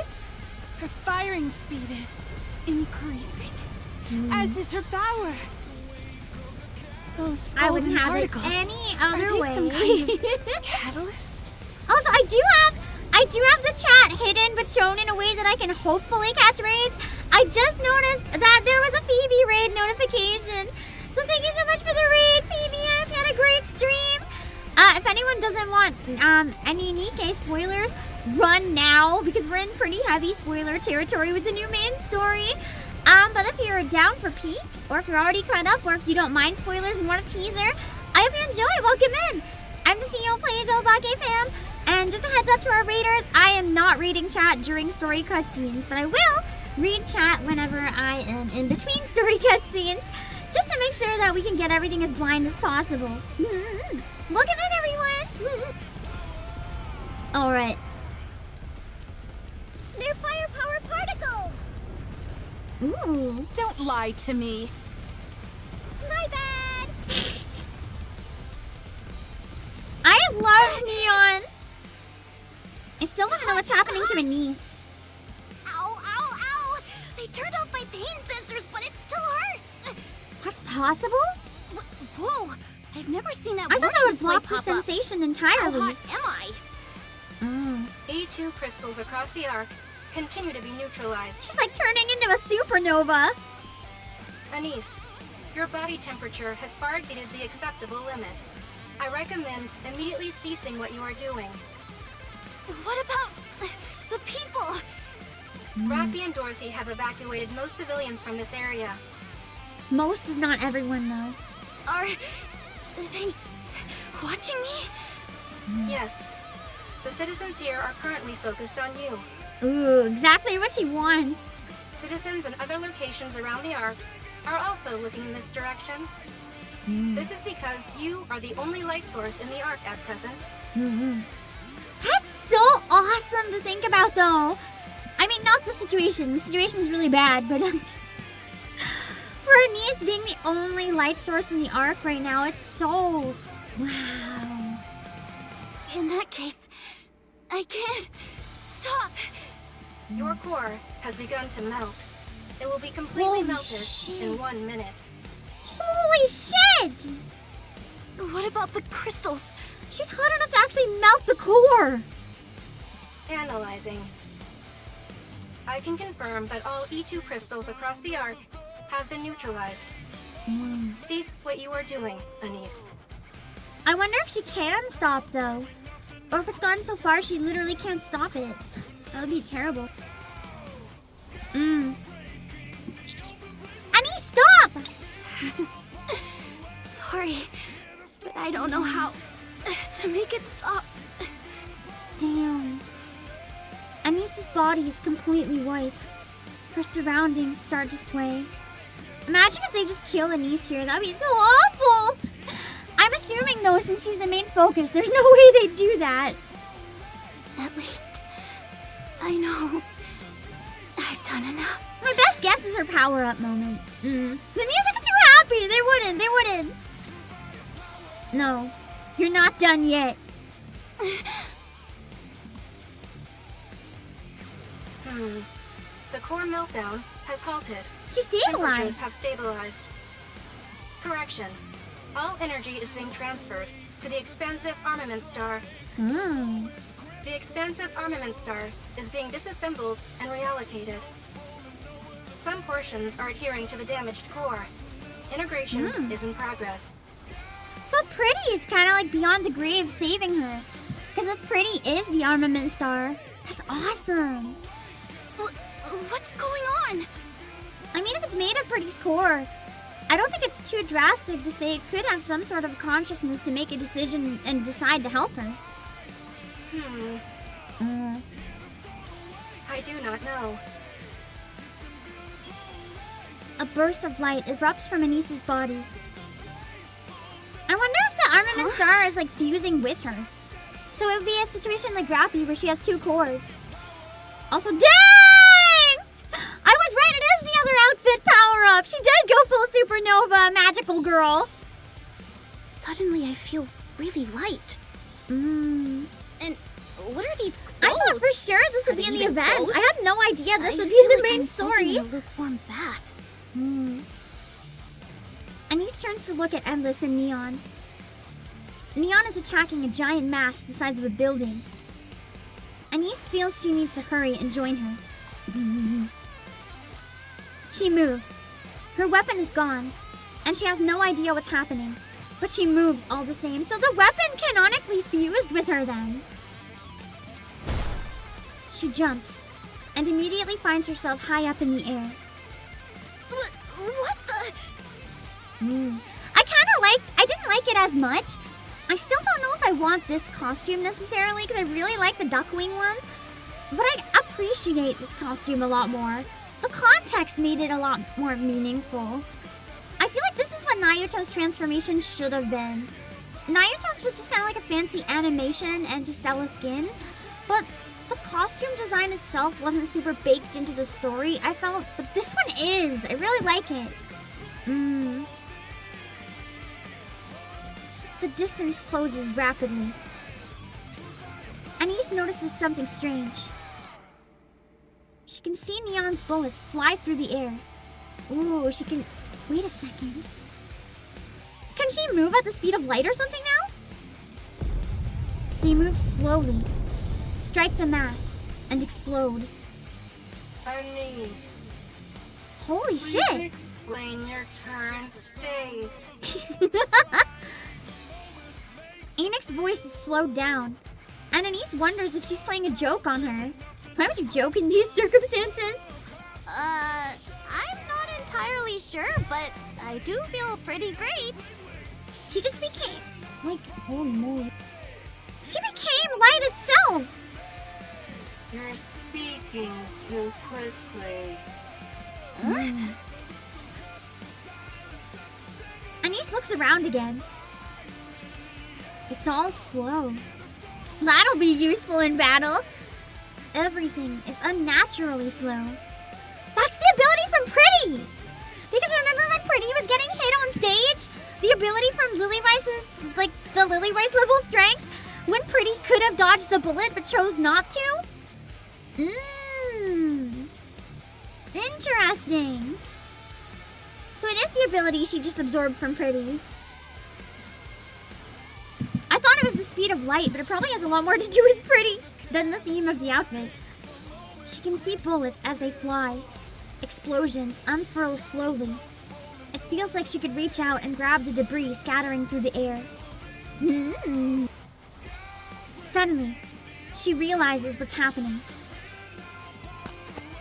The moment she lands, she runs.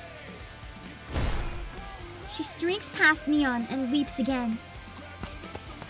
She steps onto the gigantic mass and runs across its surface. At the far end, she sees Endless floating. Even Endless couldn't have seen this coming. It's me, Moran. I love Anise's voice actor just like saying it normally. All the lines are slowed down, but then there's just her mocking Endless. Anise hurls herself at Endless. That was peak. She has no weapon, and she doubts she can suddenly shoot lasers from her hands. So she decides to just use her fist, just straight up without a weapon, punches Endless at super speed. I can just punch her, right? Anise lunges and swings at Endless. Her face crumples beneath the force of the punch. Anise knows she still has plenty of time left. She decides to use every second she has to throw as many punches as she can. Get the hell out of the ark, you freaking virus! Dang! Anise's fists rain down on Endless without mercy. And time begins to move normally again for Anise. This is a lot for just chapter 45. This isn't even chapter 46 yet. They've really gotten better at having the chapters contain a lot happening. I know for a while, around like the 10 to 20-ish range, they were kind of slow, but this is nuts. What? One moment, I see Anise start to flash white, and the next moment, she disappeared. Then, all of a sudden, light erupts from Endless's body. Still floating in midair, Endless is hurled about by bursts of light. Wonder what those lights could be. Anise lands. Oh, time's moving normally again. So she can only move super fast when she enters Pretty mode. So it's like her fusion with the weapon. She has a fusion form, and then it goes back to normal. And my clothes are back to normal. Anise, what just happened? I don't really know, but I think... Master, Anise! No wonder she has the power of Lilyweiss if she's that cracked. Man, Pretty would have made a really good soldier. Hate to say it. The massive construct Endless created begins to break apart and fall to the ground. Do you think we did it? Endless is also plummeting to the ground. Don't let her get away!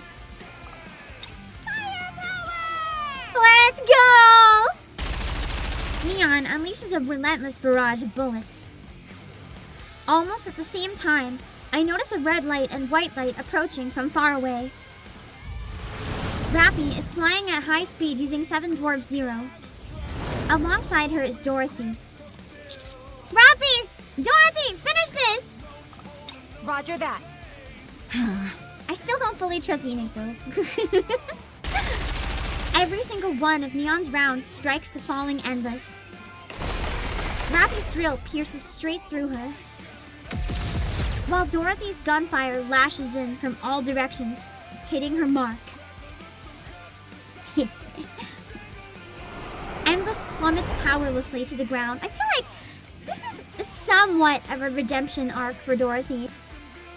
I don't think she's gonna regain the respect of Eden so quickly, but maybe she has a place somewhere, if that makes sense.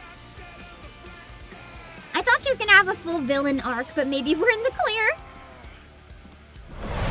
She lands with a loud thud, making a small crater in the ground. Endless lies motionless, her body in ruins. If we can do this to Endless, I think we're pretty good for the Queen. Especially because we also have only one, and the beasts. Endless has ceased functioning. I detect no E2 crystals anywhere in the Ark. We have won. At what cost, though? Massive casualties. Great job, everyone. Right back at you, ANIS. You as well, Dorothy. I still don't know what just happened. But what matters is that we won. Or did we? ANIS falls silent and scans her surroundings. I guess she just noticed all the actual damage that's here, huh? People are gathering. They stare at the devastated plaza with fear in their eyes. The threat's been neutralized. It's okay now, everyone, but it's really not, because their perception of safety and reality has been shattered. They're never gonna be okay again. Everyone here's got like PTSD for generations. Nothing in their expression changes. It's as if they didn't hear me.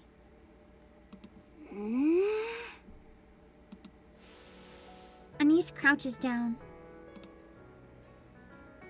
She gathers light into her hand. Then, without a word, she raises her arm high towards the sky. There's a quick flash, and ANIS's body begins to shine. The people all turn to look at her. The spotlight really did come in handy, huh? They see ANIS shining alone in the darkness of the Ark. We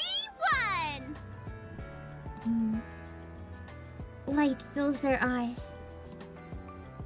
And after a brief pause, the crowd erupts into cheering. I don't know if I'd have the capacity to cheer. I think I'd just pass out from exhaustion. ANIS stands there, taking in their gazes and their cheers, while she smiles brighter than she ever had before. Aww. Smile time has a new meaning. Now it's this time. And we're not nearly done! Yay! Quick question. Would you say I'm about halfway done, or am I way over halfway done? No, the chapter isn't over. We're still on chapter 35. Is it just a little left, or a lot left? Over half? A lot over half? Or like a little over half? Quite a bit left? Under halfway?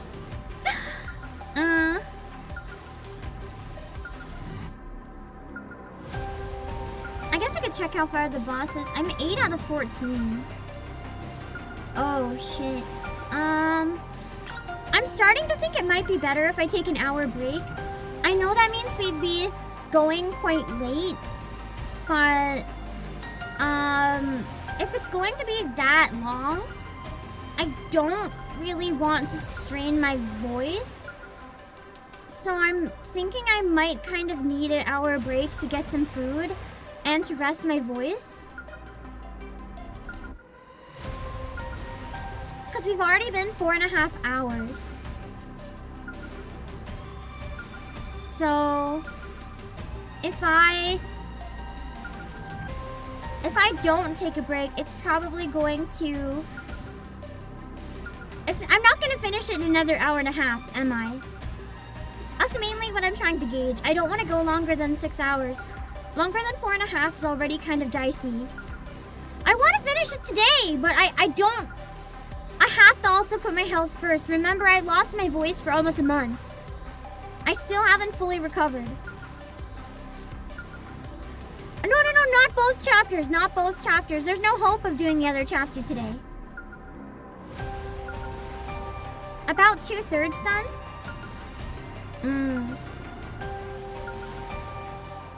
You might... If you think I might be able to in an 1.5 hours when everything so far took 4.5 hours, I'm gonna have to bank on the might being a probably no. We did yap for an hour though, so it's more like 3.5 hours. But it might be better to take a break and come back. I didn't want to do that because I have some important stuff to do tonight. But I also don't want to strain myself, so I'm gonna quickly work on a thumbnail then, I think. And we can maybe split it up just to be safe. So the event's 3 hours and I've done 2. So it's probably at least another 2 hours we're looking at then. And I'll probably want to yap after. Yeah. Who should I put in the thumbnail? Because I want it to be very obvious where I am, but I don't want it to be a spoiler. Do you think I should put ANIS's new costume? Because people might not connect that as part of the chapter if they haven't played. They might just think it's part of the event. Or should I use Neon? Or should I use Eternity out of context? Just like normal, not smirk, like old Eternity. I don't know. ANIS, I don't think ANIS is the best choice 2 in a row. People are going to think it's the same stream. They're not going to realize it's a separate one, unless it's like ANIS's new costume. Because that's a different image. That would separate it, right? I think Dorothy's too much of a spoiler. Eternity is irrelevant enough that her involvement doesn't really matter all that much. Endless. But I feel like... I always mix up the names. I feel like Dorothy is too much of a spoiler. Endless, no one really cares out of context, I don't think. Because we know that she exists. What are we... I don't think ENIKKE necessarily. I've used ENIKKE before. There's not a lot of good images of ENIKKE. Eleg. I think Eleg might be too obvious, but I'm not sure. Mustang's not really relevant enough. I can just take it right from the costume gacha, maybe. Because I feel like that's vague enough that people will just think I took the image from like, ooh, fancy update, right? They won't necessarily know that it's in the chapter unless they've played it. At least that's kind of the hope. A random explosion. I could just use default Neon, but then what do I use for chapter 46? Without telling me who's gonna be in it, are there other characters I could use for 46, or should I save Neon? I do feel like ANIS is more relevant right now, though. With the costume gacha, maybe. That gives me time to, like, buy the Braulio's costume gacha as well. There's many other good choices for 46. Should I just use Neon?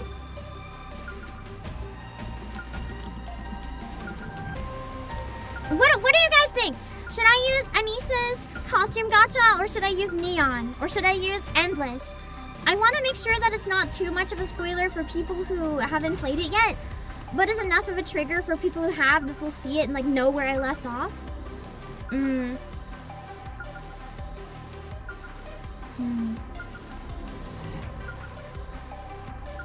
seeing a lot of Neon. Neon would have been good for part 1. Oh well. I don't personally consider Endless a spoiler, just because we already know that Endless exists, and I wouldn't have assumed Endless's role based on seeing her. Like, I would have never guessed this was gonna happen if I saw her in it. But I can understand that it could be a worry.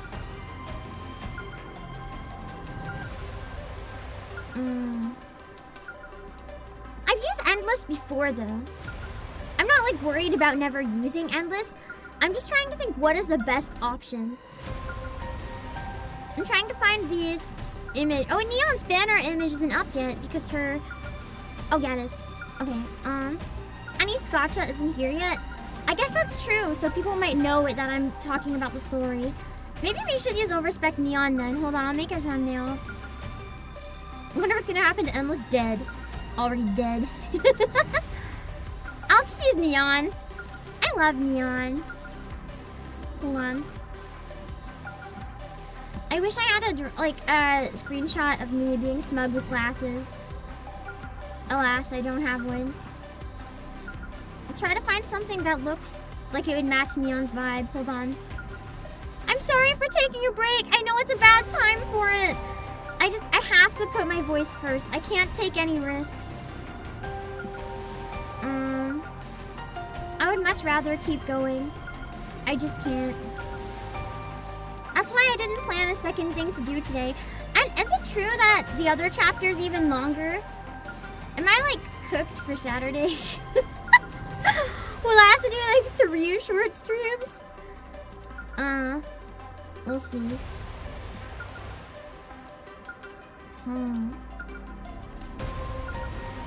6-0 possessed you with a picture of Epina. The ultimate clickbait for everyone who loves Epinel. Wouldn't that be the worst monkey's paw?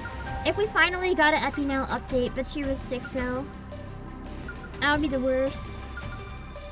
So I'm gonna be real, chapter 46 might take me multiple days. I don't believe I can finish it in 2 streams. Like, I genuinely don't know if I can finish it in a single day. I know my pacing is kind of at fault, but it is one thing that's kind of been ingrained in me. It's not something I can just change easily overnight. Yeah. There's a lot of reasons my pacing became like this, but it's not something I can change easily. There's a few good thematic breaks in 46.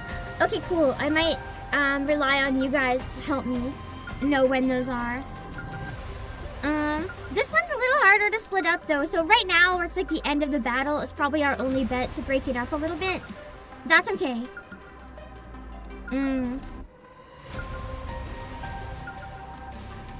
That's okay. I'm making a thumbnail, and then I'll put it up. Hold on.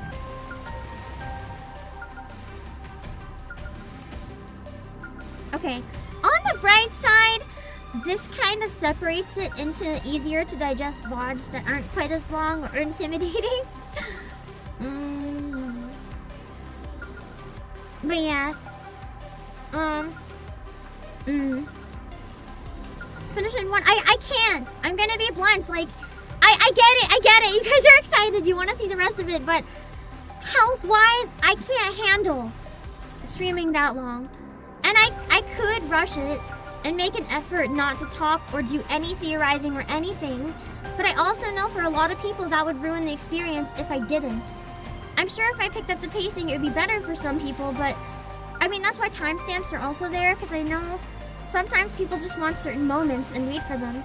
But at the same time, some people want to hang out and see me go through it, so it's hard to find a balance, because there's never going to be a perfect solution. And I can already, like, it's one thing I have to figure out.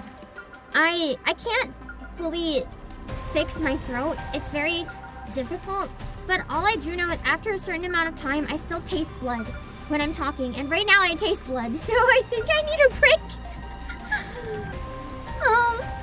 I should be okay to keep going, but like I really want to inhale more steam, and some other stuff that I can do to like minimize any potential damage. So I have to do what I have to do. It's very annoying. I had other stuff I wanted to do tonight too, and now that's all out the window. But on the bright side, the story is peak, so who cares? It's fun getting more of it, I guess. Wait, I put in the thumbnail chapter 35! It's not chapter 35! I just time traveled, apparently. Yeah, I gotta like turn on the humidifier and some stuff. And get some more food, I'm almost out. If I could finish in a couple hours without taking a break, I think it would be the most ideal. But I don't have the personal stamina for it right now. I'm just gonna call the stream Firepower. Firepower. Wait. Firepower. Firepower.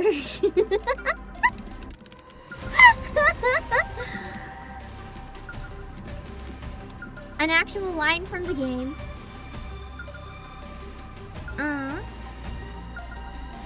Let's see.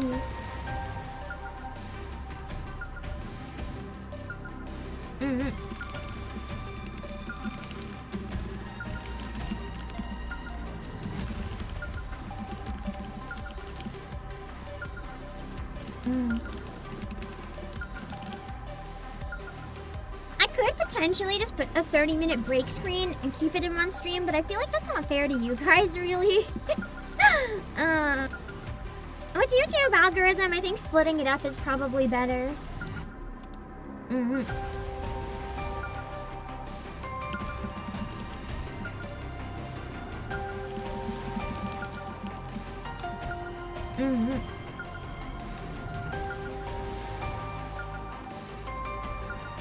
they're really giving us a bunch of story. They're packing it dense right now. Thank you, Shift Up. Give me a sec. Sorry, it takes a while to do this.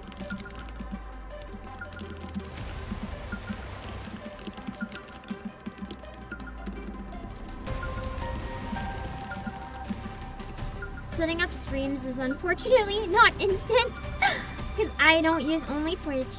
It would be instant if I did.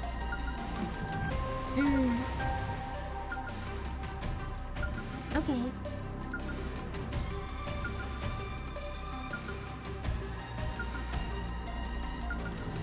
I'm gonna put it to exactly... I'm gonna compromise. I'm gonna put it to 45 minutes from right now. How's that sound? If I need a tiny bit more, I'll take it, but hopefully that'll be enough. So we'll start in around 45 minutes. I'll make sure to have the waiting room up in a sec.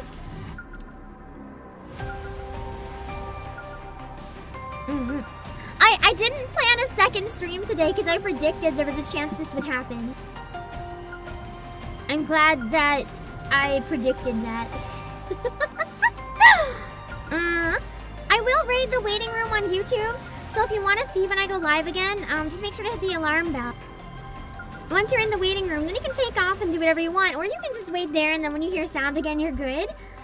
And if you have to sleep, I guess that's a fair split, and it'll give you the VOD tomorrow. But yeah, I will set up a waiting room, and I will come back in like 45 minutes. Did you come into the ending? We're taking a 45-minute break because apparently I'm only 2/3 done, and with my voice right now, I have to be careful, so I'm taking a break. I know that it would be better to keep going and finish, and I could under normal circumstances, but until I'm confident that I'm 100% recovered, I'm not taking those kind of risks. And I also stayed up last night recording something intense, so I'm a little more like throat vulnerable right now, so I'm gonna be careful. We did get to ANIS's magical girl transformation though, and then we pretty much left off there, so we'll come back in a bit. I'll see you guys later. I'll see you soon. I'll raid someone on Twitch, and on YouTube I'll raid my waiting room, okay? Bye-bye. Let me drop my links, and then I will set it up. Hold on.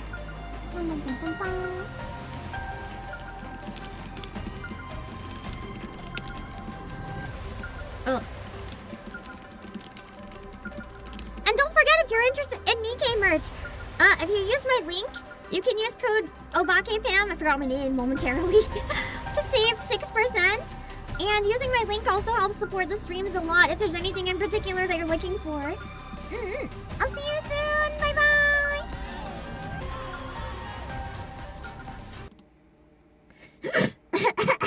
I could not mute in time. This is my death scene.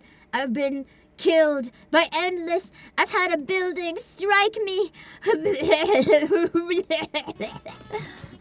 Okay. Let me see. I'm gonna leave the game up. Actually, I'm gonna close the game because it's being very loud in my ear.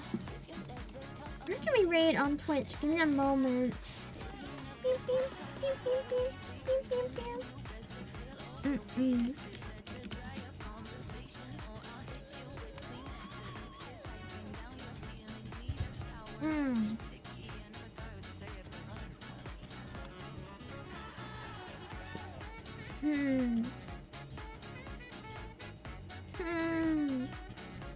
Yesenia is playing chapter 45 right now. I'm gonna raid into chapter 45. I think Yesenia's ahead of me, so I'm gonna pause and not look at anything at all. And then we'll be back soon, okay? So if you want to see more of chapter 35 in the meantime, you can go hang out with Yesenia. I'll see you guys soon. Bye-bye.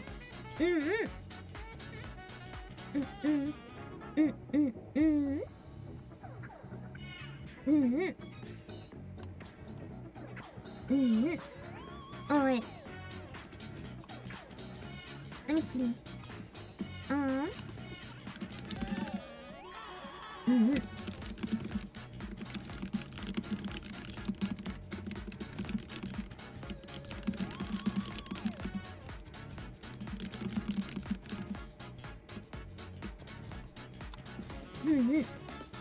Okay. Now I'm running for my life, not looking at her chat or her stream to avoid spoilers. We'll raid into my other stream. I'll see you guys soon. Bye.